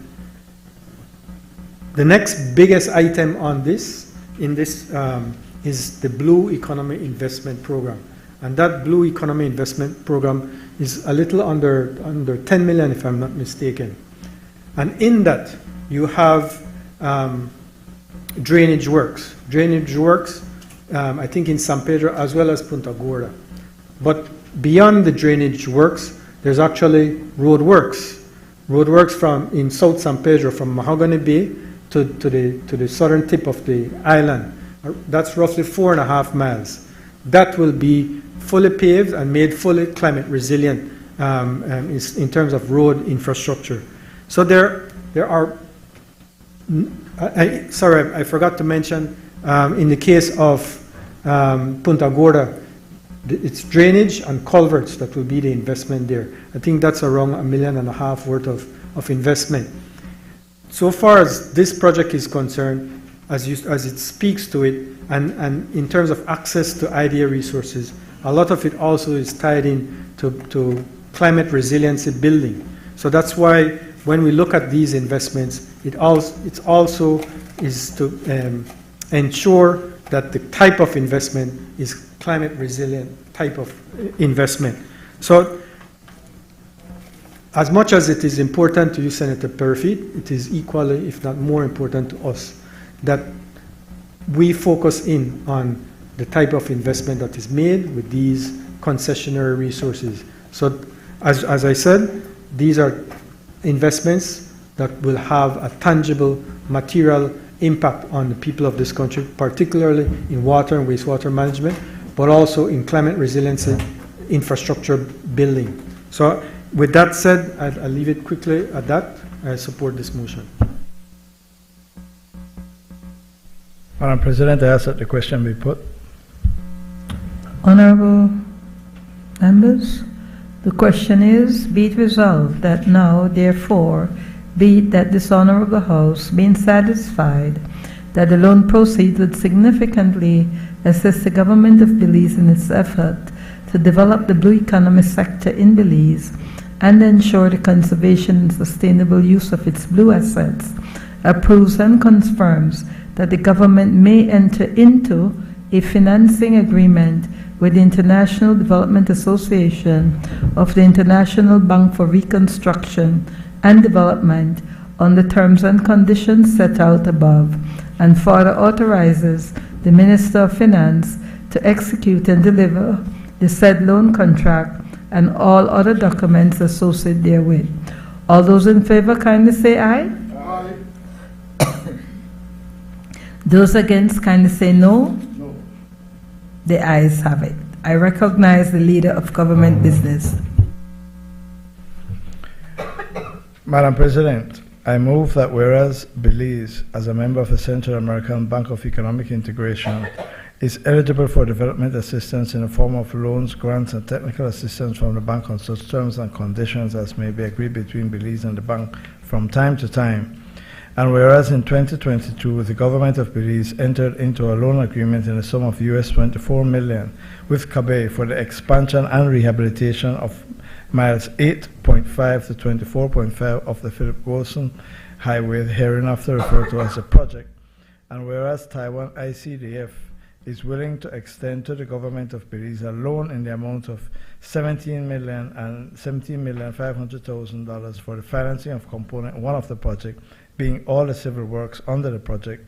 And whereas the original loan from CABE will then be consequently reduced to $6.4 million, and whereas the project will be executed by the Ministry of Infrastructure Development and Housing, acting as the executing agency, and whereas the ICDF Taiwan has offered a co-financing facility to the government of Belize to finance the implementation of component 1 of the project under the following terms and conditions. Loan amount US 17.5 million. Project objective to expand and rehabilitate 16.5 miles of the Philip Goldson Highway and in turn reduce transportation costs, enhance accessibility and improve road safety, thereby fostering regional trade and driving economic development. Commitment period, about 3 years from the date of the agreement with the Taiwan ICDF, that is to the 30th of June 2028. Repayment period, 15 years, following a 5-year grace period on principal repayments. Payment amount to be repaid in 30 equal semi-annual and consecutive installments of $583,000 US. Interest rate, fixed 3%. Commitment fee, 0.75 per annum of the undisbursed and uncancelled amount. And whereas under the provisions of Section 7.2 of the Finance and Audit Reform Act 2005, the government of Belize is required to obtain the prior authorization of the National Assembly by way of a resolution for such a borrowing. Now therefore be it resolved that this Honorable House, being satisfied that the loan proceeds will significantly improve the much-needed expansion and rehabilitation of Belize's road network and improve the climate resilience of the Philip Goldson Highway, hereby approves and confirms that the government may enter into a loan contract with the International Cooperation Development Fund on the terms and conditions set out above, and further authorizes the Minister of Finance to execute and deliver the said loan contract and all other documents associated therewith.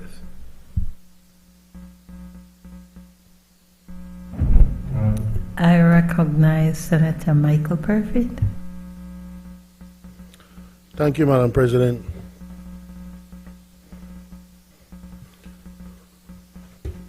Senator Montejo, Mr. Vice President, this is 197, you know. This makes $197 million, you know, for today, just today.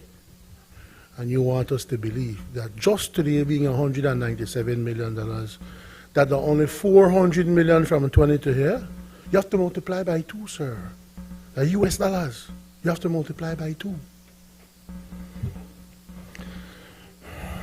Madam President, let's just hope that who they are getting to build this road is not the same person they have fixing currently from Belize City to 8 miles. Let's just hope that will be different, because, Madam President, every time this government goes to fix a road, their Minister of Infrastructure, Development and Housing always boasts about, yes, we saved $8 million on this and we saved $7 million on this, but the projects are always falling quickly into disrepair. It's difficult given what this government has done with infrastructure. The Hallover Bridge, they had to repair it like nearly 5 minutes after they opened it, because there were some issues with it. The Hubert Elrington Highway, Coastal Road, after they don't finish pave the rest, within 5 minutes one rain come and they had to look to make major repairs. Madam President, the people have no confidence that the monies that are being borrowed in their names, they have no confidence that those monies are going towards the project. Because it's not about them saving money, it's more like you get the impression that that's the amount being siphoned off the top. And you just build the road that were left. And that is why you do no constructions that you have undertaken. Not even the ones brilliantly drawn up by the UDP that you claim to support after you don't support. None of them you build good. None of them. It seems to be like the road between by the roundabout by Sayview there and the airport. It seems like that is in a constant state of repair. Always repair. Now they put Lee White Mall on one thing because the election they come up now and you probably don't have the money to fill the roads. Madam President, they don't do a good job with roads. They don't do a good job with infrastructure. And you come again Let the people decide if they want to allow you to borrow money again in their names to build roads that will break up right after you build them. This is a lot of money. It's a whole lot of money. And then, so 17.5 million, I got the math correct? $17.5 million. Not only that, Madam President, you imagine somebody owe you $100 and they come to you and say, listen to me. Yes, man, I like stories, man. I like stories. I like putting stories, especially. Yes, man, I love stories. That's the only way you'll understand. So, I owe you $100. And I come to you and I say, give me only 3 years, half of the principal, not charge me. And then I come again and I say, give me another 3 years, I can't pay you. And then I turn right around and I say, oh, not only I can't pay you, lend me another $50. Imagine it. So, no, you already cannot pay Taiwan. You already can't pay them. And now we go right back to borrowing them again, and they're in a position where they can't say no. So it's not that it is a sign of their confidence in our government's performance with monies that they borrow. They will do it because their hands kind of tied. But Madam President, how can you not be paying your creditor and then turn right round and borrow more from your creditor? The lack of shame is appalling, Madam President, and that's my presentation. I have another story too. Yes, good afternoon again, Madam President. I recognize Senator Antonio Herrera. Yeah, first of all, I'll refer to my good colleague, Senator Perry Feet. Here we are again, going for a loan from Taiwan, which we're asking forgiveness not once 3 years, twice 3 years. Man, I'm a businessman, you owe me money, and you come borrow from me, Senator Koyi, and you can't pay me within the given time, and I give you twice, and you come back to me and I have to give you. I don't think it work like that, Senator. It's an everyday language right there. It don't work like that. You pay me and I lend you again. So this is how this Taiwan loan for the road, right? And now today I feel disappointed, Madam President, because now I wonder how the streets in Corozal are so bad, everything is going to Toledo. I asked Senator Koyi himself for Corozal, a man doing like this. Next 10 years, I mean, something like that, right? Next 10 years. I said, no man, I must feel bad coming here. I was in Chunush a couple times already. And now we're thinking to put a bridge over a street. The holes are so large.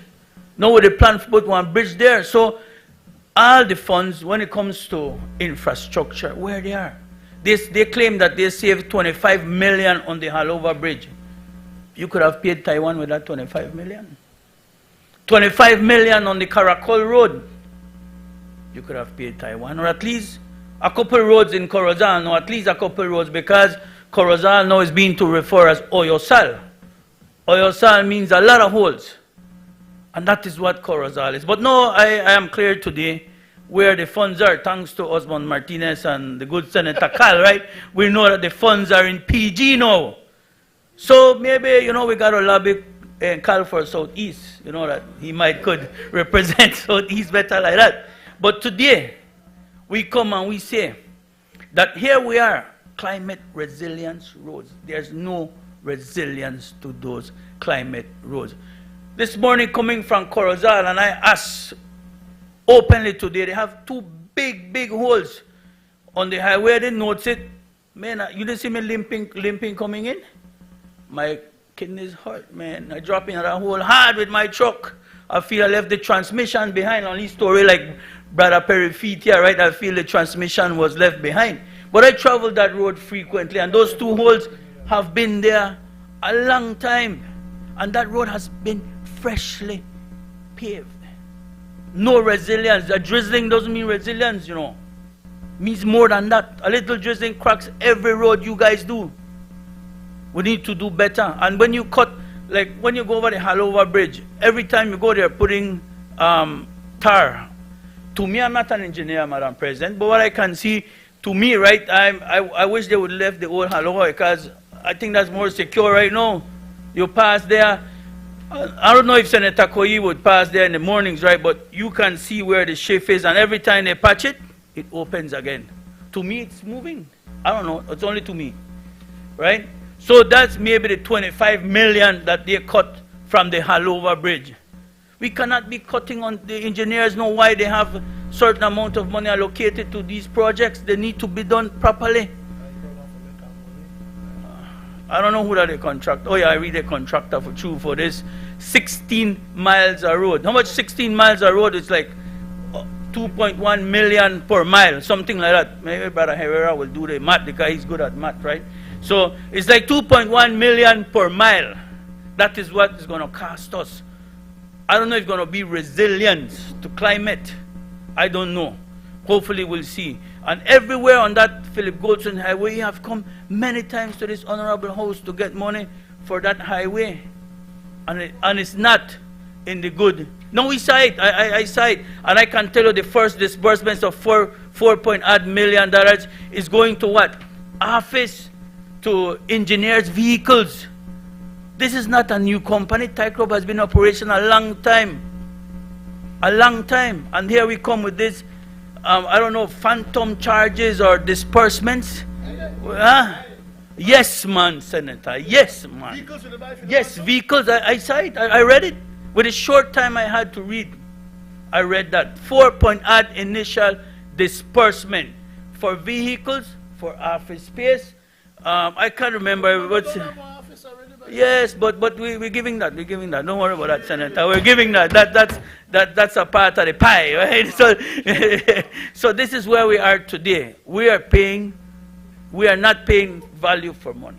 So we cannot support this bill. One I will say, right? One I will say. No, one I will say because everything is going to PG, man. Send only crumbs for God at Corozal. That's why the roads are so bad in Corozal. So, Madam President, I do not support this bill. 2025. Thank you.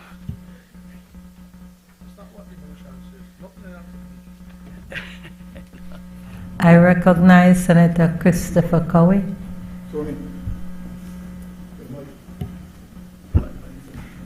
Thanks, Madam President.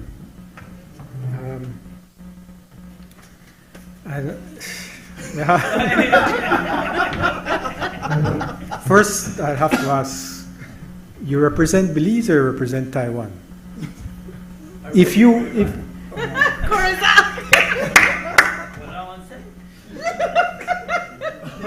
negotiate for Belize or negotiate for Taiwan. You have to look at what is in the best interest of Belize. If we could get our loans stretched out to bring cash flow relief and at the same time get another concessionary facility, why would you disagree with that? The only person that benefits is Belize. So I can't help you. I can't help you. But you know what this means? It means it'll come. It'll come, you know, right? So when we look at, I think this loan here focuses on San Pedro, Belize City, and it does include PG.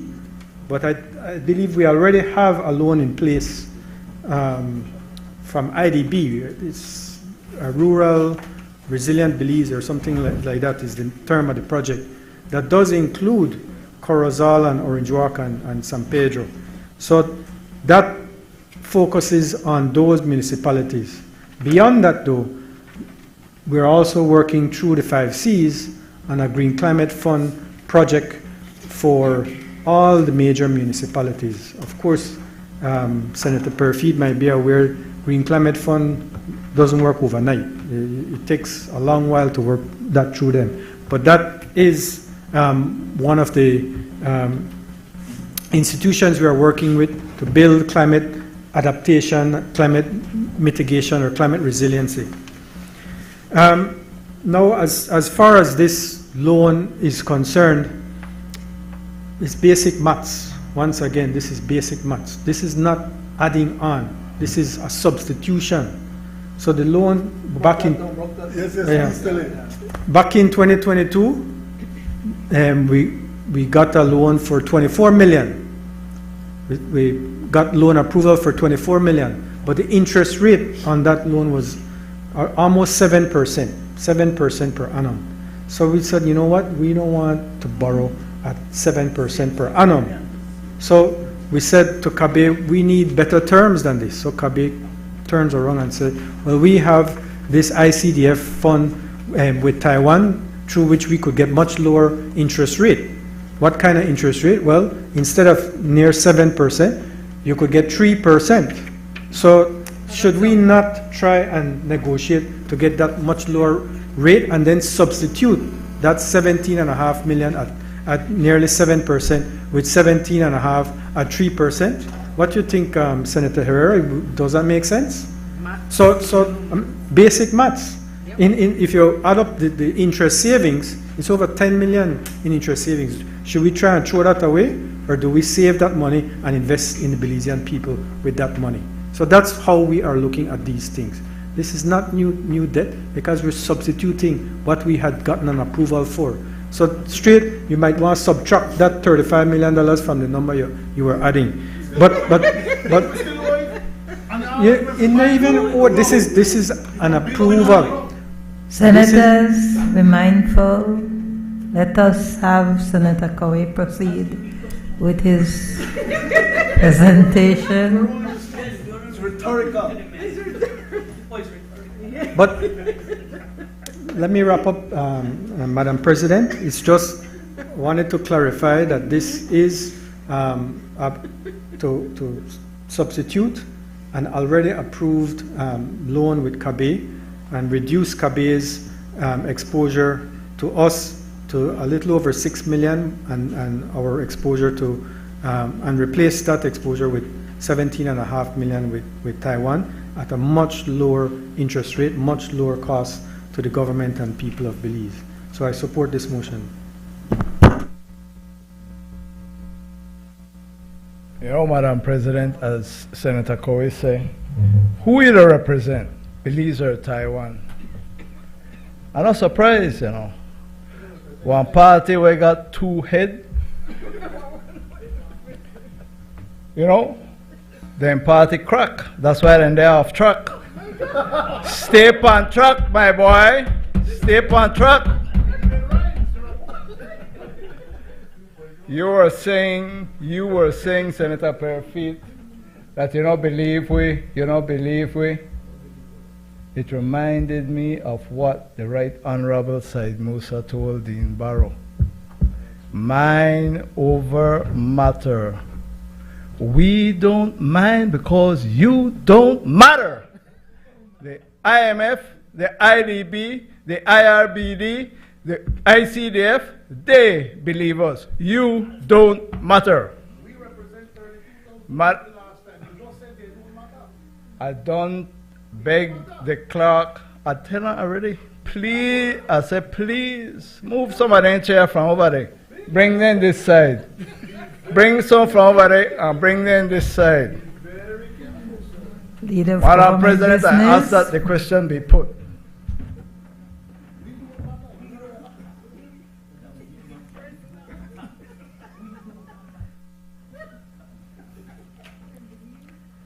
Honorable members, the question is, be it resolved that now, therefore, be it that this honorable House, being satisfied that the loan proceeds would significantly improve the much-needed expansion and rehabilitation of Belize's road network and improve the climate resilience of the Philip Golson Highway, hereby approves and confirms that the government may enter into a loan contract with the International Cooperation Development Fund, Taiwan ICDF, on the terms and conditions set out above, and further authorizes the Minister of Finance to execute and deliver the said loan contract and all other documents associated therewith. All those in favor, kindly say aye. Aye. Those against, kindly say no. No. The ayes have it. I recognize the Leader of Government Business. Madam President, I move that Section 12, whereas Section 12(1) of the Loans Caribbean Development Bank Act, Chapter 74 of the Substantive Laws of Belize, Revised Edition 2020, provides inter alia that the government may, in such manner and on such terms and subject to such conditions as may be agreed by it and the Caribbean Development Bank, guarantee the discharge by a company of the company's obligations under any agreement for borrowing from the bank. And whereas subsection 5 of the said section 12 of the CDB Act provides that no guarantee above the sum of $5 million Belize dollars shall be given by the government without the approval of the National Assembly. And whereas section 7(6) of the Finance and Audit Reform Act, number 12 of 2005, provides that before the government offers any guarantee in support of any loan made directly to a private sector entity or statutory body by any public or private bank, financial institution, or capital market in or outside Belize, the government shall seek the approval of the National Assembly. And whereas in 2019, the Belize Electricity Limited signed a loan agreement with the bank for US $6.84 million to undertake the 7th power project in Kikauka, of which the government of Belize, after approval from the House, signed a sovereign guarantee agreement in the same amount to cover the loan. And whereas the bank has now offered to provide an additional financing to BL to cover the cost of the necessary increased project scope of the ongoing 7th power project that is interconnecting Kikauka to the national grid to respond to the rapid growth in peak demand being experienced at Kikauka. And whereas the additional financing is in the form of another loan to BEL in the amount of US $6.2 million, and it's being offered on the condition, among others, that the additional loan sum be guaranteed by the government of Belize through an extension of the original sovereign guarantee that was provided by the government of Belize. And whereas the bank has offered to lend BEL the additional sum of US $6.2 million from the bank's ordinary capital resources on the following terms and conditions. US $6.2 million from the bank's ordinary capital resources, rate of interest 5.6% per annum on the amount withdrawn and outstanding from time to time, repayment to be repaid in 48 equal or approximately equal and consecutive quarterly installments of about $129,166.66 on each due date commencing on the first due date 2 years after the agreement date. Commitment fee 1% on the undisbursed loan. Balance of the loan. Now therefore be it resolved that this Honorable House, being satisfied that the additional loan ensures that the 7th power project effectively fulfills its objectives of adequately and reliably connecting the growing village of Kikauka to the grid and improve the livelihood of its citizens, approves and confirms that the government may enter into an extension of the sovereign guarantee agreement with the bank on the terms and conditions set out above, and further authorizes the Minister of Finance to execute and deliver the said guarantee agreement and all other documents associated therewith.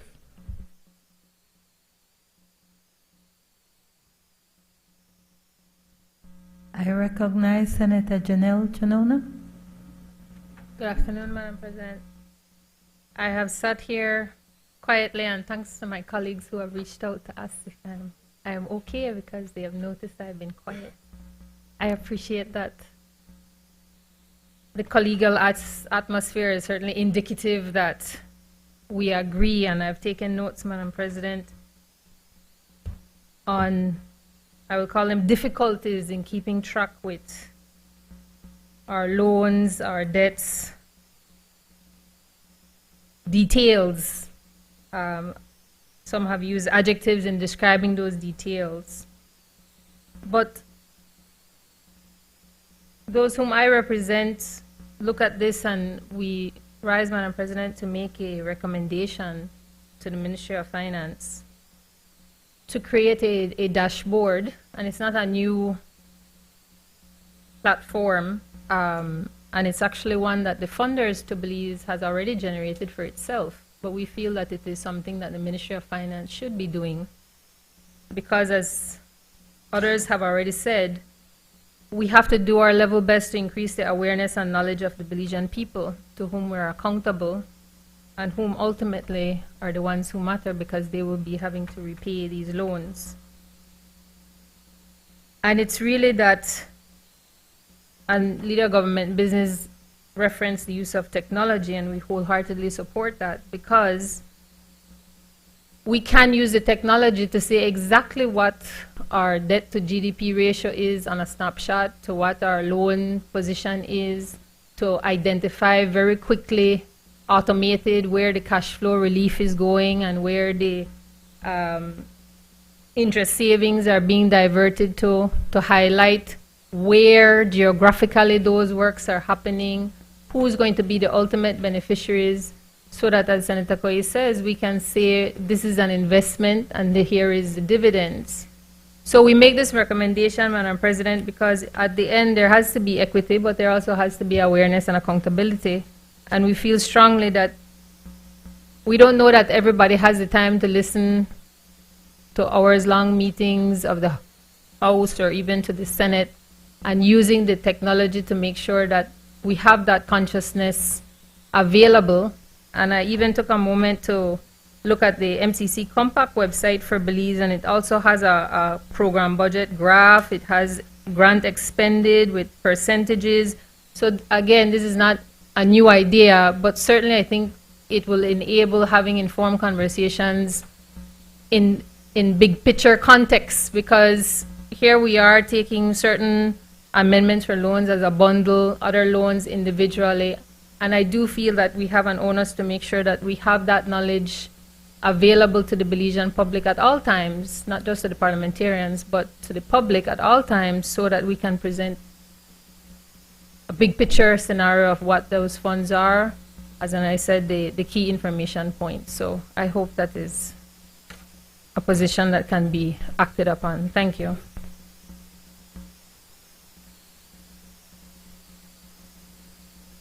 Madam President, I ask that the question be put.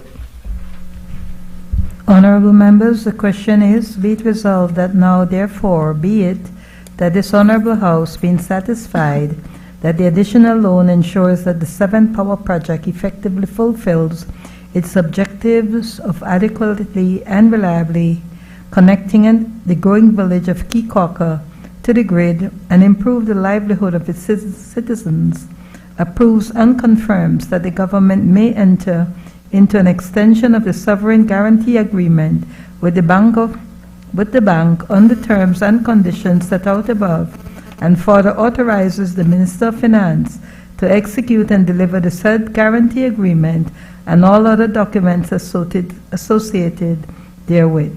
All those in favor, kindly say aye. Aye. Those against, kindly say no. The ayes have it. Bills for second reading.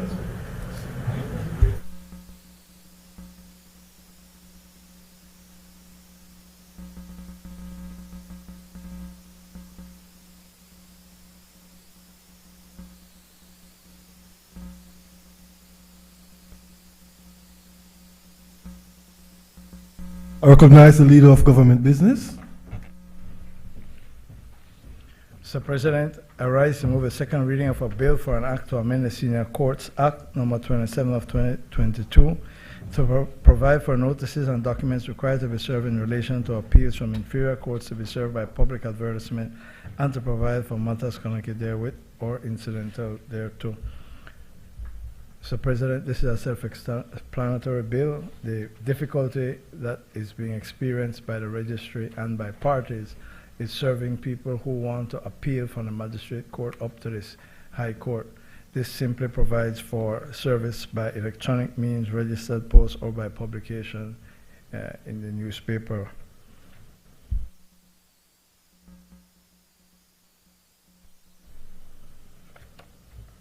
Mr. President, I ask that the question be put. Honorable members, the question is that the bill for an act to amend the Senior Courts Act number 27 of 2022 to provide for notices and documents required to be served in relation to appeals from inferior courts to be served by public advertisement, and to provide for matters connected therewith or incidental thereto be read a second time. All those in favor, kindly say aye. Aye. Those against, kindly say no. I think the ayes have it. Bill for an act to amend the Senior Courts Act, Act number 27 of 2022. I recognize. Mr. President, I rise to move a second reading of a bill for an act to amend the Trade Licensing Act number 19 of 2024 to change the date of commencement of the act to allow for further public sensitization of the scope and nature of the act and to provide for matters connected therewith or incidental thereto. Mr. President, it moves the date for commencement from January to October. I ask that I recognize Senator Denfield Dennison. Oblige.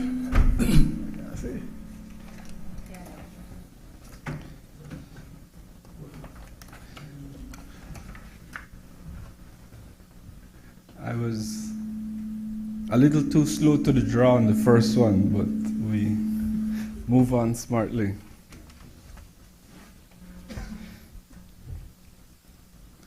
Mr. President, I just want to ask a question in relation to this one. I fully understand what we are trying to achieve with this one, and I applaud the effort. I think it's a very good effort. The act itself was trying to simply move the starting date. But I had a little difficulty following because this particular section would have been amended. I think this would be the third time that it's being amended. So that when the act came into force, it would have been initially having the date of July. Let me just find my notes quickly. And that would have been changed subsequently. Here we go. That would have been changed subsequently in 2 subsequent amendments. So I just wanted to ask whether it wouldn't be more prudent or whether it would be necessary to simply change the effective date on something, on that particular provision, to be done by way of a gazette, to be done by the minister in the future, so that in the event we have difficulties getting it through by the new proposed date, that we wouldn't have to come back to the House, or perhaps we can be guided whether or not we're sure that this particular one is it. That is all. To the right, sorry. If I misspoke, then with the appropriate correction. Yeah. All right, I recognize Senator Yvonne Courtney. I understand Senator Dennison's point, that is that it has been the start date of the implementation of the new regime has been deferred before, and that there is perhaps a simpler way of doing it, that is to say, on a date to be appointed by a statutory instrument. That is salutary, but I do believe that they are just about complete with their sensitization discussions. It's not the most popular piece of legislation, and so the consultations continue. I don't believe that there's a high level of confidence, Senator, that it will be finished by October. Honorable members, the question is that the bill for an act to amend the Trade Licensing Act number 19 of 2024 to change the date of commencement of the act to allow for further public sensitization of the scope and nature of the act and to provide for matters connected therewith or incidental thereto be read a second time. All those in favor kindly say aye. Aye. Those against kindly say no. I think the ayes have it. Bill for an act to amend the Trade Licensing Act, Act number 19 of 2024. I recognize the Leader of Government Business. Mr. President, I rise to move a second reading of a bill for an act to amend the Fiscal Incentives Act number 4 of 2023 to allow registered cooperative societies to be eligible to receive fiscal incentives and to provide for matters connected therewith or incidental thereto. Again, Mr. President, a self-explanatory piece of legislation allowing cooperatives to have the benefit of the fiscal incentives regime.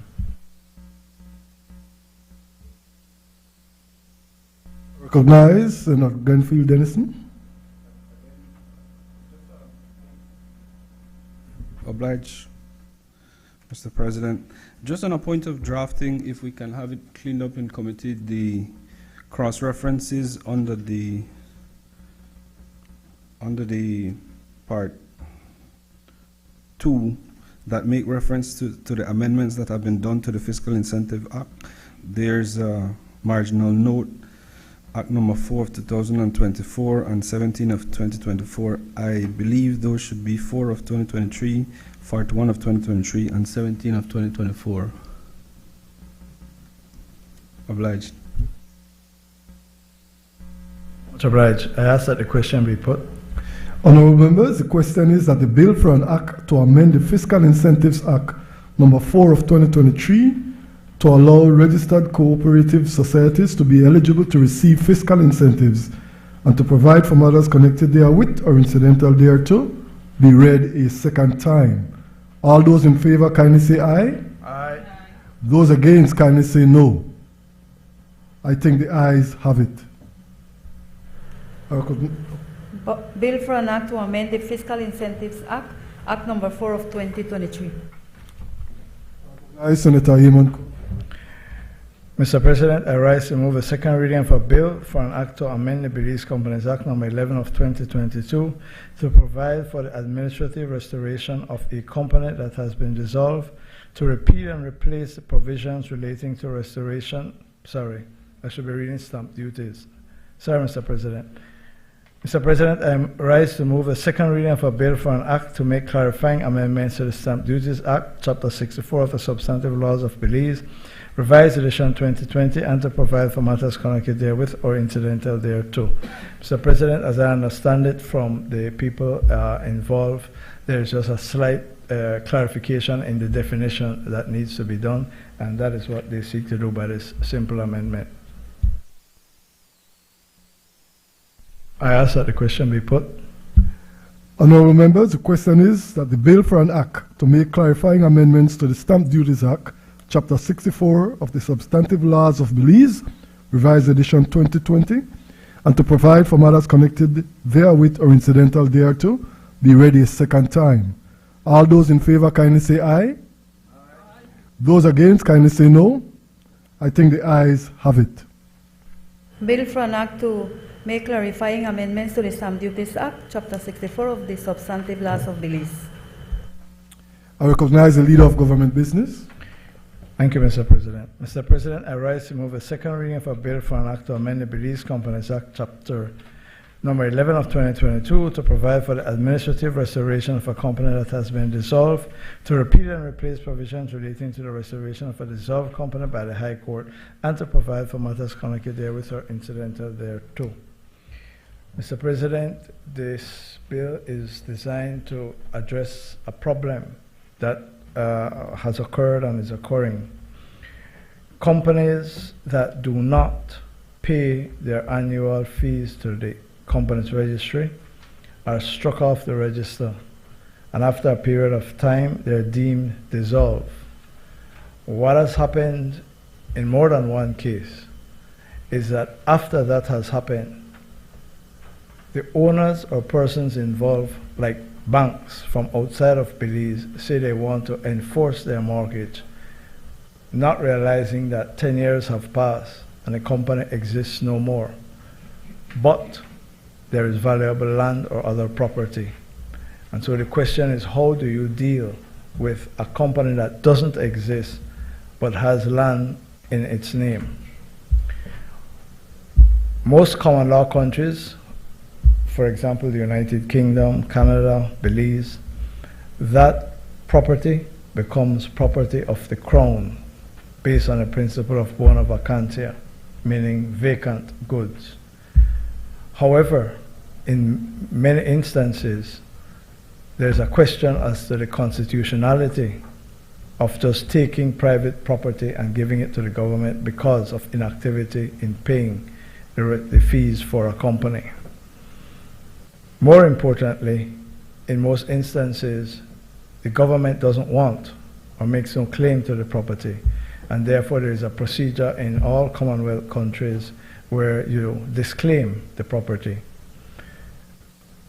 The current company's law, in a specific case, does not allow for a company that has been struck off and dissolved for an extended period of time to be restored.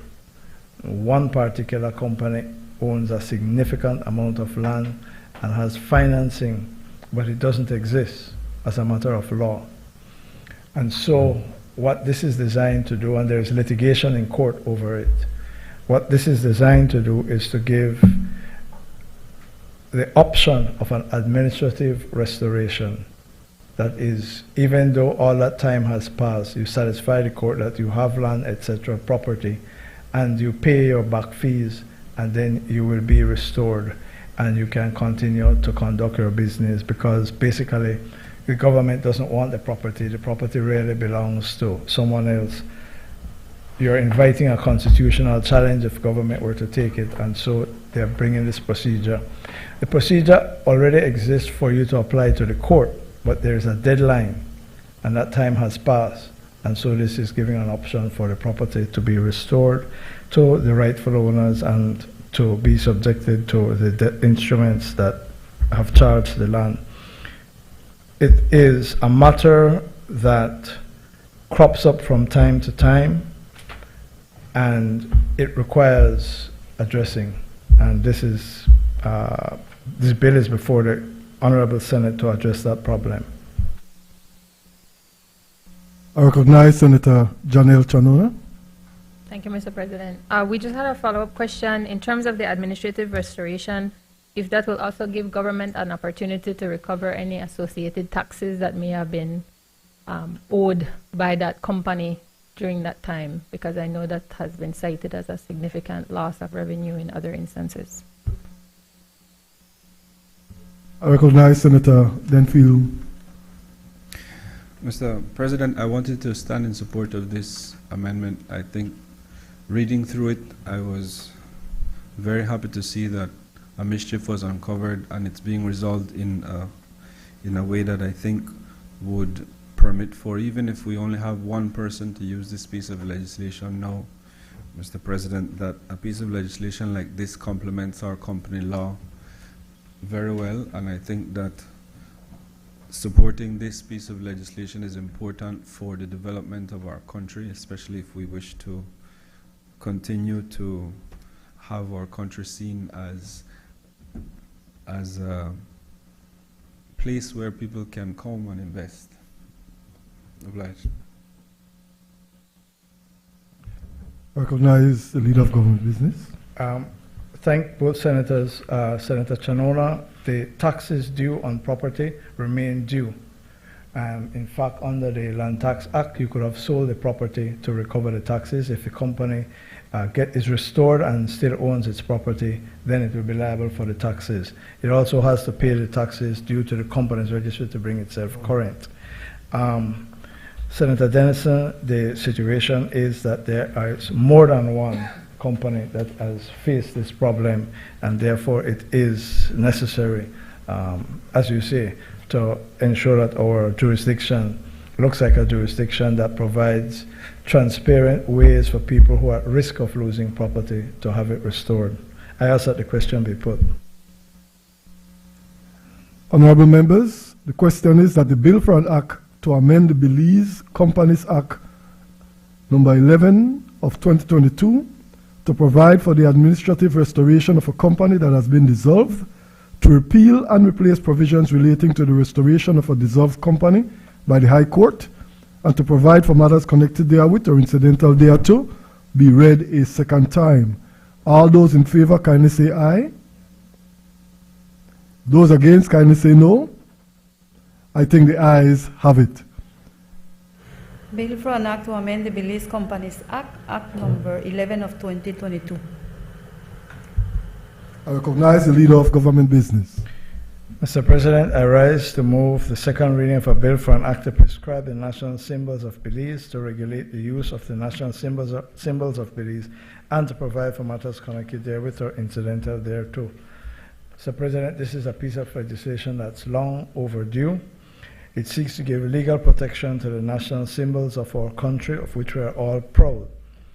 The national flag, the anthem, the prayer, coat of arms, the flower, tree, bird, and animal are all recognized, given legal status and legal protection. Hopefully it will engender more patriotism and respect for these symbols, which are absolutely critical in the development of our nation. Recognize Senator Michael Perfeet. Much obliged, Mr. President. Mr. President, there's been some confusion over the bill that people have come to me, and it's legitimate. And I don't know what we can do at this stage to make it clearer. But let me say this. I fully agree with the concept of protecting our national symbols.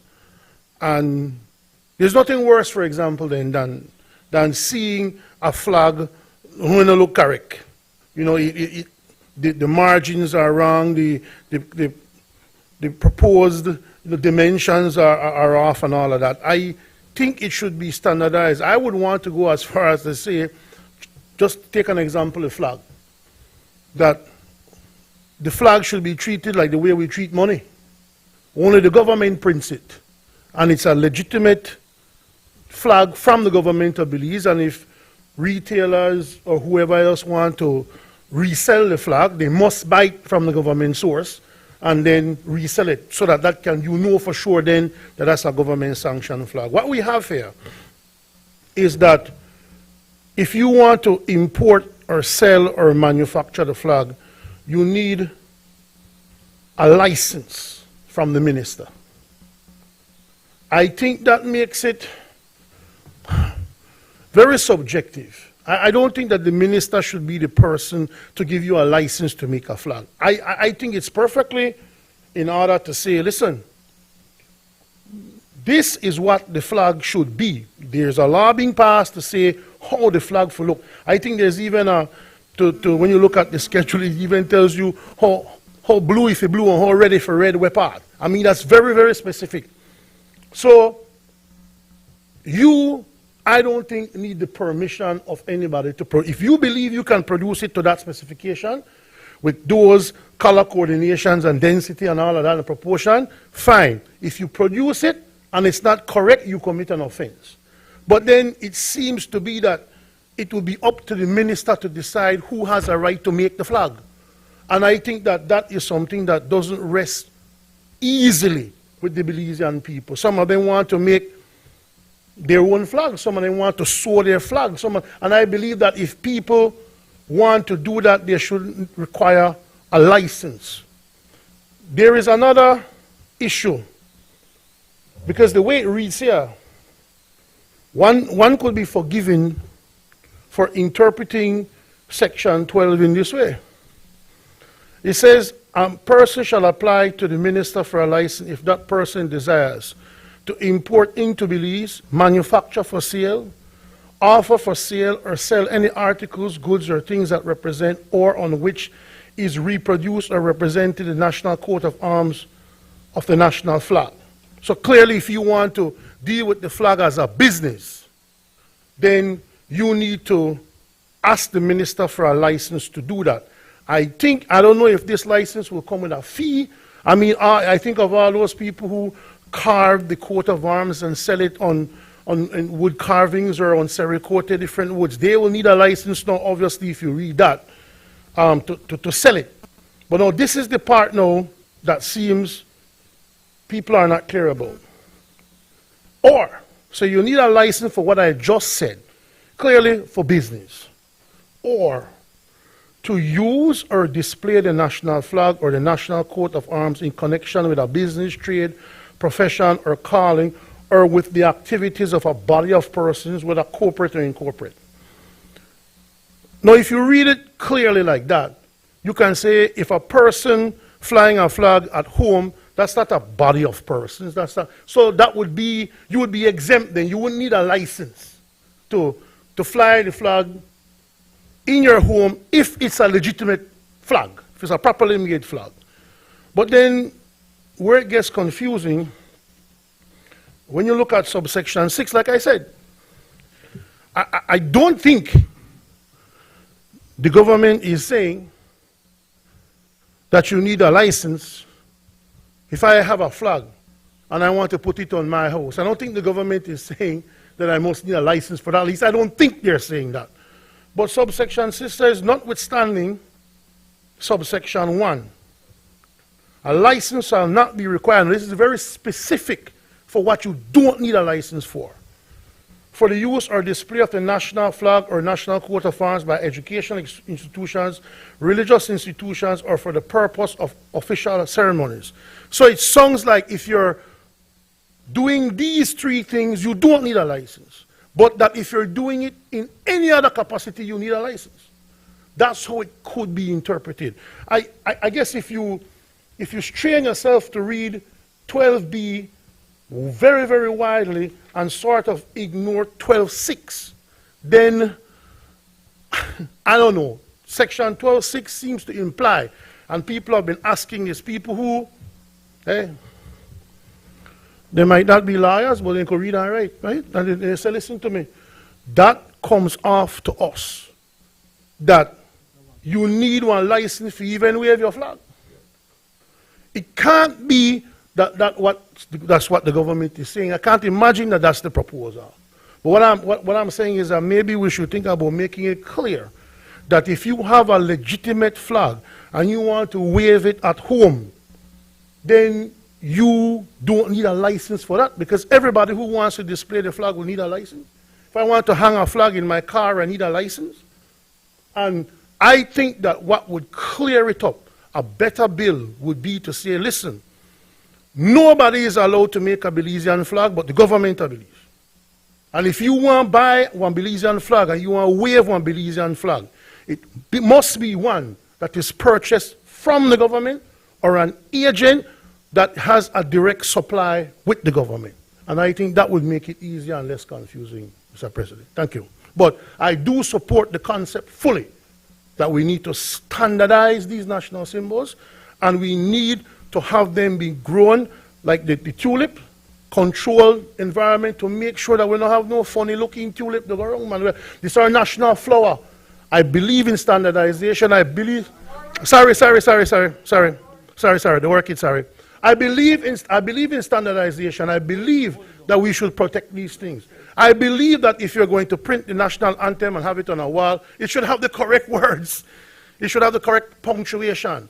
I believe the national prayer. I've seen so many versions like that no go so. So I believe in that. But I just think that what the government should consider is to make sure that we are the ones who issue those things. And you know that you have an authenticated production of any of our national symbols, and then that would be the safest way. But that's my contribution, Mr. President. Thank you. I recognize Senator Antonio Herrera. Thank you, Mr. President. I have a couple of concerns now. First of all, I agree with the Senator Perry that we should standardize our national symbols. It is the only right thing to do. However, I'm reading this bill, and I was in Sartaneja yesterday, and people were asking if no, because Sartaneja is a touristic village, it's by the sea, and now with the building of the 2 bridges and the road paved from Corozal to Sartaneja, we're expecting a boom in tourism, and they have little stores that handle souvenirs that includes the flag, the toucan, and other national symbols that we proudly display as Belizeans, and also for sale to tourists. And there is something here that says that if you don't have a license, you're liable to a $1,000 fine. That is what it says here. So they were asking me if I can clear that today, as we are here, because all right, let's say the government would produce these flags, or even if they would give it to a license, to a couple manufacturers or importers, the license, why would we have to go again and pay for a license? This is another form of taxation. That is what the people are saying. not me, it's another form of taxation, because if somebody have a license, why should we go and pay for another license to wave the Belizean flag? Belizeans on a whole are patriotic. We wave our flag with pride and dignity. So now it only excludes here schools, religious institutions, that they can do so without a license. So now this is where we need to be clear, right? What will happen to these little shops? These are small shops, barely making any money. Now they have to go and pay for it. And I will bring one concern, not selfish on my part, but my daughter is a child's author. She writes kids' books. And I was reading the bill and she said, "Dad, what about my books now if I want to include a toucan to illustrate?" It's a very colorful bird, and kids, they draw their attention to colors. And so she said, "Dad, would I need to pay now a license to do this?" And I said, "Well, we need to see how far this will go, because this talks about a $1,000 fine if you don't have that license." So, and one more thing before I wrap up, Mr. President. We hear, when we came to Plan Belize 0.0 or 0.1, I don't know how it is, but they said that they would remove ministerial powers, and here we are. Again, the minister has all the powers here, granting licenses, provisions, and everything on this bill. Why not include the stakeholders, the tourism people? My daughter holds a master's degree, she's intelligent. Why not they play a part in the decision of where this bill to go, or who should get the licenses? Not the minister. I mean, you know, this involves tourism. This is where a lot of our Belizeans make their livelihood. And today, I speak for the people of Sarteneja, Chunush, Kapabang, and Progreso, which all are lagoons and sea villages.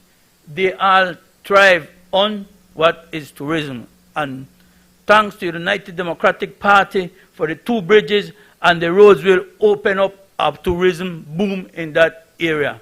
With that, I wrap up. Mr. President, vote for Tony Herrera. I recognize Senator Bishop Alvin Bengushe.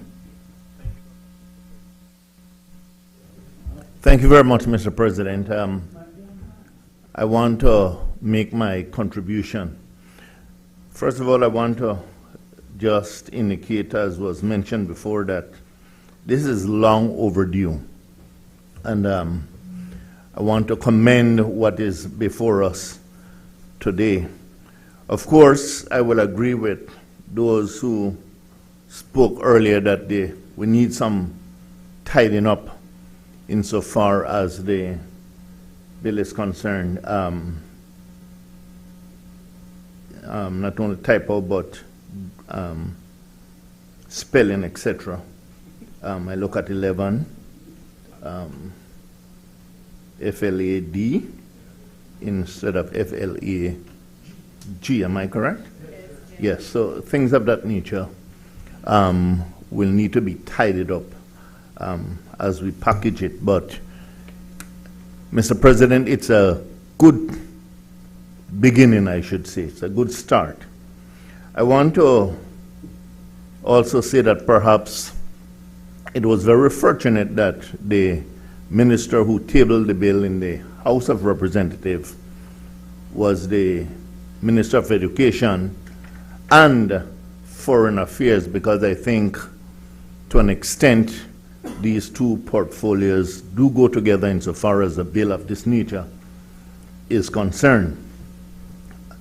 The minister, in making his presentation, and I hope I can quote him, because I did listen to a part of his presentation.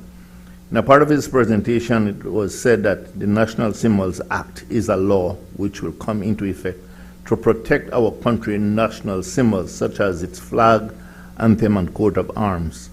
These acts can also standardize the use of national symbols and regulate how they are used.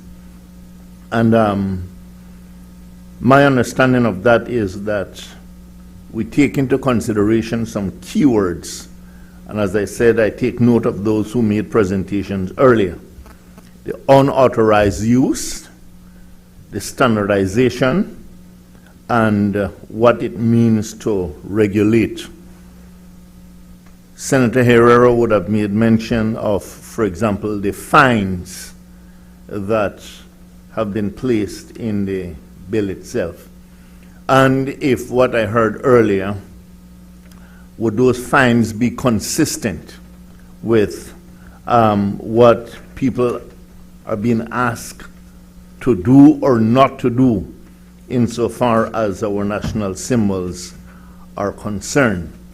And I mention that because if, and I hope, as I said, that the leader of government business can perhaps enlighten us and explain those sections, but especially the fines, if people will not be able to do some things, or it will also, in a sense, be illegal to engage in certain things, you know, what does define it, the fines that are mentioned here?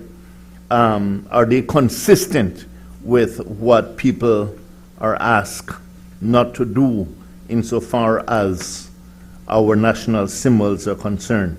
These are just some concerns of mine as I read the bill itself. But further to that, Mr. President, I want to make some suggestions, because I think for us as a nation, and as this bill comes before us, it is a teaching moment. And that is the reason why I mentioned the Ministry of Education and the Ministry of Foreign Affairs. I think what could also have been included in section 12.6, where it says, notwithstanding subsection 1, a license shall not be required for the use of or display of the national flag or the national coat of arms by educational institutions, religious institutions, or for the purpose of official ceremonies. What we must also note in our countries and in other countries is that sporting venues, that's an area where it ought to be a teaching moment, but an educational moment also. And so I would have liked, for example, place in that section sporting venues. I think it's very important. You will find out that in the United States, when you see people get up and sing the national anthem, they sing it with pride. Unlike some people I notice in our country sit down when the national anthem is being played.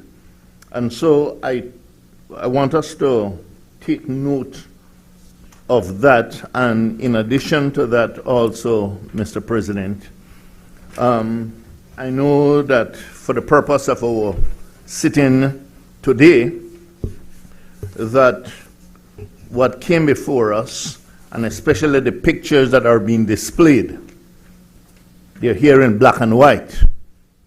And while I have no obvious, perhaps, negative thing to say insofar as aspect is concerned, I would like to suggest that as we promote this bill and the bill is passed, and as we send out information, whether it is from the Ministry of Education or the Ministry of Foreign Affairs, that we send out these things in color. Now we might say that, what is the purpose of that? Well, I want to make mention of what Senator Perofit said earlier, that there are times when I think people do not pay enough attention to whether the color of the flag, the size, etc., etc. But in addition to that, my recent experience has been with the National Coat of Arms. And I want to read that section on page 11, the document that was given to us, the bill that is given to us. It says, supporting the shield are two Belizeans. And I want us to take note of that, and especially the children who might be watching us on television at this time, because this, I think, is important. It says, supporting the shield are two Belizeans, a mestizo Belizean on the left, holding a beating axe on his shoulder and in his right hand, and on the right, an Afro-Belizean holding a paddle on his shoulder in his left hand. I'm not quite certain, but I have been going around Belize recently, and I have seen all manner of different things insofar as the national coat of arms is concerned. I have seen some colors that I'm not familiar with, and I'm not quite certain if it is because some people want to be inclusive. You know, we talk today about inclusive language, and I notice sometimes even the gender. Now, Mr. President, I say this because this and what we have here insofar as our symbols are concerned, they come out of a historical context. And I'm speaking here as an old school teacher.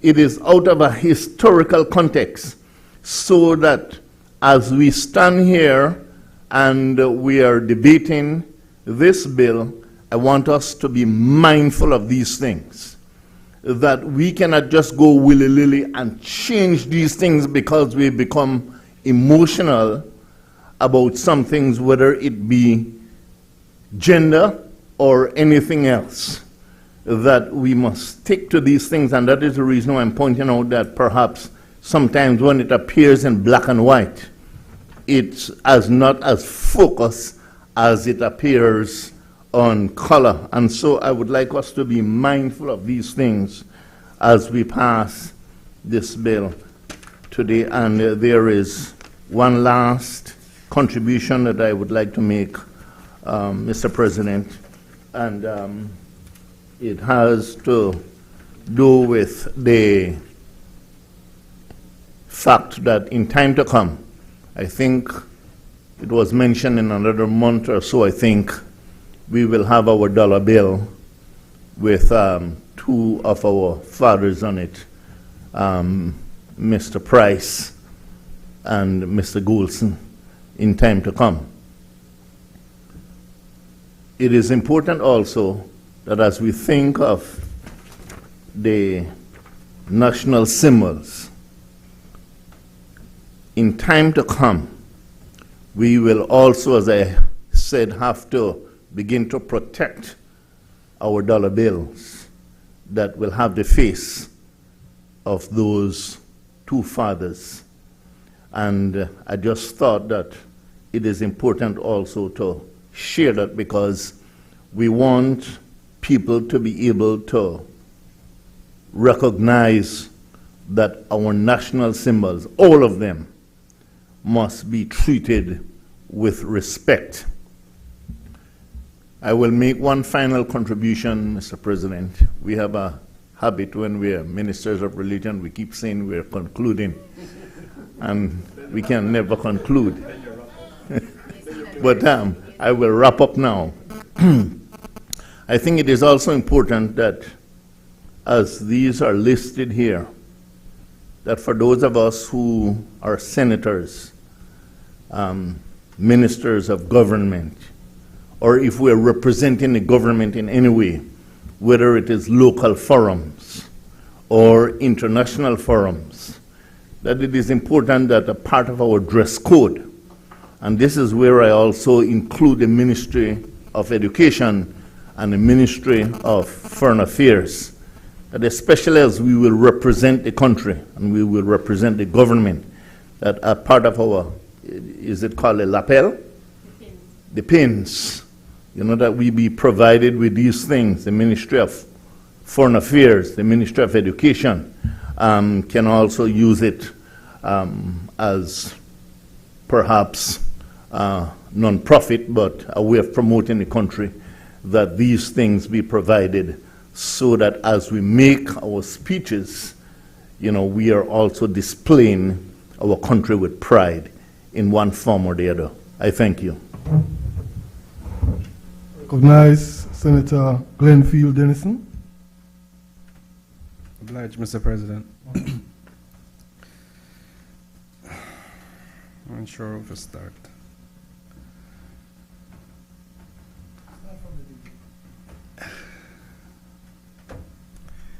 I took my crazy pills, Mr. President, so this isn't the crazy part, right? Crazy, I can't pass on now, clung me, I crazy. If you clung crazy man, you have a question if you crazy. Mr. President, I want to commend to this honorable house that we take a bit of pause for reflection as it relates to the contents of this bill. I join with my colleagues as it relates to the drafting. It's pretty poorly done, right? And I don't say that arbitrarily. But in addition to that, the recitals, the long title says that it's a bill for an act to prescribe the national symbols of Belize, 1, and to regulate the use of the national symbols of Belize, 2. As it relates to the prescription, I note the inconsistency as it relates to the national anthem and the national prayer. It seems we always went on Google and pulled that image and put it in the schedule. I really wish we would take some time and do a little bit of consultation with some of our historians or our culture. I don't question the competence of the minister, but if we are giving the text of the national anthem, that it is laid out in a way that is properly reflective of the respect that the national anthem deserves. I note that the text of it itself does not repeat the chorus. And I said that, you know, that's, unless we're saying this is now the new national anthem, that doesn't repeat the chorus. But I think perhaps we can just take some time and do the extraction and have the text properly formatted and typed out in our schedule so that we have it there properly. And if we can do the same with the National Assembly, the National Prayer, so that we can standardize it. And then after we go through all that effort, Mr. President, I want to ask that section clause 16 be absolutely removed. That the national symbols are not something that we should delegate in any way, shape, or form to anything less than the National Assembly for any sort of change, amendment. So we don't need that provision really, in my respectful view. If we are to amend anything in relation to the national symbols, we do it by an act of parliament again. And you know I'm all for, once it can be simplified, we simplify it, but not for this one. As it relates to the definitions, I don't know why we did such a roundabout job of the definitions. We absolutely defined every single national symbol in sections 3 to 10. But we had a table of definitions that does a roundabout way of making reference to the schedule and parts of the relevant schedule. So what it is, we will make reference to the section in part 2, the definitions, or simply remove the definitions that are created in the sections. But really and truly what I want to say is that, like, let's just pause and reconsider this one so that we can better get a handle on the policy behind regulating it. I am still a little bit confused as to the utility in regulating it as this bill stands, and would just ask for some clarity in relation to that. Grateful. I recognize Senator Erica Jang. Thank you, Mr. President. I rise to give my contribution on this bill and a little bit of its significance. First of all, I believe that it is at the right time that we are now deciding to regulate the use of our national symbols. I believe that the national symbols serve as inclusivity for all of us as Belizeans. And as a matter of fact, it is important that we are able to identify with what we have, especially these symbols. Time and time again, we have seen the overuse and the misuse of most of them. As a teacher, for example, Senator Bishop alluded to the point that you will see several color men on the flags. And at our institutions as well, you will find out that some of the flags are large, some become smaller, the colors are different. The coat of arms, they don't have a standardized size as well. So if we're ensuring that these children are able to see what our coat of arms really is and how it should be placed on the flag, then it's important that this bill is recognized and supported. I also want to allude to the fact that national symbols enable us cultural identity. It has built on several traditions of our culture. Senator Bishop also described the coat of arms, and he made mention of the two men that are there, which serves the rich culture of our country and our cultural heritage. I also believe that all our national symbols enable us to look at unity. When you're traveling around the country, one of the things that I like to see is when I gather in those, when we walk through the corridors of those airports, you can actually see how a country evolved and also where it's going. You can see the symbols all placed there, and I believe that it's important that we have those around as well, giving national pride to all of us as Belizean.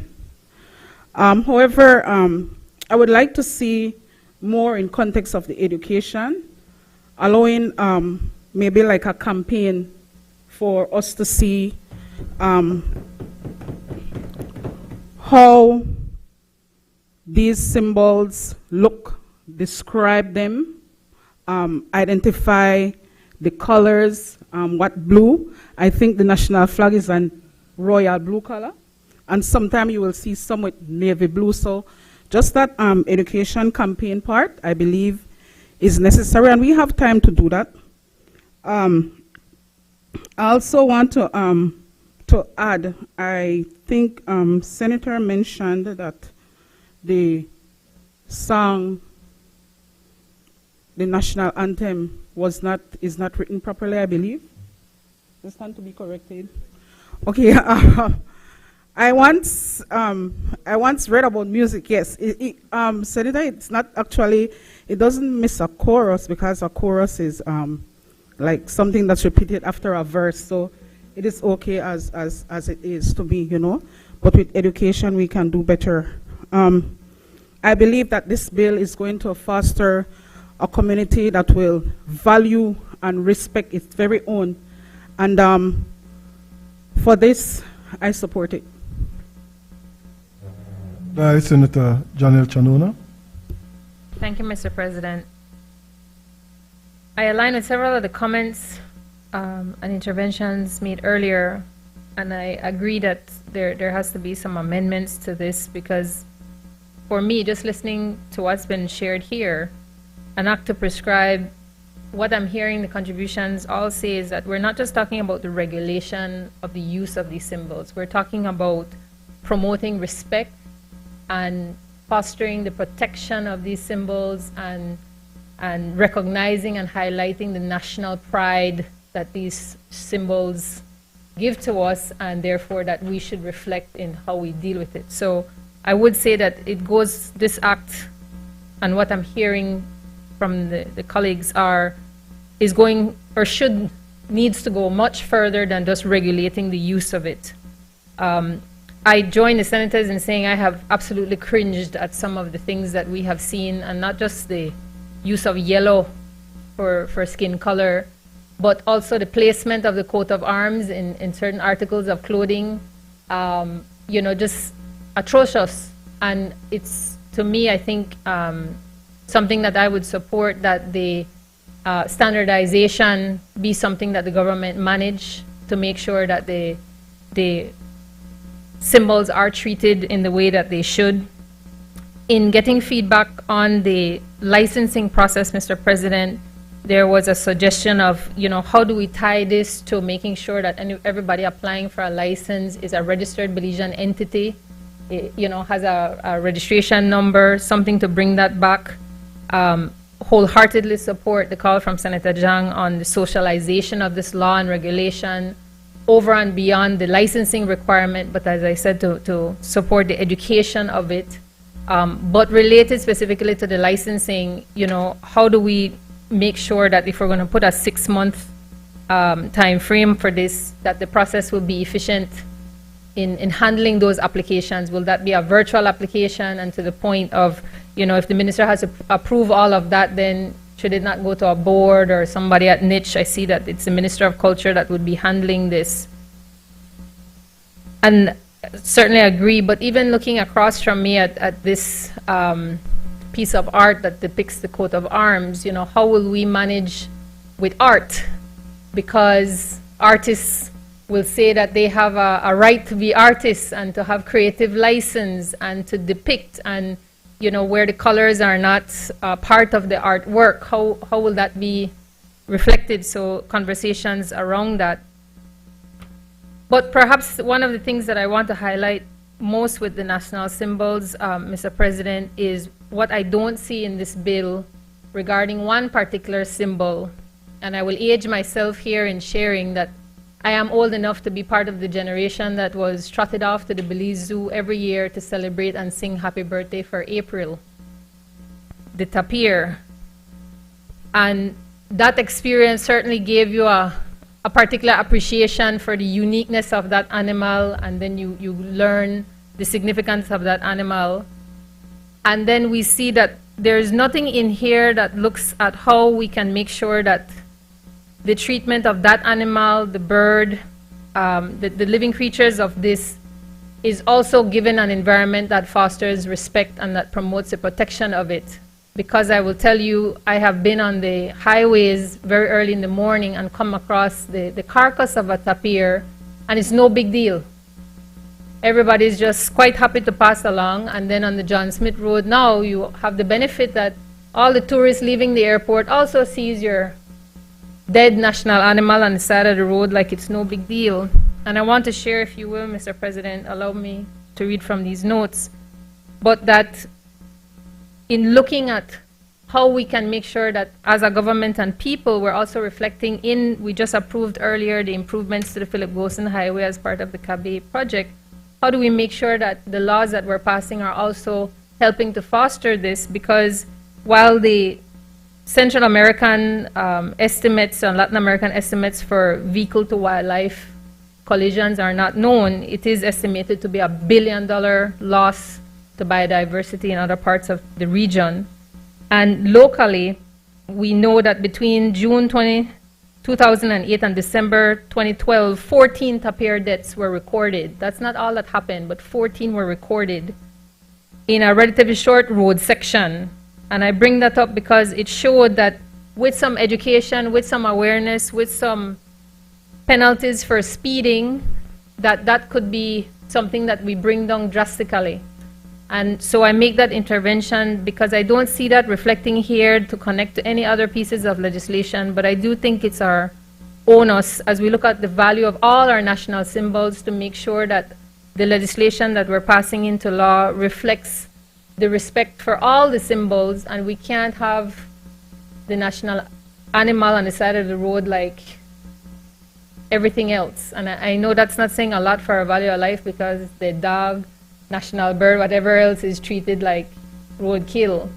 But I think we have to start somewhere, and I think this bill, as we said in the beginning, is a long overdue piece of legislation, but certainly that we should be doing everything possible wherever we're doing it in legislation to make sure that we're paying attention to how we make sure that those national symbols, anthem, coat of arms, everything is given the respect it deserves. So I hope that particularly reference to how we can protect the national animal that appear, particularly with road project initiatives, can be considered. Thank you. Recognize Senator Mark O'Brien. Mr. President, thank you very much. The National Symbols Bill Belize, land of the free by the Caribbean Sea. I mean, I am so proud to raise my flag and wave my flag. I like that freedom. But and I like to do that without fear as well, Mr. President. I think the bill is a wonderful bill, as a matter of fact, well overdue. But we need to have some clarity in regards to the bill. I think I have seen a massive outburst and disconnect on the social media in regards to, I believe it's more misunderstanding of the bill. So it is up to us to ensure that it is clarified so that people understand what is going on here. So there's a lot of little loopholes or gray area that causes this misunderstanding, and it must be revised and clarified. Our national symbol, our representation of our people, and also our land. As Belizeans, we have a rich culture and heritage, right? And it is our patriotic duty to respect it, right? To promote it, to protect it, to preserve it, and safeguard our national identity and our cultural heritage. But, Mr. President, we must be very, very clear in what message we're trying to send in these bills. We don't want to have, this is one of the type of things that I think we love our country so much that we have no hesitation in talking about our national symbols. Well, I have no reservation in singing my national anthem and my prayer and waving my flag. But we don't want to instill fear in anyone that are doing these things freely and proudly. So my contribution to this, Mr. President, is that we need to ensure that we educate our people so that they clearly understand what message we're trying to send in this bill. Thank you very much. I recognize Senator Isabel Bennett Moody. Good afternoon, Mr. President. I stand to support the National Symbol Bill 2025. Quite timely, and I'm very proud that it's this government that is taking the initiative to support the Belizean national symbols, flags, etc. I remember visiting Bella Vista Primary School, and one of the teachers in the beginners class, she didn't have the organogram that shows the Prime Minister fully and his cabinet. But what she did was very creative, and what she did in terms of having the infant 1 and infant 2 be able to relate and understand the structure of government she actually utilized Mickey Mouse and Minnie Mouse frames, and then she was able to cut out the pictures of the different key persons to be placed in her classroom. And I thought that was really neat. It was really cute. I actually should send it to the Prime Minister for him to see. But then I go farther because I'm thinking this bill does not come close to home, Mr. President. It actually hits directly home at 93 Poinsettia Street, Ladyville, Belize District, where the creative mind of a young, brilliant teenager found shared enjoyment in art and what was truly Belizean. The outcome is one of Belize's most trending clothing design with the Belizean flag under the brand Cultural Apparel. It's sold globally, and there are pictures to prove that. And I can personally say that I gave a hotel manager in Chile one of those unique caps coming out of Cultural Apparel. And what was neat about that exchange at that time was that the Chilean manager was one of those big hotels. He said, "But I didn't know that your flag had human beings on it." And to my mind, that's the record that we hold as Belize. We're the only flag, right, Teacher O'Brien? We're the only flag that carries human beings on the flag. And in all this uproar in social media and all the, the excitement and the frustration, or even the stress for that matter, that came up as a result of this bill, there were some comments that I read that was really neat and unique. Because one commenter said that, these are our symbols. And it's the Belizeans that are supposed to be using these symbols to promote and market our country. And especially when I think about the vendors in Mascal, and I will just name Alton Ha for that matter. The creative way in which they have marketed Belize and how they sell it to the tourists there at Alton Ha. But what is important for us to remember, and I appreciate what has been shared before me, Mr. President, is the fact that Minister Fonseca has assured the Belizean people that this bill will not suffocate creativity. And creativity is very high for us in our population. Entrepreneurship is being pushed in our economy as a result of this government. And so I can see that this bill, as it protects the dignity of our symbols, as it protects our integrity, I also see to a certain extent where it's actually give an extra protection for patent that has been registered in our country. And so I say, let's have the dialogue.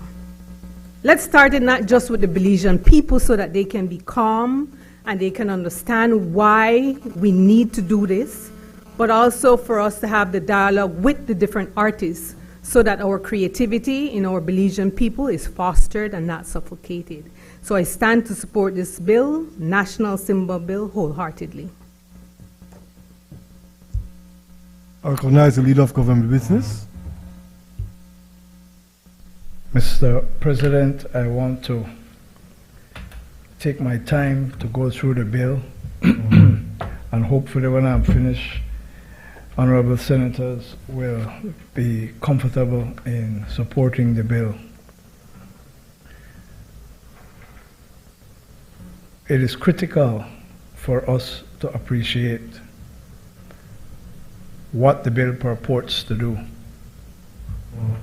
A lot has been said about what needs to be done about our national symbols, and rightly so.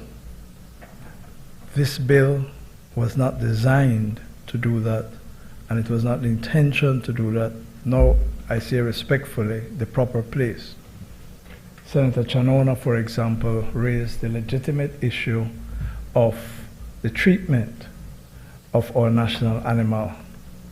The protection of its appear cannot come in this bill. You can't regulate the use of the road, speed of the road, or create a fine for killing a tapir on the road in the National Symbols Bill.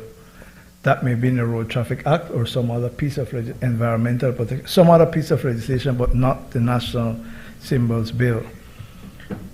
Now, let me say that, as I am told by the Honorable the Attorney General, that this bill was drafted drawing on the national symbol bills or their equivalent from Singapore, Barbados, and Trinidad and Tobago. Because when I read it, I asked, where is this coming from? Senator Dennison criticized or raised concern about the drafting style insofar as clauses 3 to 10 are concerned. Sorry? The definition section, and yes, I understand the concern, but with respect, it's a matter of drafting style. I would not have drafted it that way. He clearly would not have drafted it that way. But I don't believe that it has any impact on the legality of the definition or the sections or clauses 3 to 10. It's very cumbersome and could have been done a lot neater and cleaner. But the effect in law is achieved. The design and description of the national flag are set out in Schedule 1, and then the national flag is declared to be a national symbol. All of that could have been done in a more composite way. And as I say, I don't think it affects the legal force of those provisions if they are passed. Clause 11, and Senator Bengushe pointed out, as did Senator Bennett earlier, some typos which have to be corrected, which can be done quite easily in committee. Clause 11, notwithstanding the provision of any act to the contrary, the copyright in the words and the music of the national anthem and in the design of, that's 2 O's, the national flag, the G, and the national coat of arms are vested in the crown in perpetuity. So we just need to correct the typos there. Now, clause 12 needs to be read. A lot has been said about what is not here. The question is, what is here? A person shall apply to the minister for a license if that person desires to import into Belize, manufacture for sale, offer for sale, or sell any articles, goods, or things that represent or on which is reproduced or represented the national coat of arms, the national flag. Concern was raised about the portrayal of the pelican. That's not the coat of arms, nor is it the national flag. Sorry, the toucan.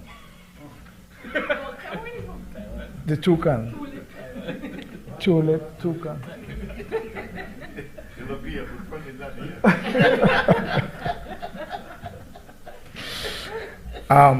And the ability of an artist to draw the keel-bill pelican, toucan in a particular way.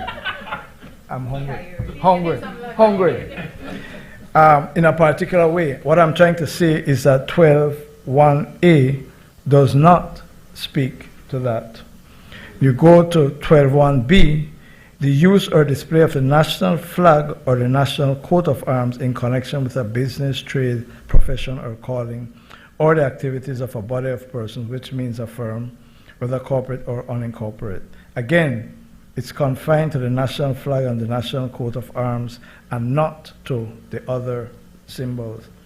So the point I'm seeking to make is that the concerns that were raised, someone can draw the tapir in a way, it doesn't matter how you draw the tapir. What the law is doing is saying the particular tapir, which is the Baird's tapir, is the national symbol of Belize. If an artist wishes to draw it in a particular abstract way or some way, there is no attempt by this piece of legislation to restrict the freedom of the artist, save and except in respect to the national flag and the national coat of arms. And it is only in respect of the commercial use of the national flag and the national coat of arms that a license is required. It is important. It is in the commercialization of the national flag and the national coat of arms that this bill seeks to address. An application for a license shall be in writing and shall contain such information as the minister may from time to time require. Where the minister approves the grant of a license to an applicant pursuant to the section, the minister shall grant to the applicant a license in the form set out in Schedule 6. A license granted by the minister may contain such terms and conditions as the minister thinks fit. The minister may cancel a license granted under this section if satisfied that the holder of the license has breached the condition of the license or is not in compliance with any of the requirements under this act. No one, if I recall correctly, had any concerns about clauses 12, 2 to 5. Concerns were raised about clause 6, sub 12.6. Yes. Again, it's important to stress what is here. We go back to 12.1. We're talking about the commercialization of the national flag and the national coat of arms. And if you want to involve yourself in commercialization of those two symbols, you need a license. Notwithstanding subsection 1, commercialization, a license shall not be required for the use or display of the national flag or the national coat of arms by educational institutions, religious institutions, or for the purpose of official ceremonies. There is no provision in this law that says if you use a flag, if you use the flag at your home, if you use the flag at your office, that you're using it for commercial purposes and that you require a license. It's very specific where a license is required. The minister can't say, because I have exempted religious educational institutions and official ceremonies, by implication, I'm now going to charge you and say you should have known. There is no provision in the law for it. The law does not say that if you want to fly your flag at your house, you must get a license. If you want to fly your flag on a car, you must get a license. That there is no such provision in this legislation. None at all.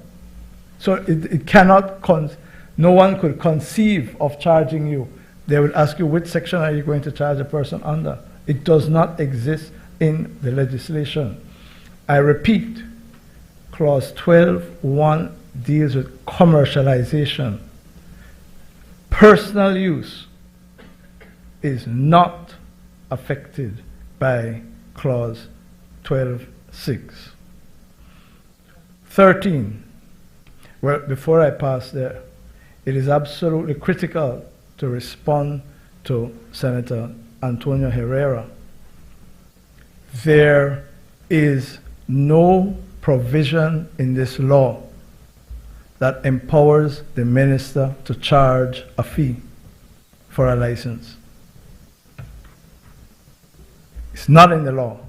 And I can say, without fear of contradiction, as a matter of law, that a minister or any entity cannot charge a fee unless the law empowers him or her to charge a fee.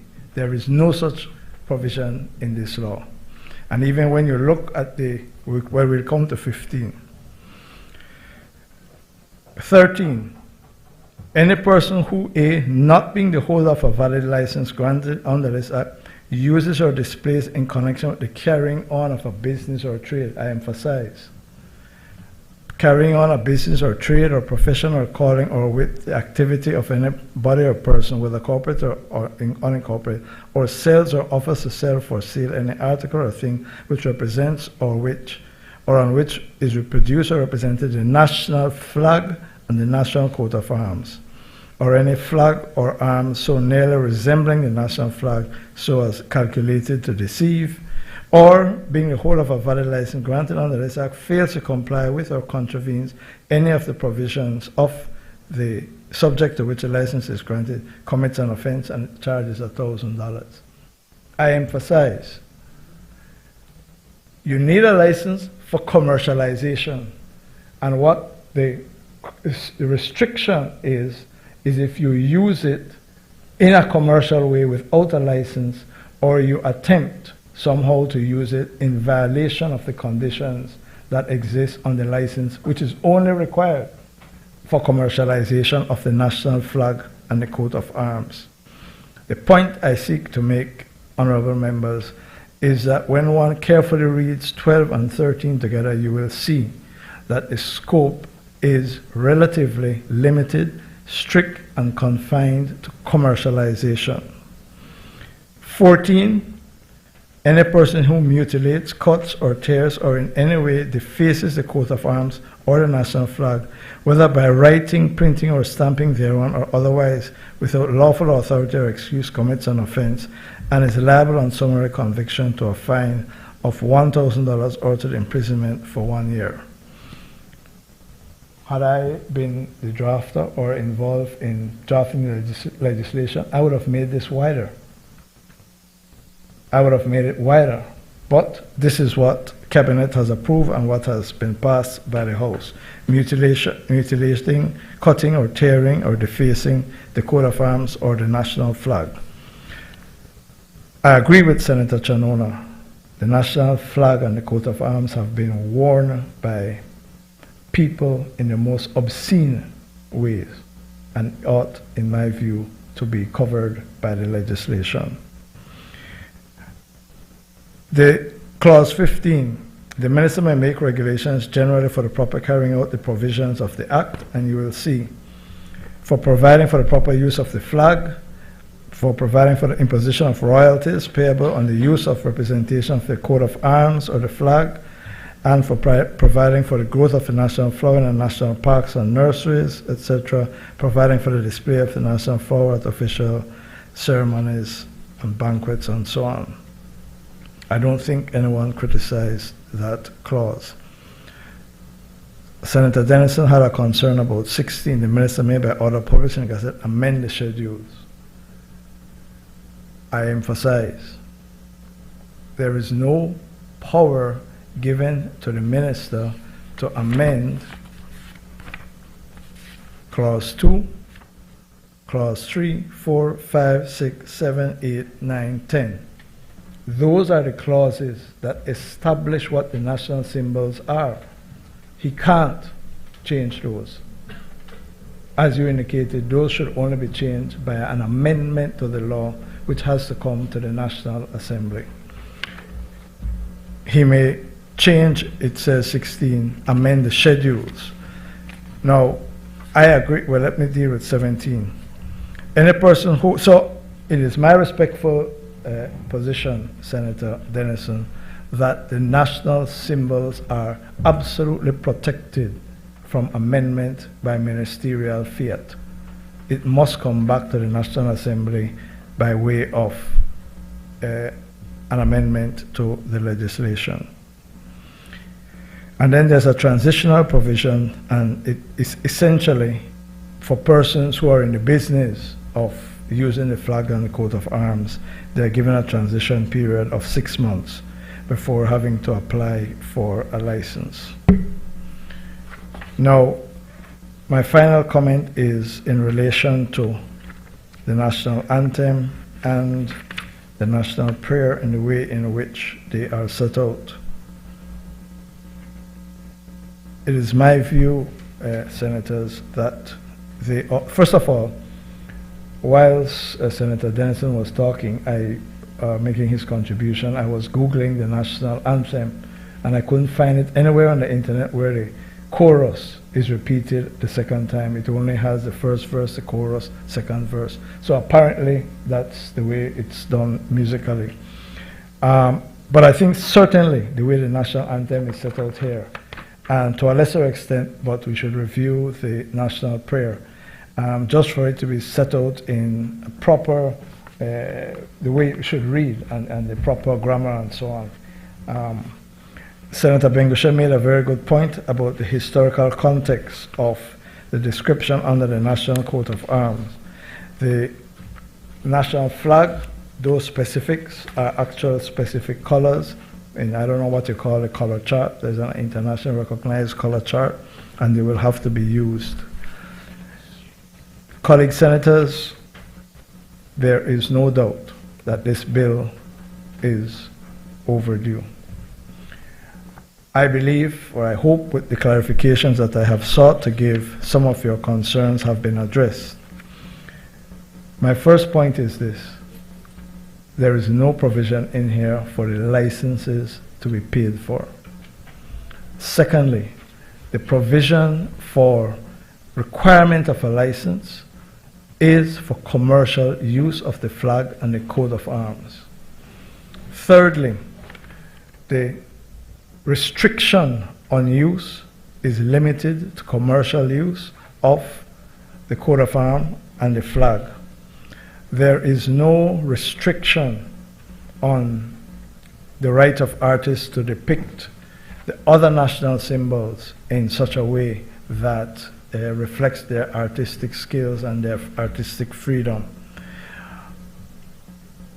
However, when it comes to the national flag, when it comes to the coat of arms, based on the experience that we have all spoken to in here, we should not allow any derogation, any misrepresentation of those two symbols. And that is why the law is confined to those two symbols.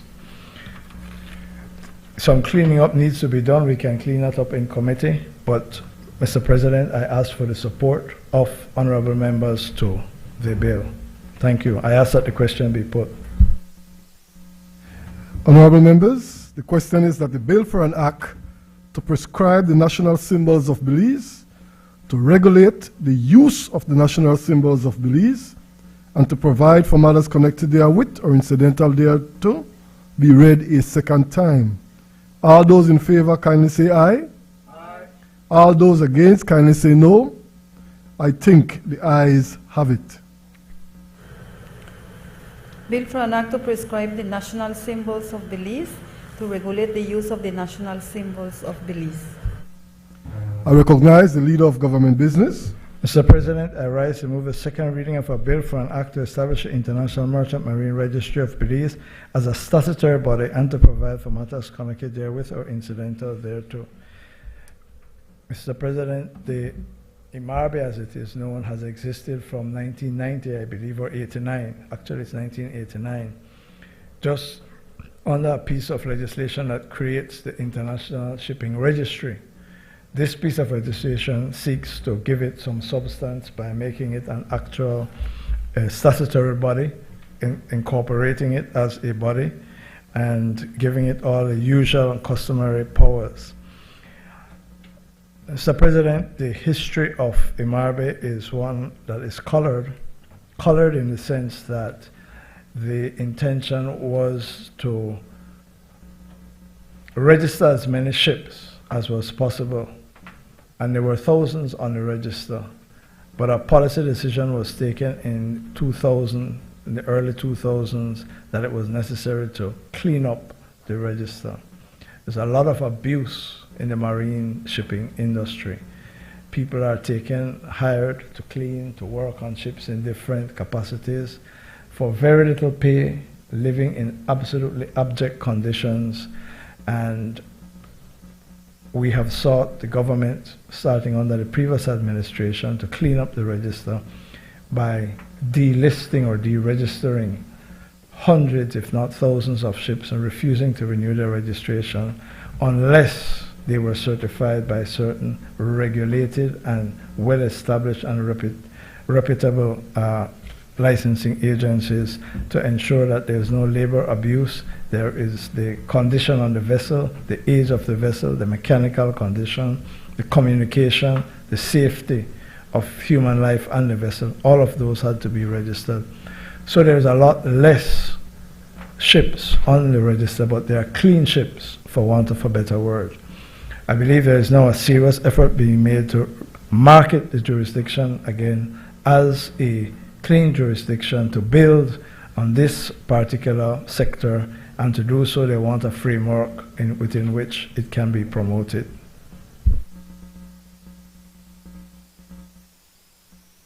Recognize Senator Denfield. Obliged, Mr. President.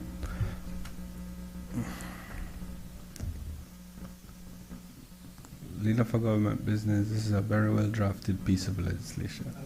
This is a very well-drafted piece of legislation.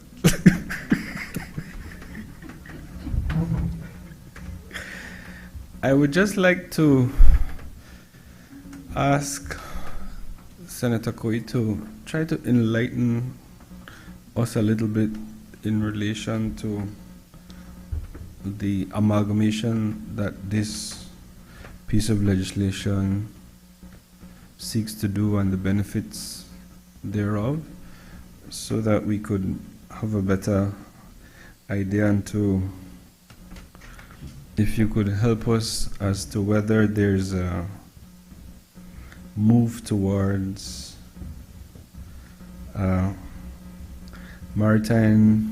sort of maritime administration, and whether that would include the Ports Authority,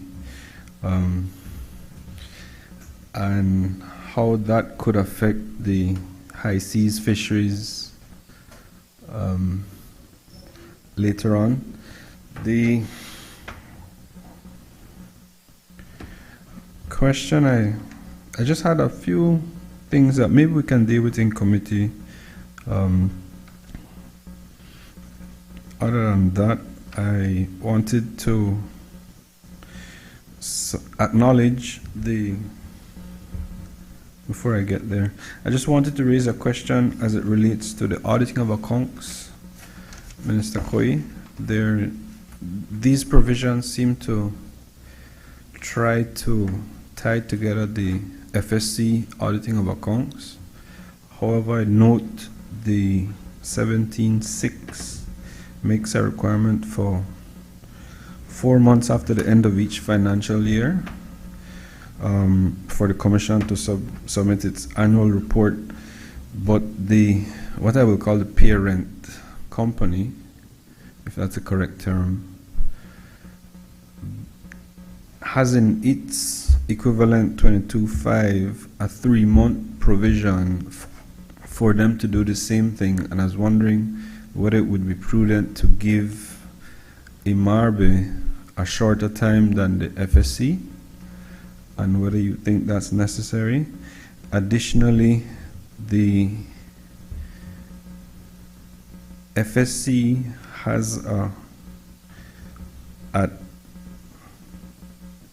where we have 17.7, the equivalent of that provision in the FSC Act makes that the annual report is submitted to the House of Representatives, while this one is to be submitted to the National Assembly. Now, I prefer both be submitted to the National Assembly, but if there's a policy reason behind the distinction, if you could assist us with that. And I wanted to ask on behalf of the workers under 25, I applaud the effort of the government to be aware of how this can affect pension and service of those who would be in the employ permanently of the government.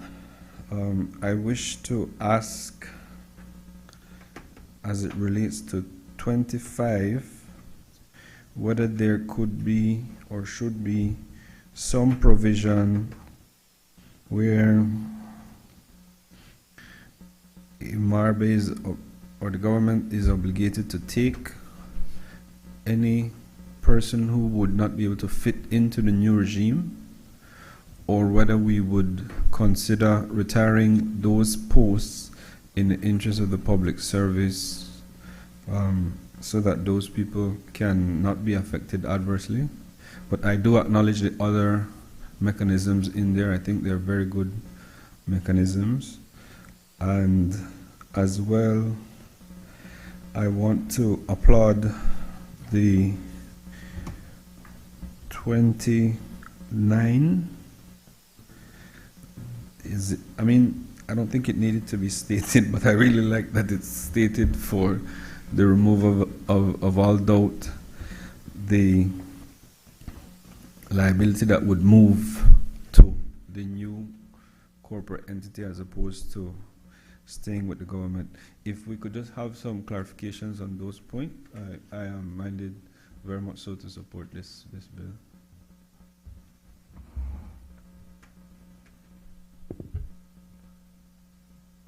I recognize Senator Christopher.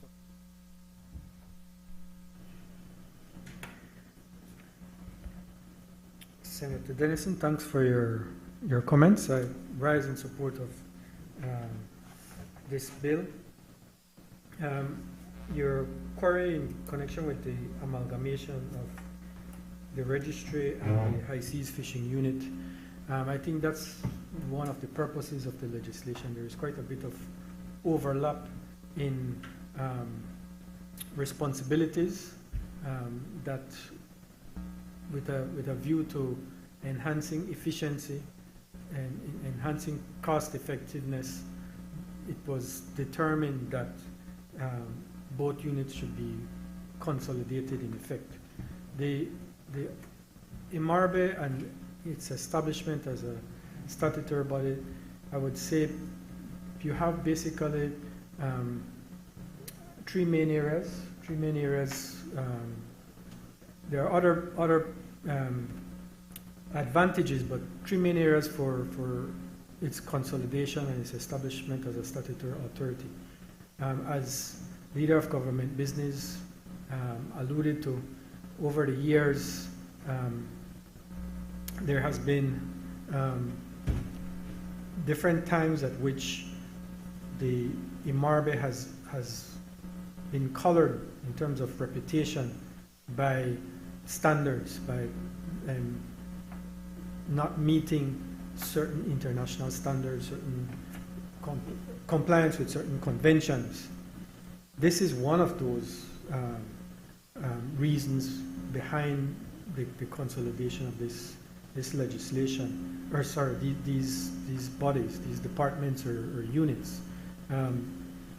The ability to have that oversight, that supervision on both units together, the ability to consolidate both units together, it is the view that it will enhance the ability to improve the standards of both units now as one, and to meet those international standards. We have experience of doing that. I would like to take this opportunity to highlight our achievements so far as the anti-money laundering evaluation, moving from the third round, where basically Belize got an F in the third round CFATF mutual evaluation, to now Belize getting an A in the fourth round mutual evaluation. We are, our rating is in the top, how I would put it, less than 15% of the countries in the world have received a rating as ours. So we are proud of that achievement and what it took to make that achievement, and we know what we need to do to go from an F to an A. I wouldn't say that IMARBE has suffered an F at this point in time, but maybe it's a C minus. And so there's a lot of work to move us from that C minus to an A. And as we move towards and get to that A, then the international maritime sector of Belize has a lot of benefit, a lot of opportunity that it will bring to our country and its people. So this is that effort. This is that start, if you will, to elevate our standards and elevate our jurisdiction so far as an international maritime jurisdiction is concerned.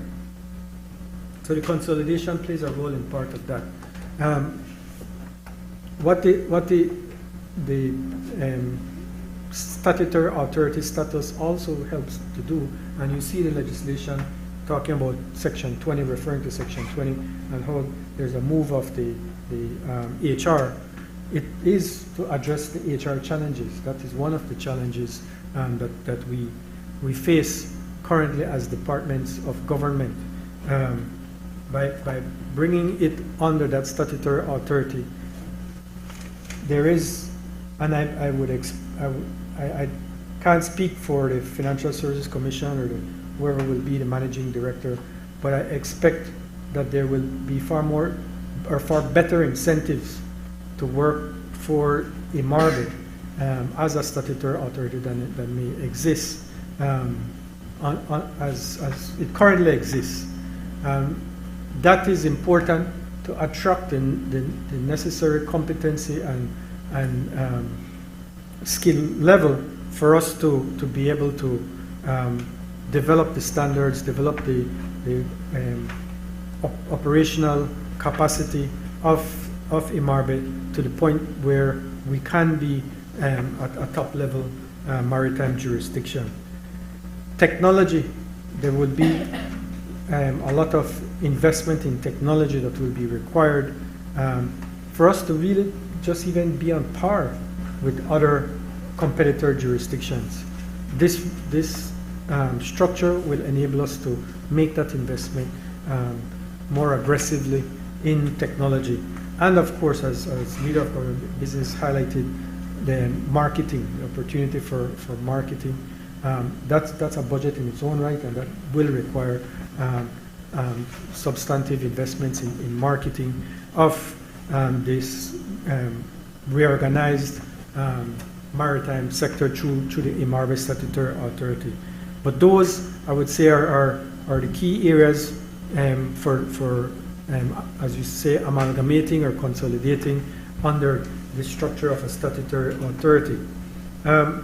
With respect to the Port Authority, I don't think there is any connection in terms of the Port Authority. If you will, I would say we'd look at it as more a separation between domestic and international. So the IMARBE International Merchant Marine Registry and the High Seas Fishing Unit, those are more the international side of the maritime sector, whereas the Port Authority deals with more of the domestic. On Section 18, is it Section 18.2 that you spoke about, so, 17 and 18. 17 deals with the audit, and I think it mirrors in large part what's in the Financial Services Commission Act, but also similar to the Central Bank Act. The requirement of the audit and the submission of the audit to the minister, but also the laying before the National Assembly of the annual report. So that ensures that the audit and the annual report is of public record for anyone to look at, and it obliges IMARBE to meet that obligation. In the case of Section 18 deals with the budget. So the audit is backward-looking, the budget is forward-looking. So the budget sets Section 18 sets a process for which IMARBE is obliged to prepare the budget estimates and submit for consideration. So that is what Section 18.2 speaks to. So that's really the distinction between the budget and the audit. Maybe I misunderstood you, but the audit, what in terms of 17 is historical, whereas the budget is forward-looking.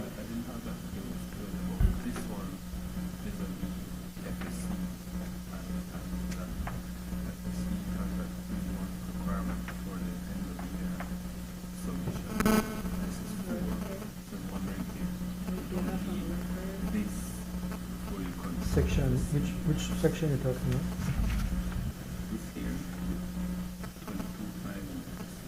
about? Okay, yes.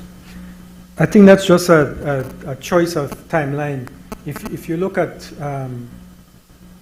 audits, typically audits take 4 months to get done. So it might be at least 4 months. It might be longer than that. You might see they have that experience in the private sector in terms of getting audits done. So even if we want to put 3 months, 3 months might not be a realistic timeline to get it completed. Right, so if that's the case, yes, we could look at the FSC Act and see if there might need to be an adjustment on that.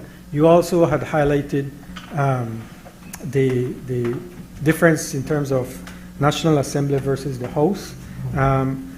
I'm not aware of the rationale why it would be only the House in the Financial Services Commission Act, but certainly with a view to a broaden to this in terms of being in the public realm, the preference is to have it laid before the table of both houses of the National Assembly. On the matter of Section 25,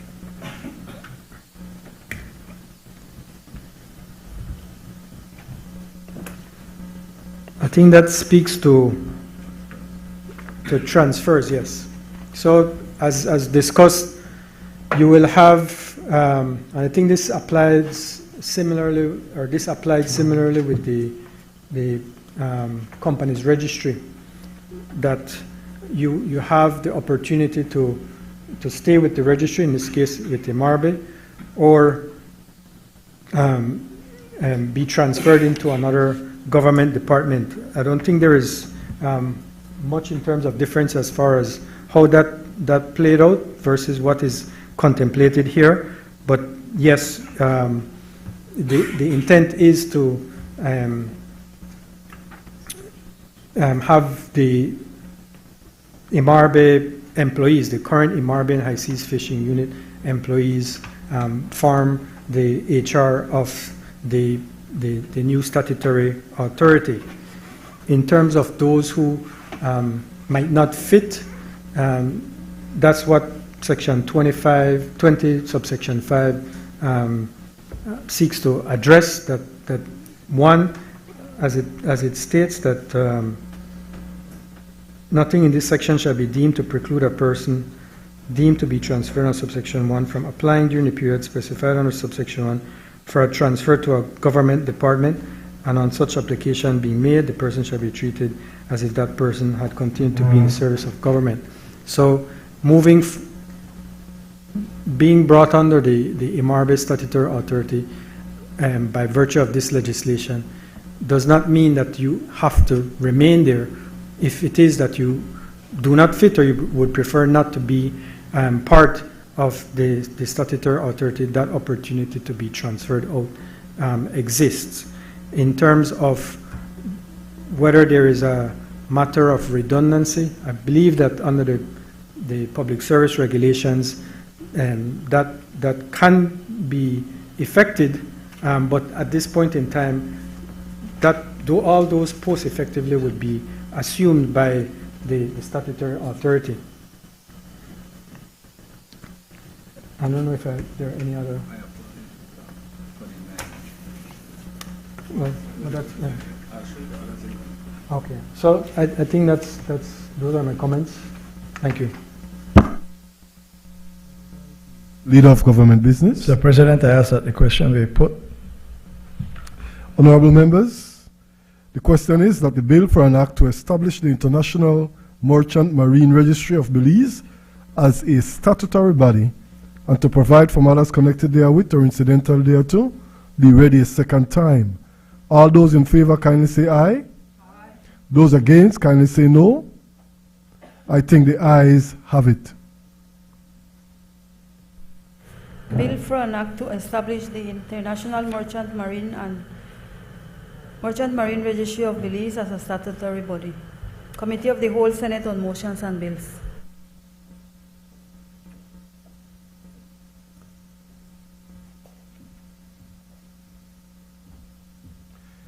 Honorable members, in accordance with Standing Order 68A, the Senate will now resolve itself into the Constitution and Foreign Affairs Committee, a committee of the whole Senate, to consider the motions referred to it, and thereafter, in accordance with Standing Order 54, the committee of the whole Senate to consider the bills that were read a second time.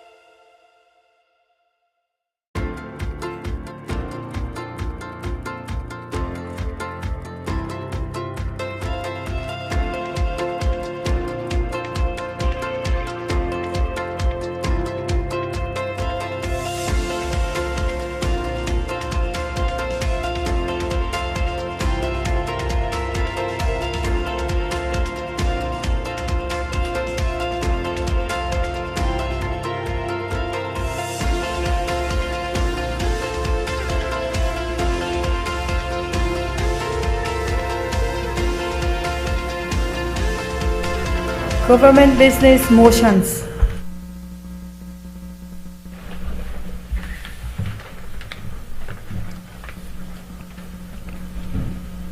May I, Madam President? I recognize the leader of government business. Madam President, the Constitution and Foreign Affairs Committee has met and considered the following motions. Resolution authorizing requests for affiliation to the Interparliamentary Union, Motion 2025. Resolution authorizing the ratification by Belize to the Framework Agreement for Grant Aid between the Government of Belize and the Government of the Republic of Korea, Motion 2025. Resolution authorizing the ratification by Belize to the agreement between the Government of Belize and the Republic of Korea concerning loans from the Economic Cooperation Fund, Motion 2025. Resolution authorizing the acceptance of the amendments to the International Sugar Agreement 2025 and appointment of the Auditor General, Motion 2025. The committee further agreed that the motions be returned back to the Senate for adoption. I therefore move that the questions be put.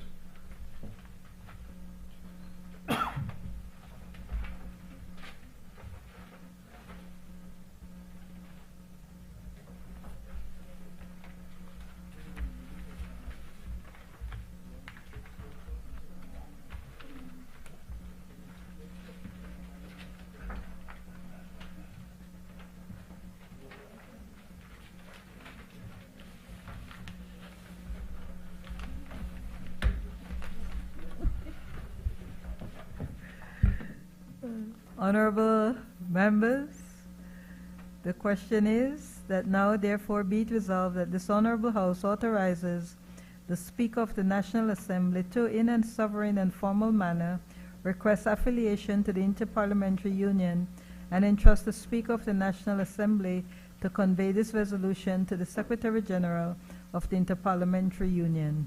Honorable members, the question is that now therefore be it resolved that the Senate authorizes the Government of Belize to ratify to the Framework Agreement for grant aid between the Government of Belize and the Government of the Republic of Korea.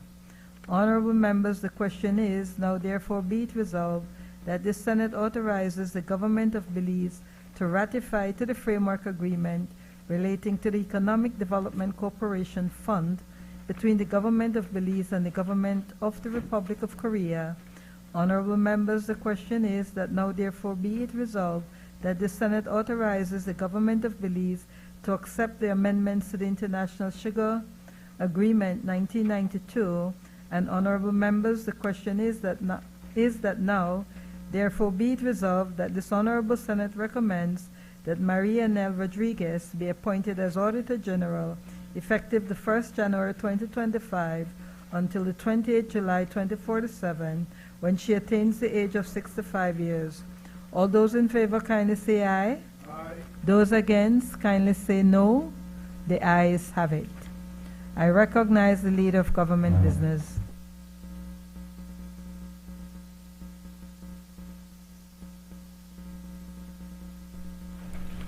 Madam President, the Committee of the Whole Senate considered 7 bills. With your permission, I would like to take them together. Madam President, I rise to report that the Committee of the Whole Senate has considered the Senior Courts Amendment Bill 2025, the Trade Licensing Amendment Number 2 Bill 2025, Fiscal Incentives Amendment Bill 2025, Stamp Duties Amendment Number 2 Bill 2025, Belize Companies Amendment Bill 2025, the National Symbols Bill 2025, and the International Merchant and Marine Registry Bill 2025, and pass them without amendment. I now move that the bills be read a third time. Honorable members, the question is that the bill for an act to amend the Senior Courts Act, Act Number 27 of 2022, to provide for notices and documents required to be served in relation to appeals from inferior courts to be served by public advertisement, and to provide for matters connected therewith or incidental thereto, be read a third time. Honorable members, the question is that the bill for an act to amend the Trade Licensing Act, Act Number 19 of 2024, to change the date of commencement of the act to allow for further public sensitization of the scope and nature of the act and to provide for matters connected therewith or incidental thereto, be read a third time. Honorable members, the question is that the bill for an act to amend the Fiscal Incentives Act, Act Number 4 of 2023, to allow registered cooperative societies to be eligible to receive fiscal incentives and to provide for matters connected therewith or incidental thereto, be read a third time. Honorable members, the question is that the bill for an act to make clarifying amendments to the Stamp Duties Act, Chapter 64 of the Substantive Laws of Belize, Revised Edition 2020, and to provide for matters connected therewith and incidental thereto, be read a third time.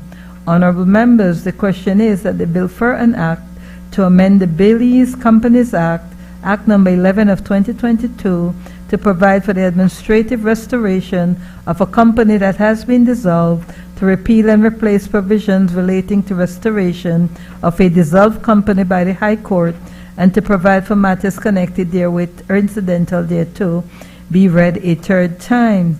Honorable members, the question is that the bill for an act to prescribe the national symbols of Belize, to regulate the use of the national symbols of Belize, and to provide for matters connected therewith or incidental thereto, be read a third time. And honorable members, the question is that the bill for an act to establish the International Merchant Marine Registry of Belize as a statutory body and to provide for matters connected therewith or incidental thereto, be read a third time.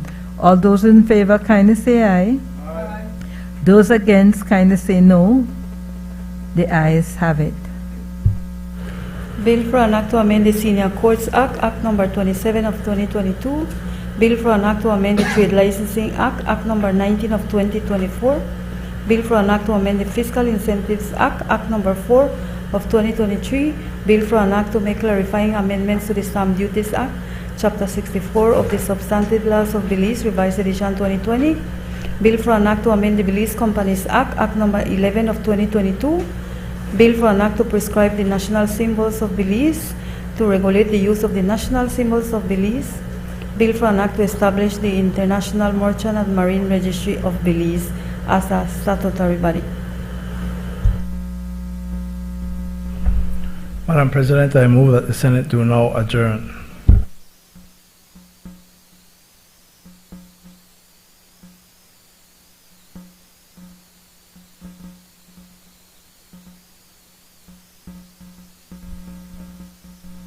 Bennett, you have asked to speak on the adjournment?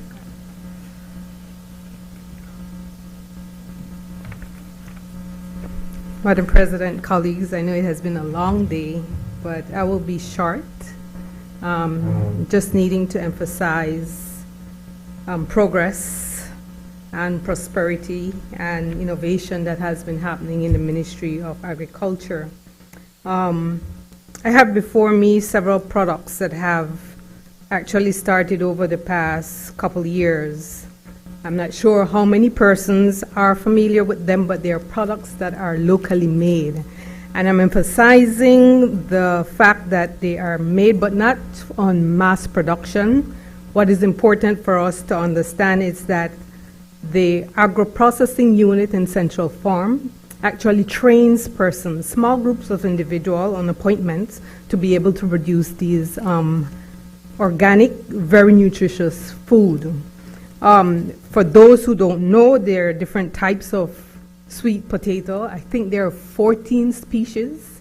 And what the agro-processing unit have been doing is producing different types of flour. So I have here banana flour from green banana. I have the sweet potato flour as well. They also provided a sample of breadfruit flour. I never heard of it before. Then there is the other yellow sweet potato flour. And there's also, well, there's additional ones here. But what is important and what they're emphasizing is the fact that we have so much chronic condition in our country, and Belizeans can take a hold of their health because it's part of their responsibility. And so even though we are emphasizing and we are providing quality health care through NHI, part of our responsibilities to be able to make healthy choices in terms of our food. They have papaya jam. They also produce pineapple jam, a variety of hot peppers, etc. Why am I emphasizing all of this? And I won't pull out all these things just now. Turmeric powder, porridge, banana porridge. They have ventured into making a substance that has replaced encaparina, which is utilized in the school feeding programs in the different schools that have been identified to assist children with daily meals. Beside these products, Madam President, the pride that these individuals take in training individuals to produce them, just for the purpose of this short presentation, I would like to emphasize and celebrate the work of Anna Hoy, Rosetta Williams, she's a processing assistant, then Dennis Castillo, who is also a processing assistant, Cristobal Mancham, I think that's how you pronounce the name, and the coordinator for the agro-processing unit, Mr. E. Gentle. The backbone behind that unit is our agricultural officers. From north to south, east to west, they police our farms, ensuring that we get quality food. And one key person behind the big movement in having healthy food choices in school, which is an initiative under this government, is Mr. Emilio Montero from the Cayo district. What is important as well, besides the product and the personnel that put their love and passion into this, Madam President, is the fact that they also have an accompanying cookbook. So for persons who struggle with lifestyle conditions such as diabetes, high blood pressure, cholesterol issues, that book is there for them to guide. So with that short presentation, Madam President, I would like to say that this is not a one-time off initiative. There's so many other innovation that is coming out of different ministries. And I'm happy that Minister Musa had listed, Karim that is, had listed so many other activities that we can continue to look forward to in terms of prosperity, in terms of wealth for the nation, in terms of having innovation and entrepreneurial spirit coming out of the Belizean people. So I am happy for this opportunity that I have gotten to be able to make this short presentation, but also to say, Madam President, for the opportunity that I've had to work in the Senate. Under your leadership, it was very educational, it was very impactful, it was very life-changing. And I would also like to say congratulations to Ms. Clarita Petch as the first woman to serve as a Senate for Belize. I thank you.